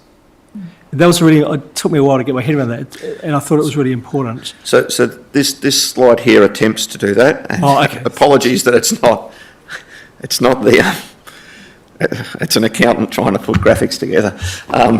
And so to the first point, which is the top three circles are saying where we've got an adjustment made to our existing operating cost structure.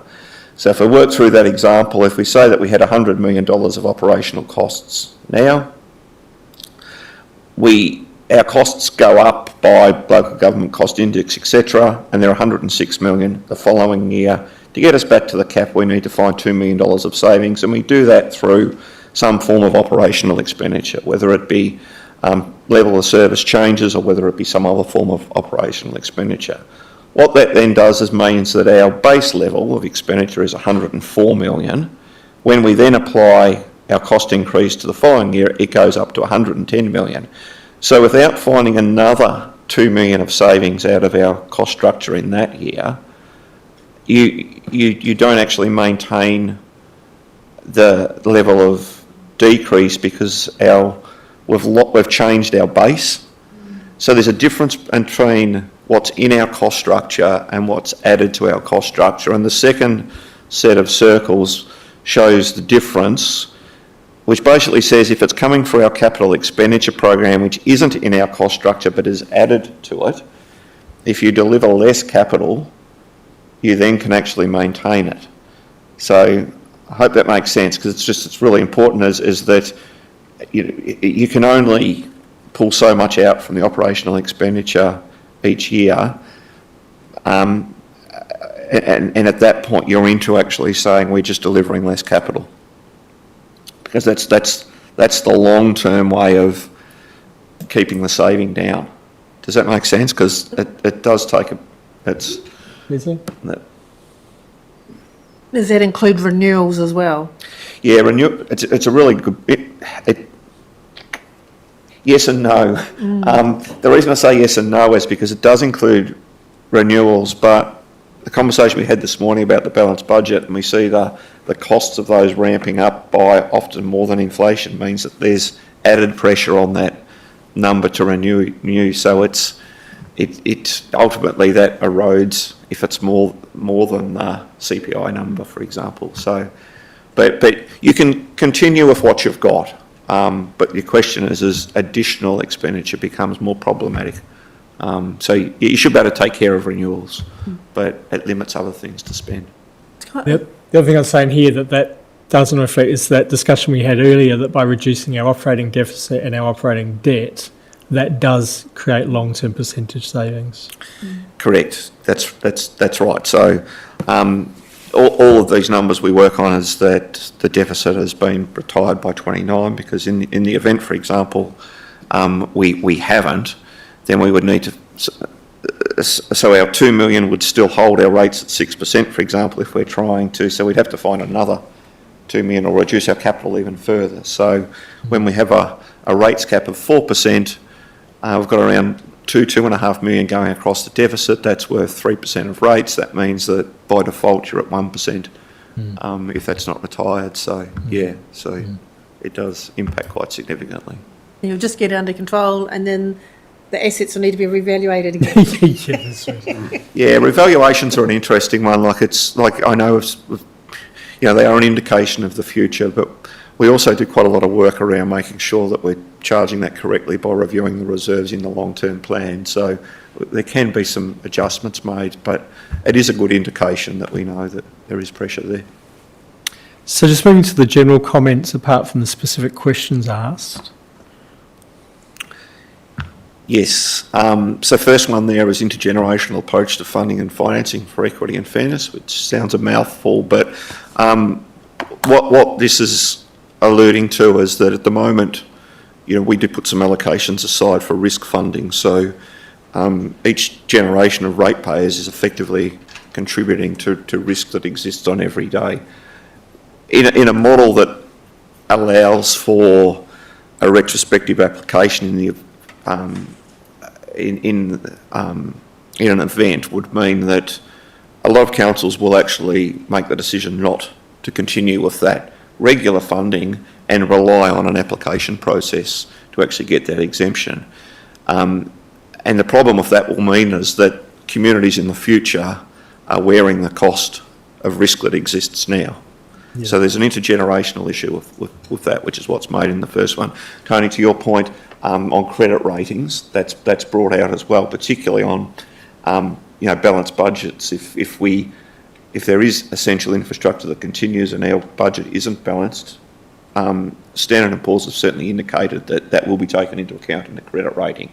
Now, a downgrade in the credit rating isn't necessarily the end of the world, but two things can happen. One is the cost of borrowing goes up. The second is if it's a significant downgrade, you can't use the local government funding agency anymore, and that's a significant amount of refinancing at a higher cost. So there's some big implications from that. Would that cut us out of rest? Yes, that would be a requirement effectively that would sit with them. We're a long way from that though, just to be clear. There's no immediate risk with that. The long-term cost of infrastructure may increase, and this is reflecting two really important points. One is that in the event that infrastructure deficits grow, there's an application to the regulator, and we're required to catch up, it will often be at a higher cost because it's a one-off approach. Secondly, one of the greatest way to develop efficiencies for our delivery is to have longer-term pipelines and consistency of work. So that puts that at jeopardy in there. Walt mentioned the wider funding and financing options, and this is another point that's made, is that we need to consider that funding and financing of infrastructure, not just the rates to fund and finance infrastructure, and that is across all levels of government, including the Transport Agency, and the potential impacts of the overall tax system in the event that if growth is constrained or if GDP is constrained, etc., that will actually reduce overall tax take for the government. So that's another point that's made in there. The compliance of existing Local Government Act provisions, it's largely around section 101, which says, and I don't know how audit will treat it, but in the event that that section says you need to provide for current and future communities, in the event that, because to keep the rates down, we can't provide for those future communities, what does that look like? So that point is made within there.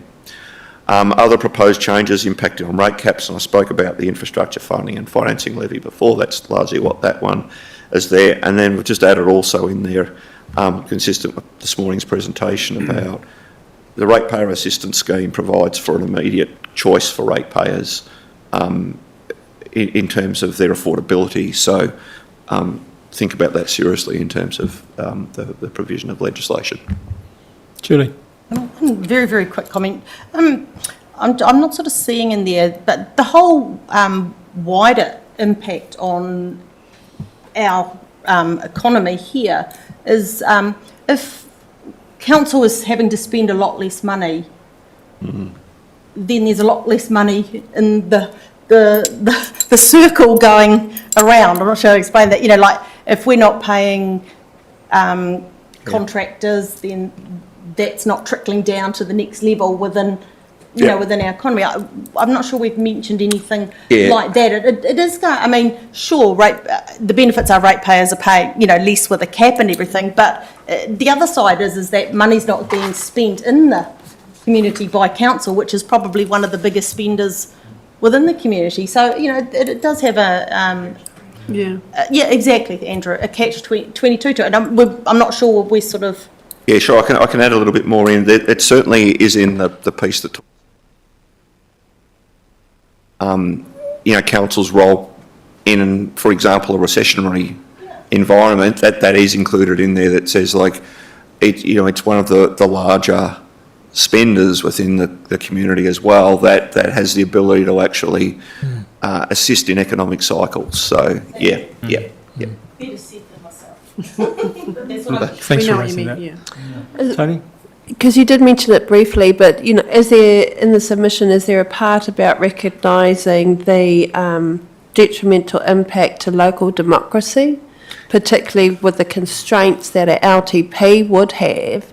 That exercise in itself would just about be defunct because we would be highly dictated by the rate. That's absolutely, it is clear in there, in the sense that it limits that democratic process, it limits that consultation and engagement process for what the community want and need within there. So yeah, that is in there. All right, thank you. That's great. And then the last thing you're going to touch on, development levies and infrastructure. Yeah, sorry. Sorry. No, go. These will be quite quick. I haven't got a huge update from what I spoke to you prior to Christmas, but there are two other pieces of legislation that are out for consultation. The introduction of development levies to, by 2030, replace development contributions. The reason not a lot further has happened on these is because overall it won't be a major submission, and overall relatively positive in terms of it. They are a step in the right direction. The development levies allow more flexibility than existing development contribution regime, so they don't require a link straight to projects. They talk about development areas, so they give some more flexibility than they currently do. Have made the point that Crown exemptions remain, and should they remain, so that hasn't changed between development contributions and development levies, but overall move in the right direction. The one thing we will make clear in the submission is that in your earlier commentary prior to Christmas, there was discussion around allowing for an improved targeted rate model, particular for smaller councils that may not want to use development levies. That has gone silent since then, so we're not quite sure where that is, but it's not coming through clearly, so that point will be made within there. And then the final one is infrastructure funding and financing, which is a levy system that overall, again, the changes to the legislation seek to make that simpler and easier to use. And the point I mentioned before was probably the main point that we'll make within that in the event that, because by making it easier to use, it's also making it easier for developers to use.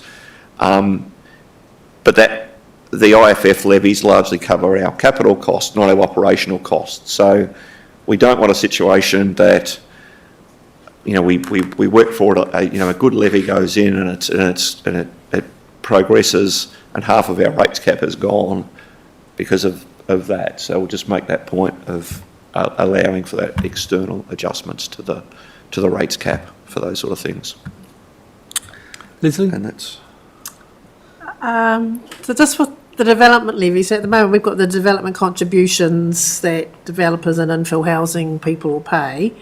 So if we look at the Ratepayers Assisted Scheme, does that call a levy a different thing, isn't it? Yeah, it does, but it works equally across development contributions and levies. Okay, that's not going to muddy. No, Okay. no, it won't muddy. Okay, thanks. Great, thank you very much. Appreciate that. Very helpful. Just some really quick closing summary and next steps. So you've heard from a bit of a tag team today. The rates cap proposal, as Paul mentioned, so it's actually due today, so we'll finalise that. We'll tweak and tidy up and we'll get that away. And we'll bring the final submission back to you just to kind of close that loop so you see the final wording. The RMA and the Planning Bill and Natural Environment Bill, so they're due on the 13th, but as you heard from the team, the first team, that's coming back to you tomorrow, so you hear a little bit more there. And then on the 19th, you've got a Projects and Services Committee meeting this month, so we'll bring back to you submissions on the Simplifying Local Government, on the Development Contributions Bill and on the IFF for that final approval stage, so that can be done through formal committee, so that'll keep that one nice and tidy and easy. We've also got more on the radar, so there's some more stuff still coming down. How fast it's going to move and whether it'll kind of get to where it wants to get to, I'm not sure, but the big ones being the Climate Adaptation Bill, which was supposed to come in alongside those other two RMA pieces, but hasn't yet. And building reforms as well. So there's still stuff coming down the pipeline. We've got our radar on, and as that lands, we'll bring that to you guys as well. But yeah, I guess just thanks for your feedback today, and we'll work to finalise those submissions for you. Thank you. Thank you all. Awesome. Right, everyone, we'll take a quick 10-minute break before our last session, but we'll be pretty sharp because we don't want to keep them waiting too long.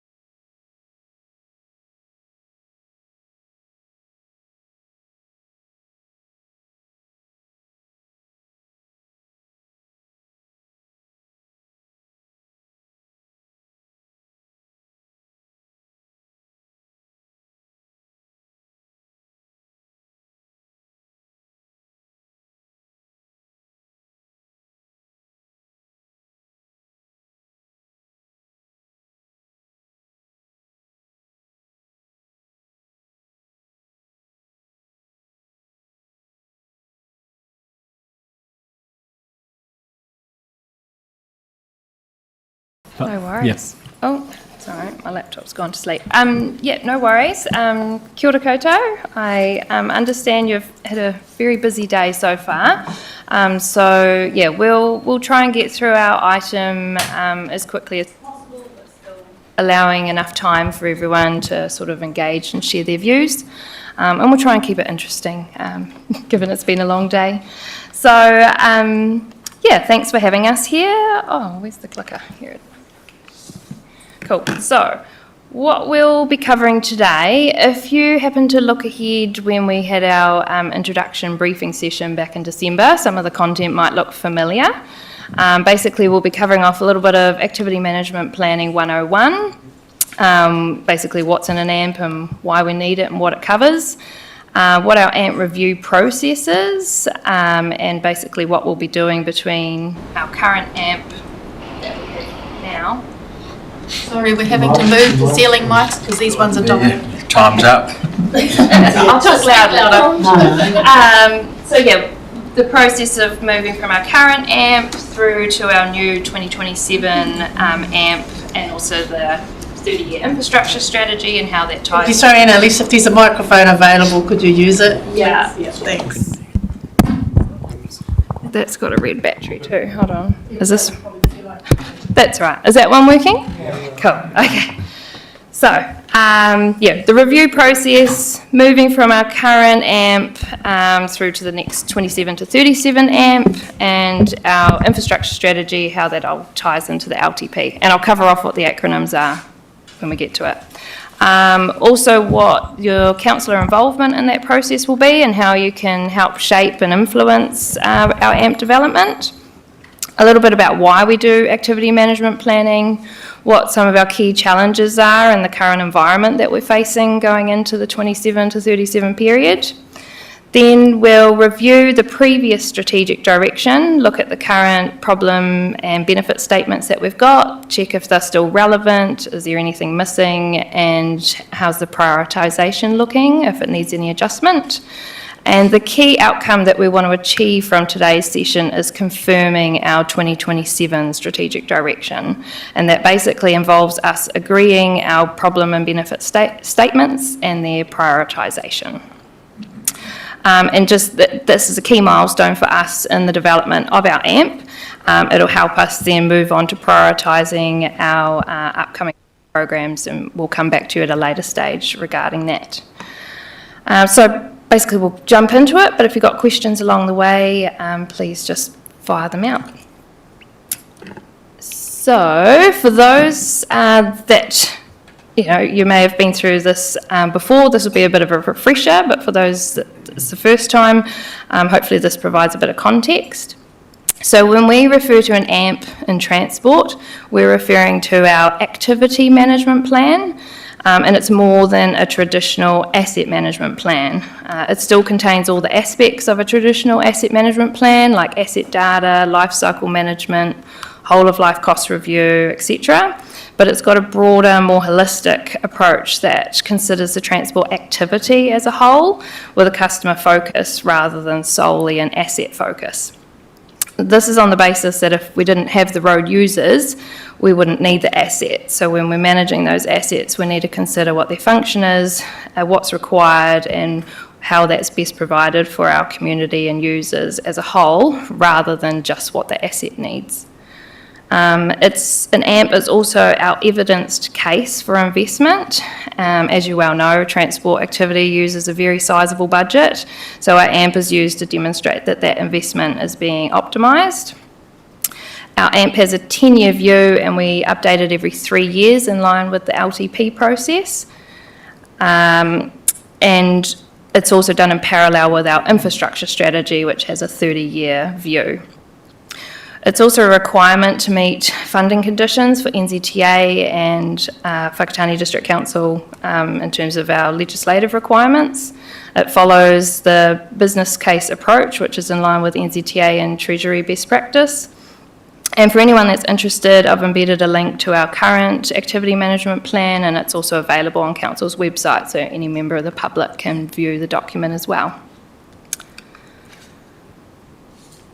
So, An AMP is made up of a few key sections. The strategic case basically covers all the statutory and policy context, what WDC's objectives are, how they link to regional and national strategic outcomes, and how that links to the regional and national land transport plans.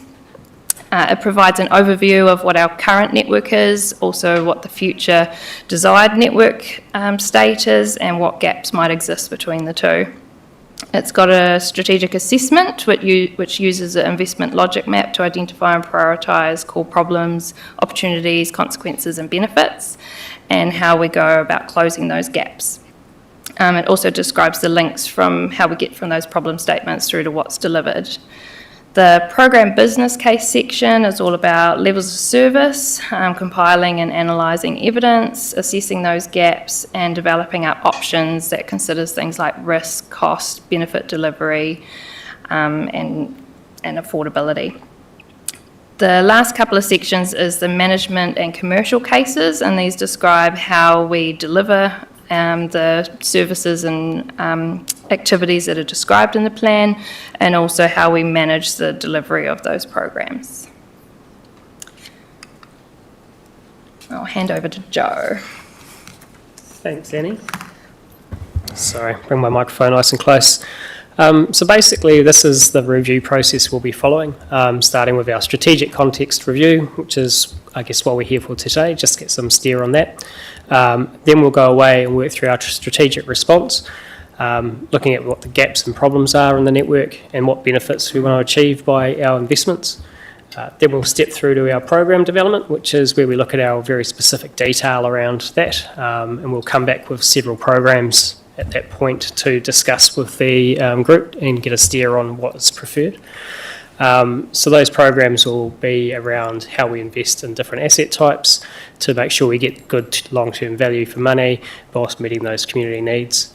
The program development will also sort of take recognition from central government steer as well at that point. Hopefully we'll have some GPS information to inform us.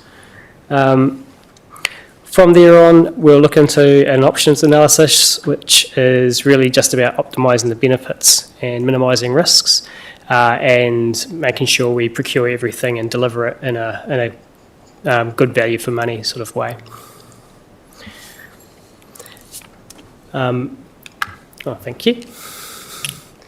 With the strategic case, which we'll talk about a bit later on today, we'll basically go through a process of developing an ILM or reconfirming our ILM, which covers off the problems, benefits and priorities for the activity management plan.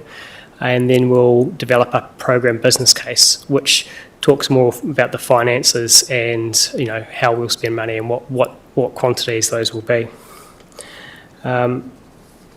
With this process, we're sort of tying it in with the LTP process, but we do need to run slightly ahead of that because of the NZTA requirements. So they require us to report at particular times so they can develop their national program. So there is a little bit of, and it is always a tension between the timing because we won't have finished an LTP, but we'll be confirming our activity management plan, which means that usually in our first year we have a scramble to try and get the two to balance. Cool, thanks for that. So this is just a little bit of context around why we do activity management planning, not just because it's a statutory obligation. So if you think of it much like our vision, better together, toitu te kotahitanga, if we can create better alignment, it creates better benefits and minimises our overall cost. So the transport activity is quite a broad kaupapa, and the image on the screen represents the three key areas that are pulling us in different directions. We've got what the community expectations are and what their needs are. We've got what we can get funding for or what we have the ability to afford. And then we've got what the network and assets need. And the bigger the gap is between those three areas, the bigger that cost envelope gets. The more we can align those three, the more we can optimise those costs. So we want to try and avoid things like chasing the money just because something's got funding available. If it's not what the community or the network needs, it's still not the ideal investment. We also don't want to be putting things forward purely from an asset management point of view if it's not what the community's interests are or what their needs are. And we also want to just make sure that we're hearing what the community needs, but being rational about how those views are taken into account. We want to make sure that we're not only pursuing things where there's a loud voice supporting it, because then we risk missing other areas of the community where those issues might not be being voiced. So, we want to avoid investing in areas that don't align with our strategic direction, and that's why getting the strategic direction locked down nice and early is so important for us when it comes to that options development. And we also want to make sure that we don't lean too far into any one of those three areas. Basically, we want to try to find that sweet spot in the middle where we can be as aligned as possible and help balance all of those competing needs. And basically, asset activity management planning is a process that allows us to best achieve that. Over to Joe. Right. So this is the hard part, the key challenges we've got for our network. There's a few. So we've got a network which has got ageing pavements, which basically means that they need renewal over increasingly shorter periods of time. That's been deferred from previous decisions. This in itself leads to higher maintenance costs and increasing requirements whilst reducing the condition of our ride quality as well. There had been a reasonable amount of ability to absorb the delay in renewals, but we've sort of eaten in quite heavily into that fat, so to speak. And so now we're sort of getting to the pointy end of the stick where continued deferral of renewals would lead to significantly increasing maintenance costs. It's not one of the keys is to maintain an increased investment in these areas so that we keep our operating costs down into the future and minimise the risk of our renewals going from being a surface renewal onto being a pavement renewal, because that can change the cost structure quite significantly. Another area where we are seeing some really big changes is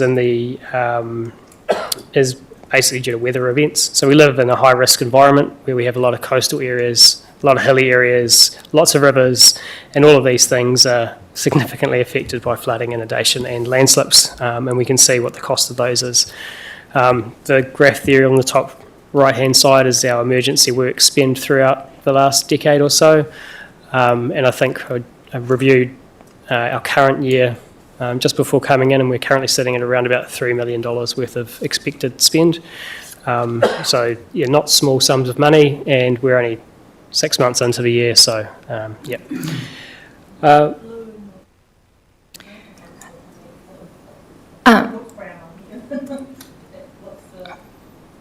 I'm pretty sure that's I can't remember if it's a local road versus special purpose or if it's OPEX versus CAPEX. I can come back to you on that. Sorry, I'd cut the key off the graph. If you don't mind. So what's the spike in 24? Is that like, because we delayed our renewals for so long, that was the big delivery year? Yeah, so this graph I've pinched from our previous AMP development. We haven't gone through the process of updating it yet for this one, but this was, for those that were around last time, this was where we're talking about that last 10 years. We've had a number of deferred renewals for a lot of good reasons. We had that capacity to absorb that deferral, but we've reached the point now where we need to start investing. So that's kind of that, each time you kick it down the road, it still ends up somewhere. So this current 3-year period that we're in, we did increase the investment. So we're starting to tackle that bow wave, but it's still a big wave in front of us. And we're just trying to sort of enhance the point that we need to keep that enhanced investment going forward so that we can try and ease the slope and manage those deferred renewals. If we keep doing what we've done the previous 10 years, that bow wave's only going to get bigger, and the risk of sort of lower cost resurfacing renewals becoming much higher cost pavement renewals just increases more and more over time. Thank you. Because this confused me for a long time, that when you talk about pavements, you're not talking about the sidewalk, you're talking about the structure underneath the surface of the road. Yes. A lot of people, and for public listeners in as well, they will find that they'll be confused with it. Yeah. Footpaths. Yeah. But I think, I don't know, it's some way of just reminding, and especially for new councillors as well. Yes. Why don't we rename it road and substructure? No, but just aged roading. That makes it clear to the public what we're talking about. Yeah, and I think we've got a brilliant comms team that help us turn our engineering speak into something that the public can more easily relate to. So yeah, we'll definitely make sure when we're getting some of those messages out. But a good reminder for new councillors, yeah, when we're talking about the pavements, it's that substructure that sits underneath the surface. A lot of people think what they drive on is the main part of the road, but it's actually only a really small portion of what's going on. But yeah. So the point being, the longer you leave the surface maintenance, then it gets underneath and you start, so it becomes a much Yes, yeah. For non-roading engineers, I find the best way to think of it is like your roof on your house and all your timber framing underneath. If you've got a leak in your roof and you leave it, you're going to end up with major structural damage throughout your house. The surface of the road is much like the roof. It's basically just there for waterproofing and for skid resistance. So if we can maintain that, it minimises the cost of having to do repairs to the substructure. Also, just one other is the seal extension versus the reseal. Yes. People don't realise that we're resealing a metal road. Yes, so seal extension is when we're extending where a current seal ends. So we're basically converting an unsealed road to a new sealed road, whereas resealing is applying a new coat of seal to something that's already sealed. Just with the road safety little graph down the bottom there, is that relatable to our lack of renewals in the right timing? Like, are the accidents occurring because of the quality of our local roads, or will that state highway stuff in there too? So those graphs are purely Whakatane District Council local roads. Joe's got some really good comments and stats around those stats if you want to talk to them, or... Look, it's not related necessarily to our road maintenance program. Oh, sorry, I'm turned off. Yeah, we can share. Yeah, sorry. Yeah, it's not related to the maintenance of the roads. There will be some instances in there which may be affected by skid resistance, but generally overall our roads are maintained pretty well. And so I wouldn't expect that to be reflected in the stats. The underlying trend for that one particular year, most recent year, we haven't done a full analysis to determine what the key causes are. But it's when we compare the two lines there, that's the main thing to look at, I think, across the 5 years, which is our peer groups are the black line and we're the blue line, so we're well above comparable councils, and that's down to a lot of factors. But we'll get more into that, I think, as we develop up the AMP and come into the detail. Thank you. I can just add to that. I found. I think we've gone to ceiling mics, so just if I can add to that, I found these graphs take a lot of words for us. So not only is the black line our peer group, but that grey band is the national 75th percentile. So what it's showing is in all three of those categories, which I'll speak to in a minute, we're well above the 75th percentile nationally. So that's really not. And those three categories are around total crashes per population, so it's not just because some areas might have less population, so less crashes, it's broken down per population. The other one is around personal risk, which is crashes per VKT, which is vehicle kilometres travelled, which is kind of a proxy between your traffic volumes and your length of road. and we're also above in the crashes per length of road. So it's not just a statistic, it's in all various areas. And like Joe mentioned, it's quite a complex issue. A lot of our sort of common factors are to do with driver behaviour and speed, both of which are quite hard factors to try and respond to, but it's just showing, when we're talking about community needs, it's our community members out there that are dying or getting serious injuries. So safety is certainly a key issue. Okay, so if that wasn't enough, we've also got growth, which obviously we've been planning for through the growth strategy, which is going to have its own needs in terms of what we deliver in terms of infrastructure and the capital expenditure, but will also affect how our roads deteriorate over time. Obviously, more vehicles, more deterioration. So that's got to be dealt with, and we're putting together the case for that through the AMP as well. And the final one is the funding uncertainty. November elections always pose a problem for us in terms of AMP development, because we will have changes in policy. Even with the continuation of government, if there's a change in government, then we can get wild swings in terms of what is funded. I think years of going through the process, managed to get pretty good at dealing with those swings, but it is starting to be aware of. And obviously we also have the local government capping and how that comes into play for us and the roading team as well.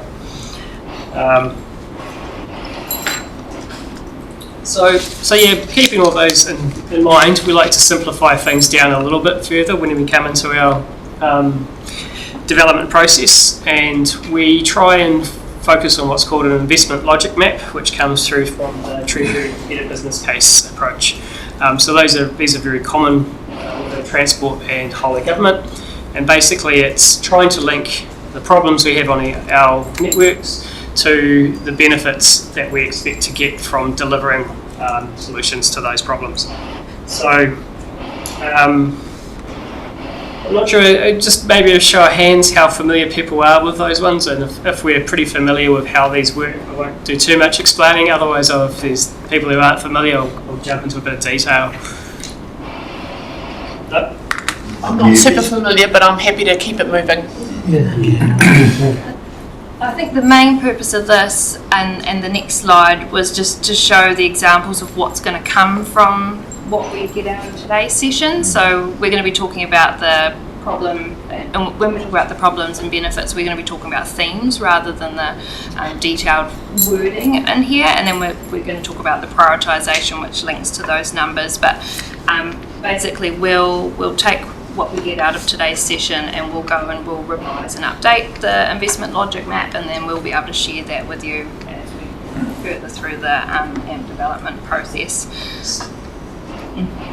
So I guess the three problem statements we've identified through here relate to, basically when we boil it down, relate to dealing with growth, how we deal with resilience and climate change, how do we maintain our assets, and how do we keep everyone safe.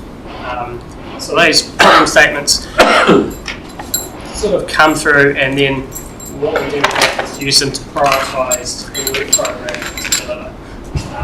And if we want to put more of a focus on growth, or more of a focus on the climate, then our process for choosing what to invest in is balanced by just adjusting those weightings, if you will.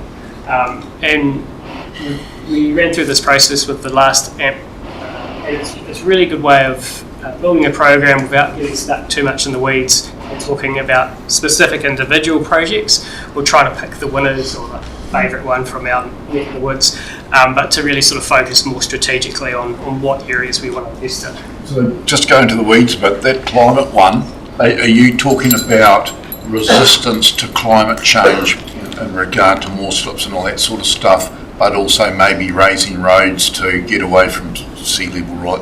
That's the type of climate thing you're talking about. Yeah, improving resilience and responding to those climate changes. And just a little bit further on this slide, this is just to show a bit of an example around where the prioritisation, one, where the themes are important, but where the prioritisation comes into play.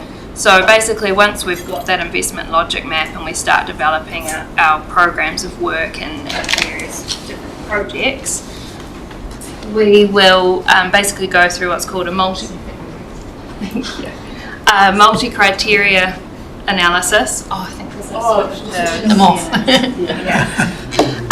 We'll go through a multi-criteria analysis, which basically allows us to evaluate a multitude of these different programs and projects. So what this is showing is, depending what those key themes are, those are what we'll be assessing these projects against.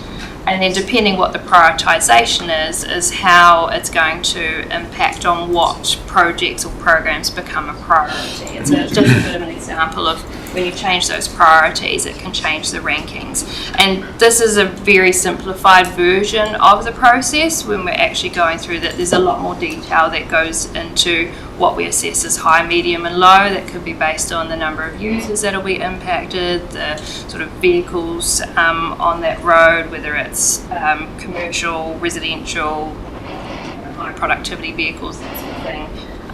Also sort of socio-economic areas, whether they're schools, all those sorts of criteria come into it as well. And then we also look at things like value for money, deliverability and sequencing, because there's no point having this great program of work if we're not actually going to be able to deliver it in the time frame, or if it's dependent on other projects outside of our control and everything. So yeah, this is just a very simplified version just to show where quite helpful though to see how it changes. It changes here. So that's basically what we wanted to do to set the scene and get that context of what we now want to achieve. So basically, we thought the best way to start with moving to our next step is to review where we're at so far, because there's certainly been some changes from where we were 3 years ago, but I think a lot of the direction is still quite similar. So basically our current problem statements relate to growth, resilience, asset deterioration and safety. So it was kind of checking, are these still relevant? Is there any problems, or we'll talk about benefits soon, but are there any problems that you think are not captured? Anything that you think's missing, or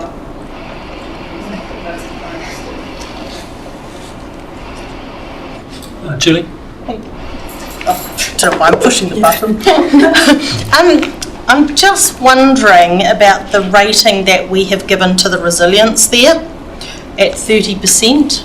Obviously, a little bit of discussion between all of us, but and then against maybe the growth of 35%. I'm just trying to tie it into our spatial plan and all of that, and I'm wondering if that we've got those percentages correct. Maybe they should be reversed, because I think given what's happening in resilience space that we may not have given that enough priority, and also I guess we'd have to look at the asset deterioration because of what you're saying with our pavements.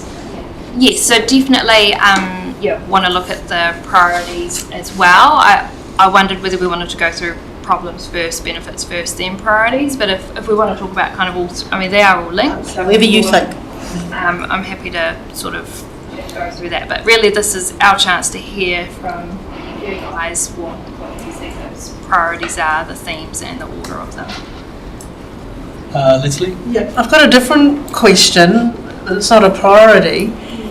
So asset deterioration, like how confident we are with the suppliers that we're using that we're getting best bang for buck, because it seems like at times we need to be redoing things and it should have had a 10-year guarantee and we're doing it in 5 years. So where are we looking at managing the asset renewals and replacements to be more cost effective and better value?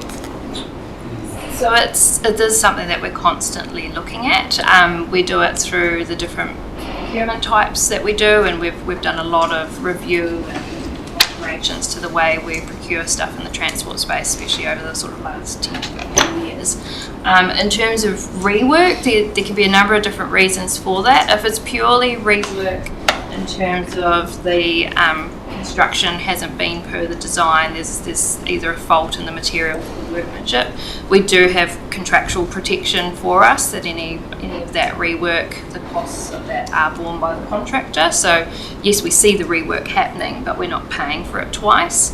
It's not always the case though. There could be, unforeseen circumstances around, ground conditions or underground services that weren't where they said they were, and things like that can result in rework. So there's not necessarily the same reason for it occurring each time.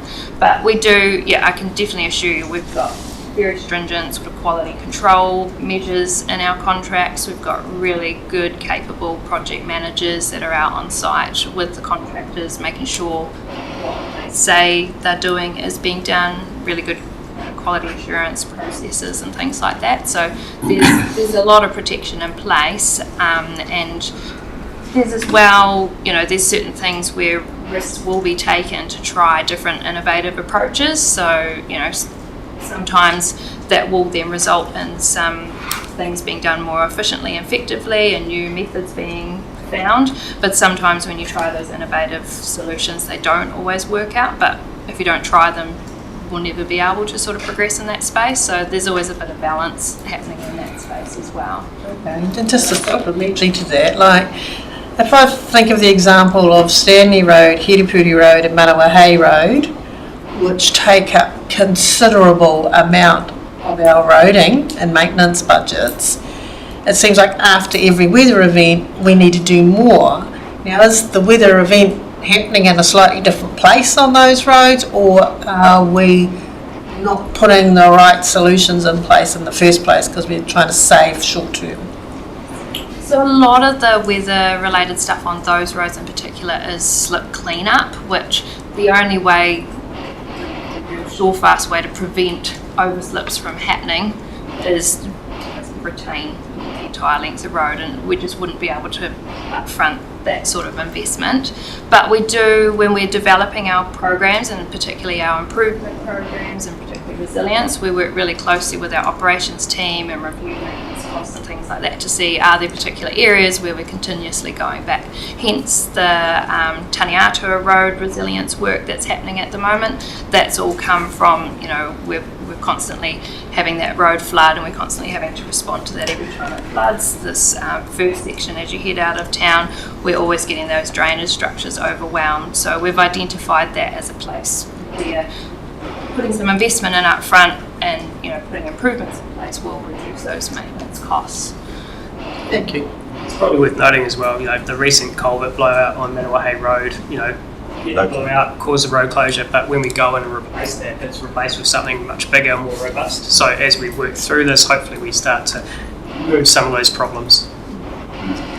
Yeah, just to carry on from what Leslie, there's local weather events that can impact the specific roads in those areas that Leslie's indicated. So that's beyond our control. It's not as if it's workmanship, it's weather event related in more cases than not. And certainly we've got some really good processes in place around pre-weather event checks that we do, and we've got a number of critical culverts on those roads in particular where we'll go and make sure before an event that they are open and functioning, so when that rain comes we don't have a blockage that's then sending water down a piece of the road where we don't want it. But when they do get overwhelmed in those large events, it's the only real way to go and respond.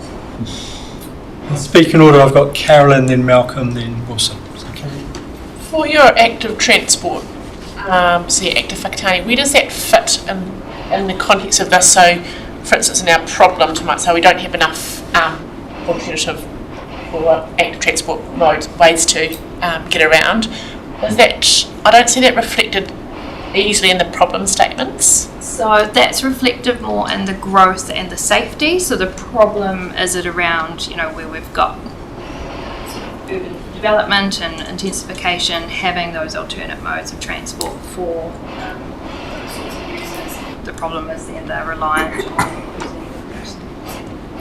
use rather than active modes, and then around safety as well, where we've got poor safety statistics for those sorts of users. And in the benefit statements, what we're trying to achieve where we can install active modes, facilities for active modes. We're improving our environmental performance, we're reducing our carbon emissions, and we're also creating a resilient, future-proof transport system because it allows for that. And same with the improved accessibility, actually, all four of them: improved accessibility, connectivity, reliability, and health and safety. So it's Active Whakatane is more a program of work, but in terms of where it fits with the models and benefits, it spans across a number of them. Welcome. Thank you. When I look at some of the stop signs that get knocked over by fast or careless drivers, they're made out of that very thin sort of metal, the aluminium, etc. And that must cost a lot to replace each time.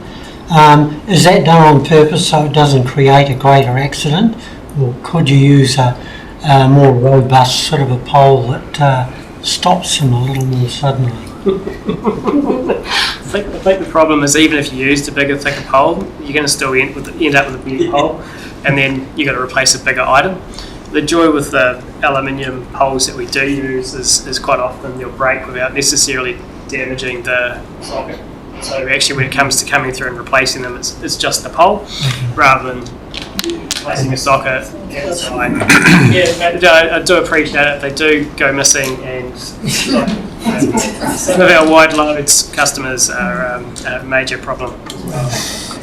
We do have, so most of our poles are a particular thickness, but we do have some slightly thicker poles that we do use in areas where we've had a lot of vandalism, so it's not going to stop your vehicle, where we've got youngsters hanging off them and bending them and stuff. We have used a slightly thicker pole, which helps with that type of vandalism. But they then come at a higher cost initially, so it's always that trade-off. Okay, thank you. Awesome. Yeah, we're starting to look at the epoxy seal mix at all at the moment, or is it still prohibitively expensive? Are you meaning? The one where they do a mix to lengthen the use of the... Emulsions, you mean? Yeah. Yeah. So, sorry. Interestingly, we were out on site.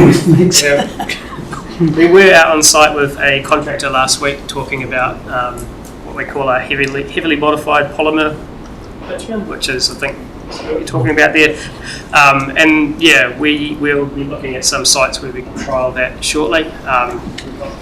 Basically, it's useful in some situations, but only very specific ones to extend the life. And a lot of our asphaltic concrete, so our AC sort of smooth surfaces, a lot of them have polymer modified bitumen in it to give it that extra strength because they're already in such a high stress area. So we do use it in certain cases, but again, it's that trade-off. There's a higher cost to its install, so we just want to make sure that that cost is going to but yeah, there's, like I say, we're the roading space, there's lots of innovations, there's people that are constantly looking at different ways of doing things. We usually try and get other larger councils to be the ones to pioneer, and then we can sort of jump on when it's a bit more tried and through tested. But yeah, there are some things that we are able to test along.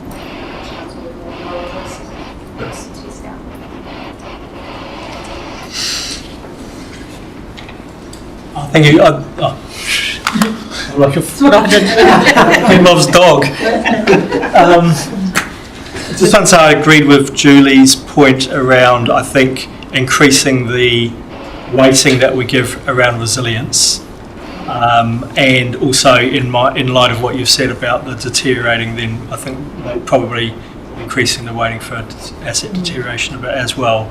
And also, and I did agree with, or kind of was interested in Carolyn's question too, and for me that resilient future-proof transport system is always something we should be moving towards and thinking about what's the big picture here and where's transportation going over the next few decades or century, half century, because these are long-term assets that we're investing in. Yeah. I'm a great believer in improving environmental performance. But in these days when we're getting more electrical vehicles and hybrid vehicles, that's sort of been done for us a little bit. Because I see a part of that thing was to reduce CO emissions, all that sort of stuff.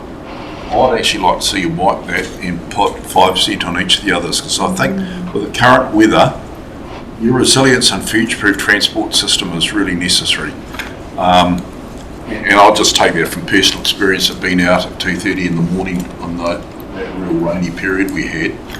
And there are certain places around here, we actually need more resilience than we do environmental carbon monoxide protection.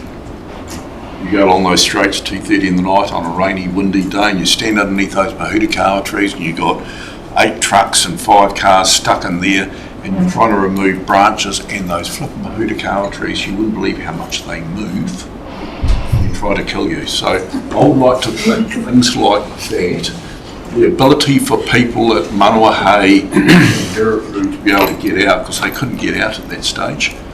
I think we actually need to raise that, plus improved accessibility, connectivity, and improved user health. I think those need to be improved. And I don't like saying chuck environmental performance out, but I think at the moment, with the increase in cars and all that sort of stuff, I would actually like to see us put more emphasis on those things rather than reducing emissions, because they've been reduced. Is that sort of the consensus? Can I clarify what other factors we're thinking about in that improved environmental? So a lot of it, when that was developed last time, I think if I look at the KPIs, they do mostly relate to carbon emissions, and that's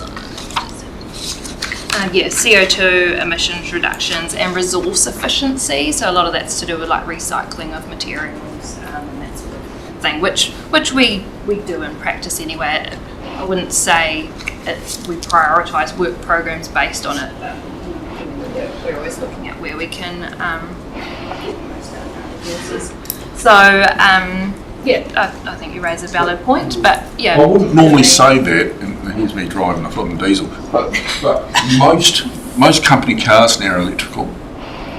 Huge increase in how electrical and hybrid cars being bought, so that actually job's being done by someone else. And I'll tell you, you get a real crap weather and that ability to travel and get home and all that sort of stuff.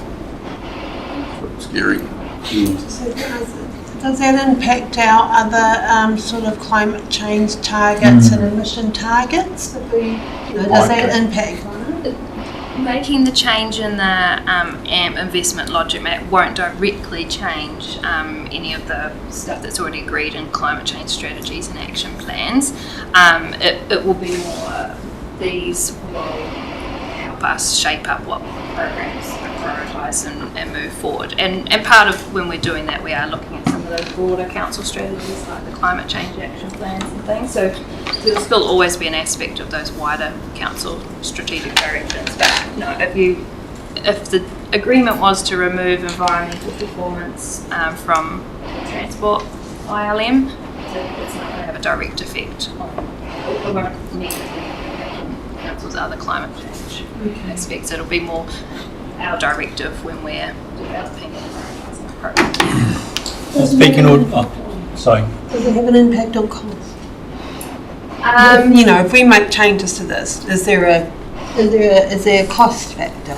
No, not directly. It's more around what projects and programs sort of filter to the top when we're reviewing them, and then the cost of those is one of the factors that come into that prioritisation when it comes to value for money, and then the size of the program that eventually gets approved is more part of the RTP process. So there's not a direct cost from it. That's more just Well, it's going to end up so they want to sign it off at the end. Yeah, once those costs and budgets are agreed, what gets delivered from. Speaking orders, Andrew, Leslie, then Carolyn. You just briefly, Nandor, Annie, I don't quite agree with Gavin and eliminating. I would reduce it down to 5% because I think it's something that we've got to keep our lens around. So I'd be quite happy to see it stay, but at 5%. Leslie?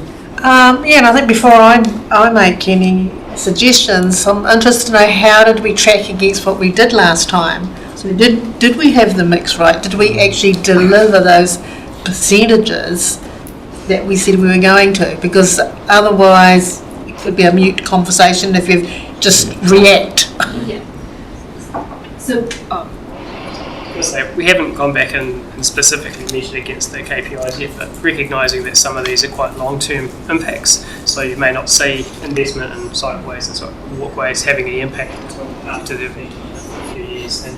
And similar with, you know, our resilience programs, if we invest in resilience, it's not going to have an immediate impact on your maintenance costs necessarily, but every storm event you might see a small reduction.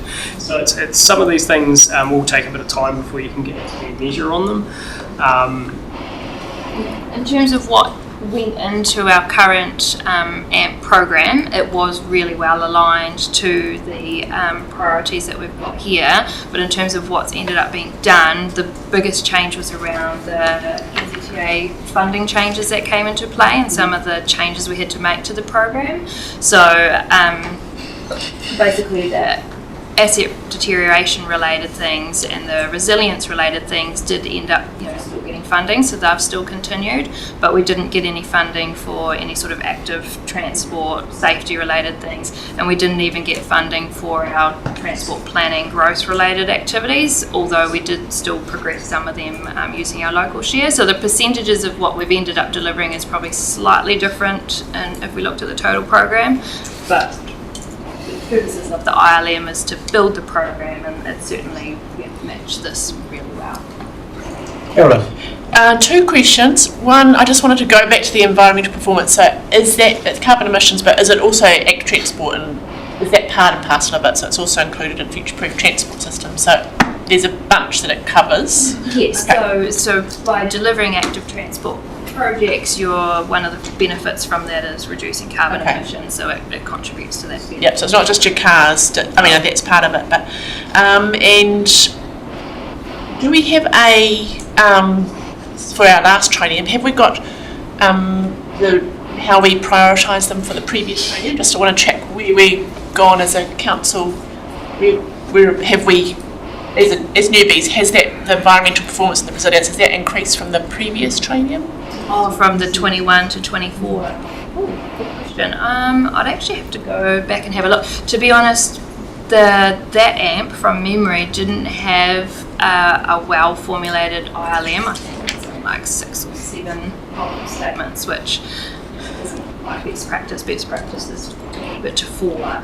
There were certainly similar themes, and with the 24 one more kind of grouped with previous 6 or 7. I can go back and have a look. It's been interesting to see where our priorities as a council have moved and where we land, because it might inform us whether that's been effective. Or I don't have that information off the top of my head, but I can come back to you on that.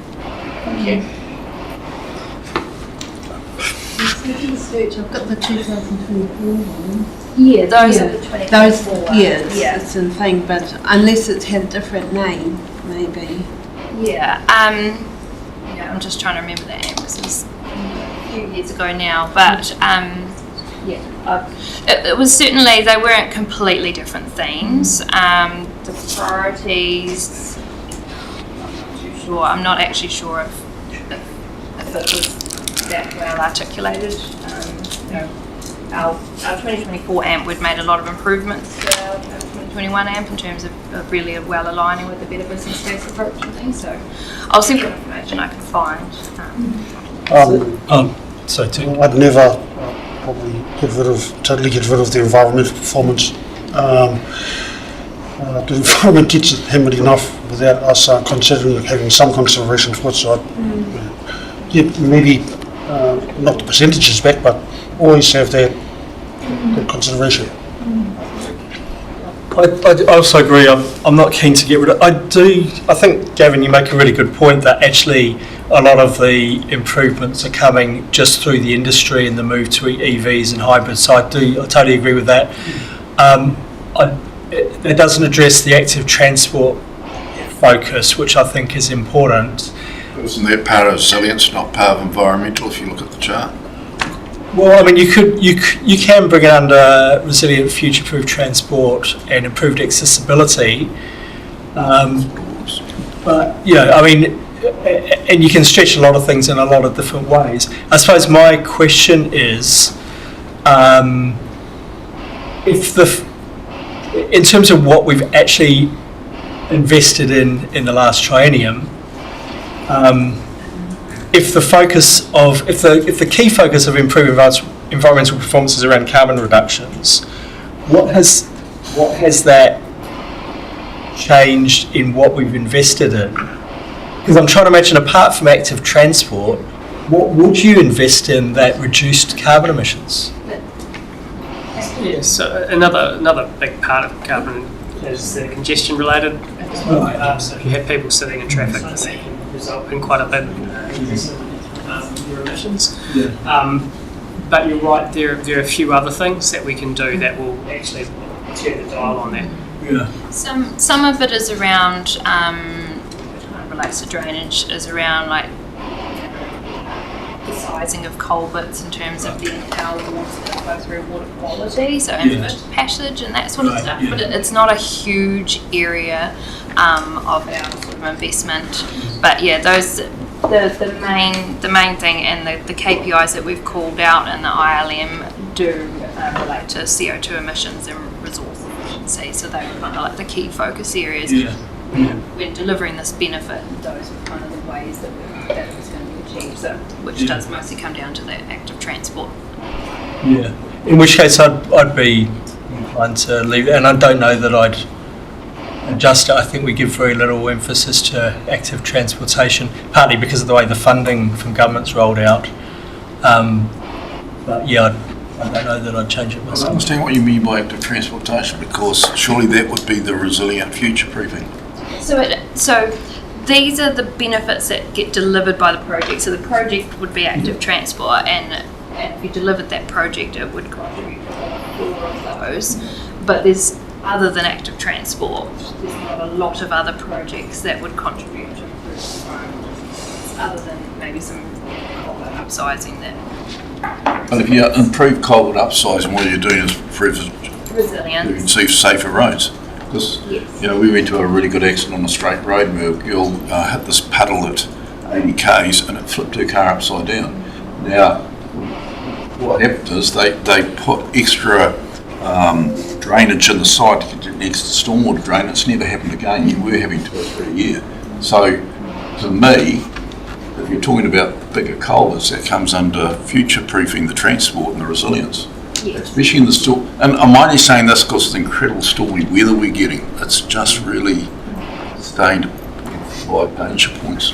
I suppose, Kevin, from my point of view, if you took away improving environmental benefit, and if you were advocating for an active transport investment, that wouldn't necessarily, I mean, you can bring it under resilient future-proof transport, but you could easily have a resilient future-proof transport system agenda and not include active transport in there, because you might go resilient future-proof. It's all about making sure it's storm-proof, resilient, future-proof. Like that doesn't necessarily lead to those carbon reducing, getting people out of their cars. That's where we're going on that one. I'll accept that. I want safer roads. So, am I hearing that there's pretty much agreement with the current problem statement themes and the benefit statement themes? Just the percentages. So, if we look at kind of problem percentages, are people leaning more towards resilience being the number one priority? Is that kind of the consensus? Would it then be growth second, asset third, safety fourth, or is there a bit of further? I just had a question about safety. If we don't prioritise safety, does that compromise us in any way with any government initiatives that might relate to resilience and growth as well?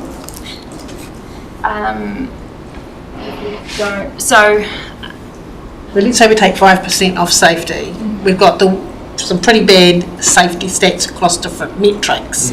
If we're not seen to be like trying to improve that, although they're probably not looking at our ethnic management plan, are we at risks of future additional funding coming? We're not. I wouldn't have thought so. Certainly under the current government, there's a real focus on safety coming from having good maintenance, from more enforcement through safety cameras and through better vehicle technology. So the government focus is really on those things at the moment. Obviously that can change, but this shouldn't be something that would affect their funding decisions. It will just affect what we put up as our program, and then government will come along and say, yeah, we're funding this, this and this, but not this and this and this. But it won't be affected by what we put in our ILM. So our NZTA FAR rate won't be impacted because they don't go into this level of detail. As part of the overall review, they go into all the detail about AMP, but not for the FAR review. The FAR review is things like socioeconomic status and rateable intakes and those sorts of things.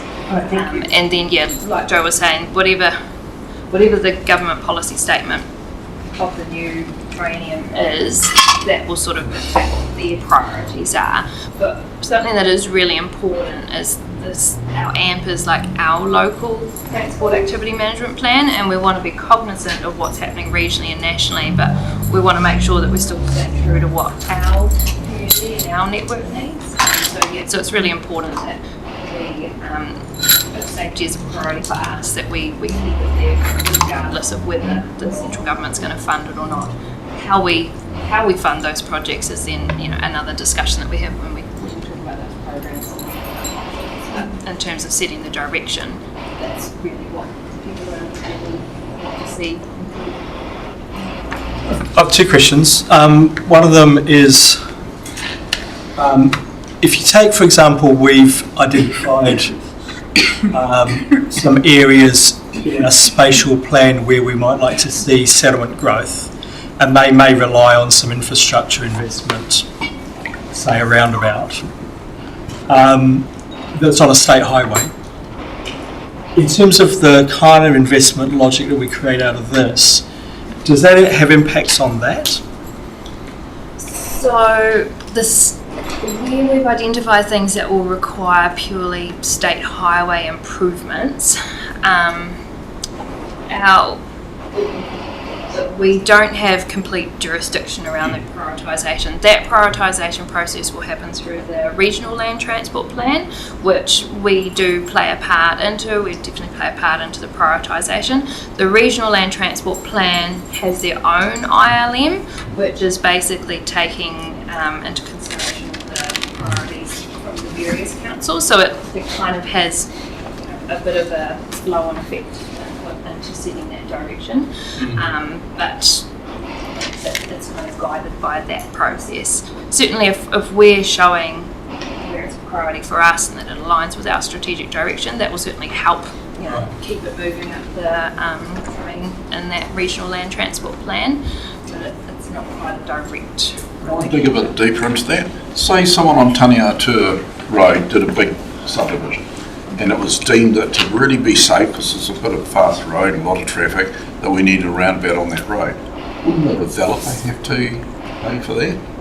So if it's purely from one development, then yes, it generally is. But where you've got multiple growth happening from multiple different things, we kind of do like a piece of it. So, and that's usually where like development contributions and those sorts of things come in. But again, if it's got a transport element, we get from and then if it's a state highway, it's a whole other thing altogether. But certainly where it's from development, there's an element of the development.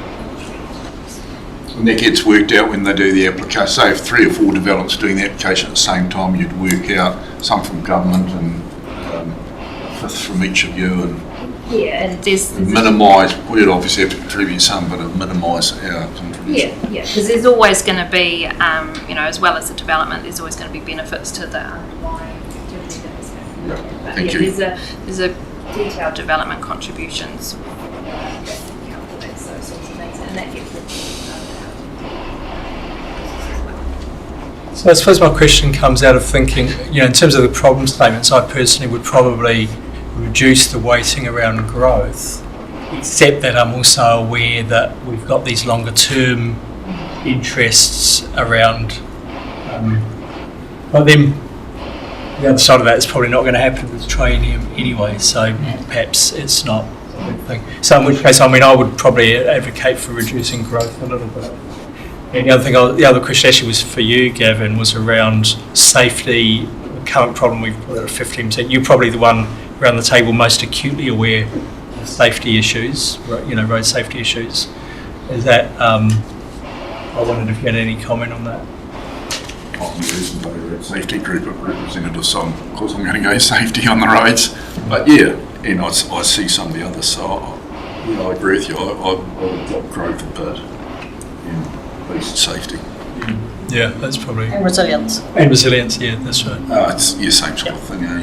And asset deterioration. In fact, just boost them all! That is the really hard part, because, I mean, and one of them has to come forth, but it's still really important. But we have to have a priority, because if everything is a priority, then nothing's a priority. So we do have to have that distinction.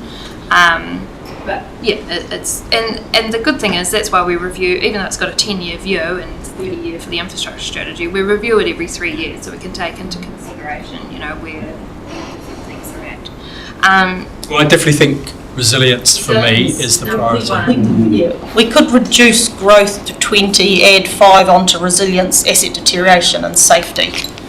That would have you 20, 35, 25 and another 20. 220, so that wouldn't add up then, would it? Yeah. So we're sort of saying we can kind of play around with tweak it, as long as we kind of understand the order and how much of a distinction we want. So we're kind of in agreement. Resilience is number 1, and we kind of agree.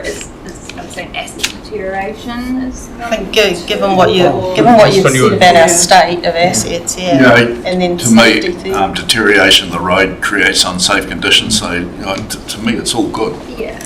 Okay. And then between safety and growth. Safety higher. Probably safety.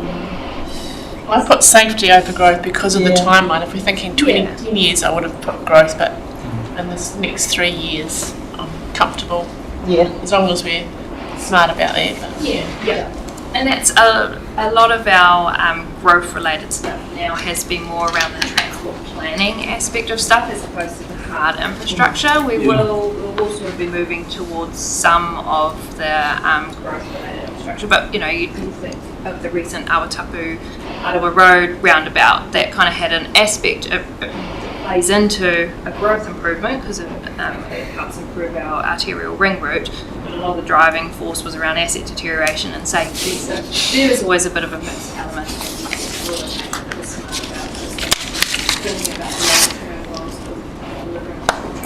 So just so I'm clear, for this 3-year period, are we in agreement that resilient number 1, asset number 2, safety number 3, and growth number 4, but trying to have them kind of as close, like you don't want one way out in front.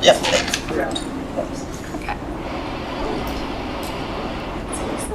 I was hoping that there wasn't too much change. That's really the main thing that we wanted to get out of today. So basically, did you have something? Touch on the the benefit weighting. Sorry, just jumping the gun there. Almost. Cool. So again, benefit themes we're happy with. Did we landed on, was the majority wanting all 4 to remain in for benefits? And weightings of them, do we see any major changes? Obviously, I want to drop the weighting of environmental performance. We can drop that I'll slightly. drop that 10 and add it to health and safety. Drop that to 5. Drop 5. Yeah, I'm happy with that. So drop environmental performance to 10. 10, add that 5 to health and safety, being 20, and leave the other 2.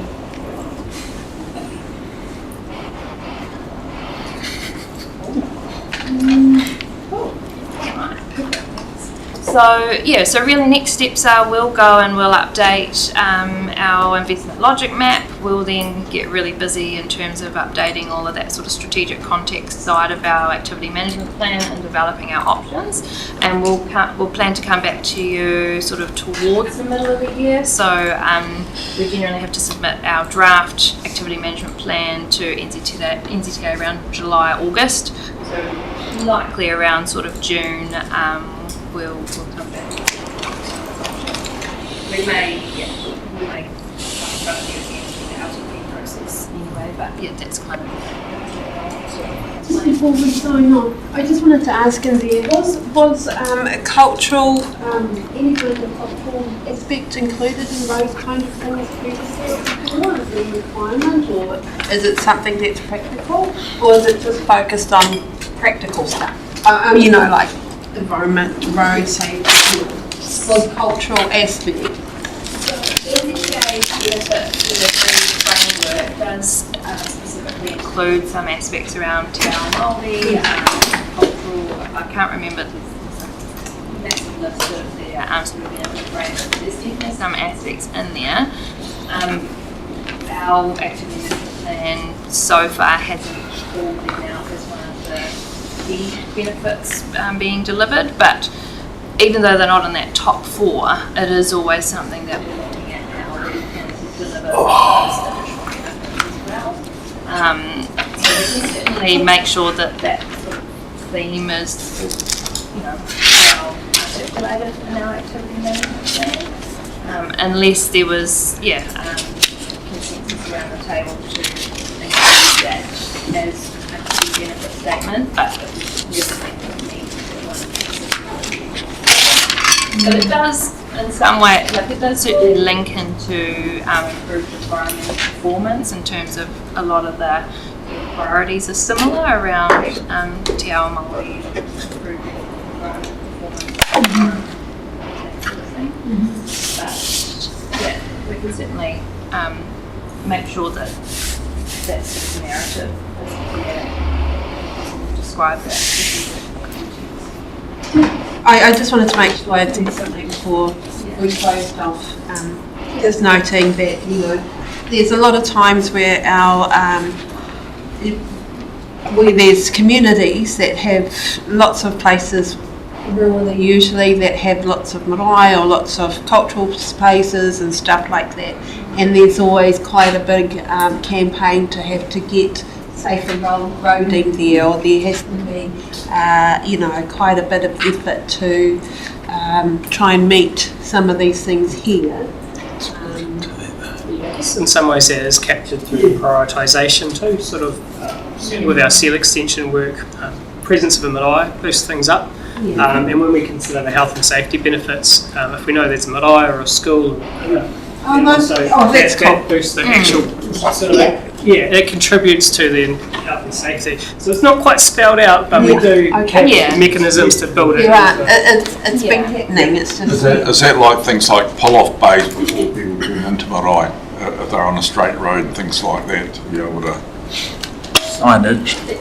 Any sort of improvements along that, but it's more, what Joe's more meaning is when I talk about that multi-criteria analysis, and at a high level, it's about these benefits and how well they align, but there's another layer behind that around, is the marae impacted by it, is the particular communities impacted by it, so that's probably the layer where that Te Ao Māori stuff sort of comes through that benefit. Thank you. Thank you. That looks like it's us then. For the day. Great. Thank you very much. It was good to get into this discussion. It's nice one to finish the day with. Thank you. Thank you all. Thank you, councillors, for your time and attention. So it's been quite a long day, and I appreciate everyone's really good contributions today. Thanks to all our staff. Thanks, Phil, for sitting in. It's it's an admirable effort. So, in finishing, I just invite Amy to close us with karakia. Thank you. Kia whakairire te tapu, kia wātea ai te ara, kia tura ki whakataka ai, kia tura ki whakataka ai. Thank you. Thanks, everyone.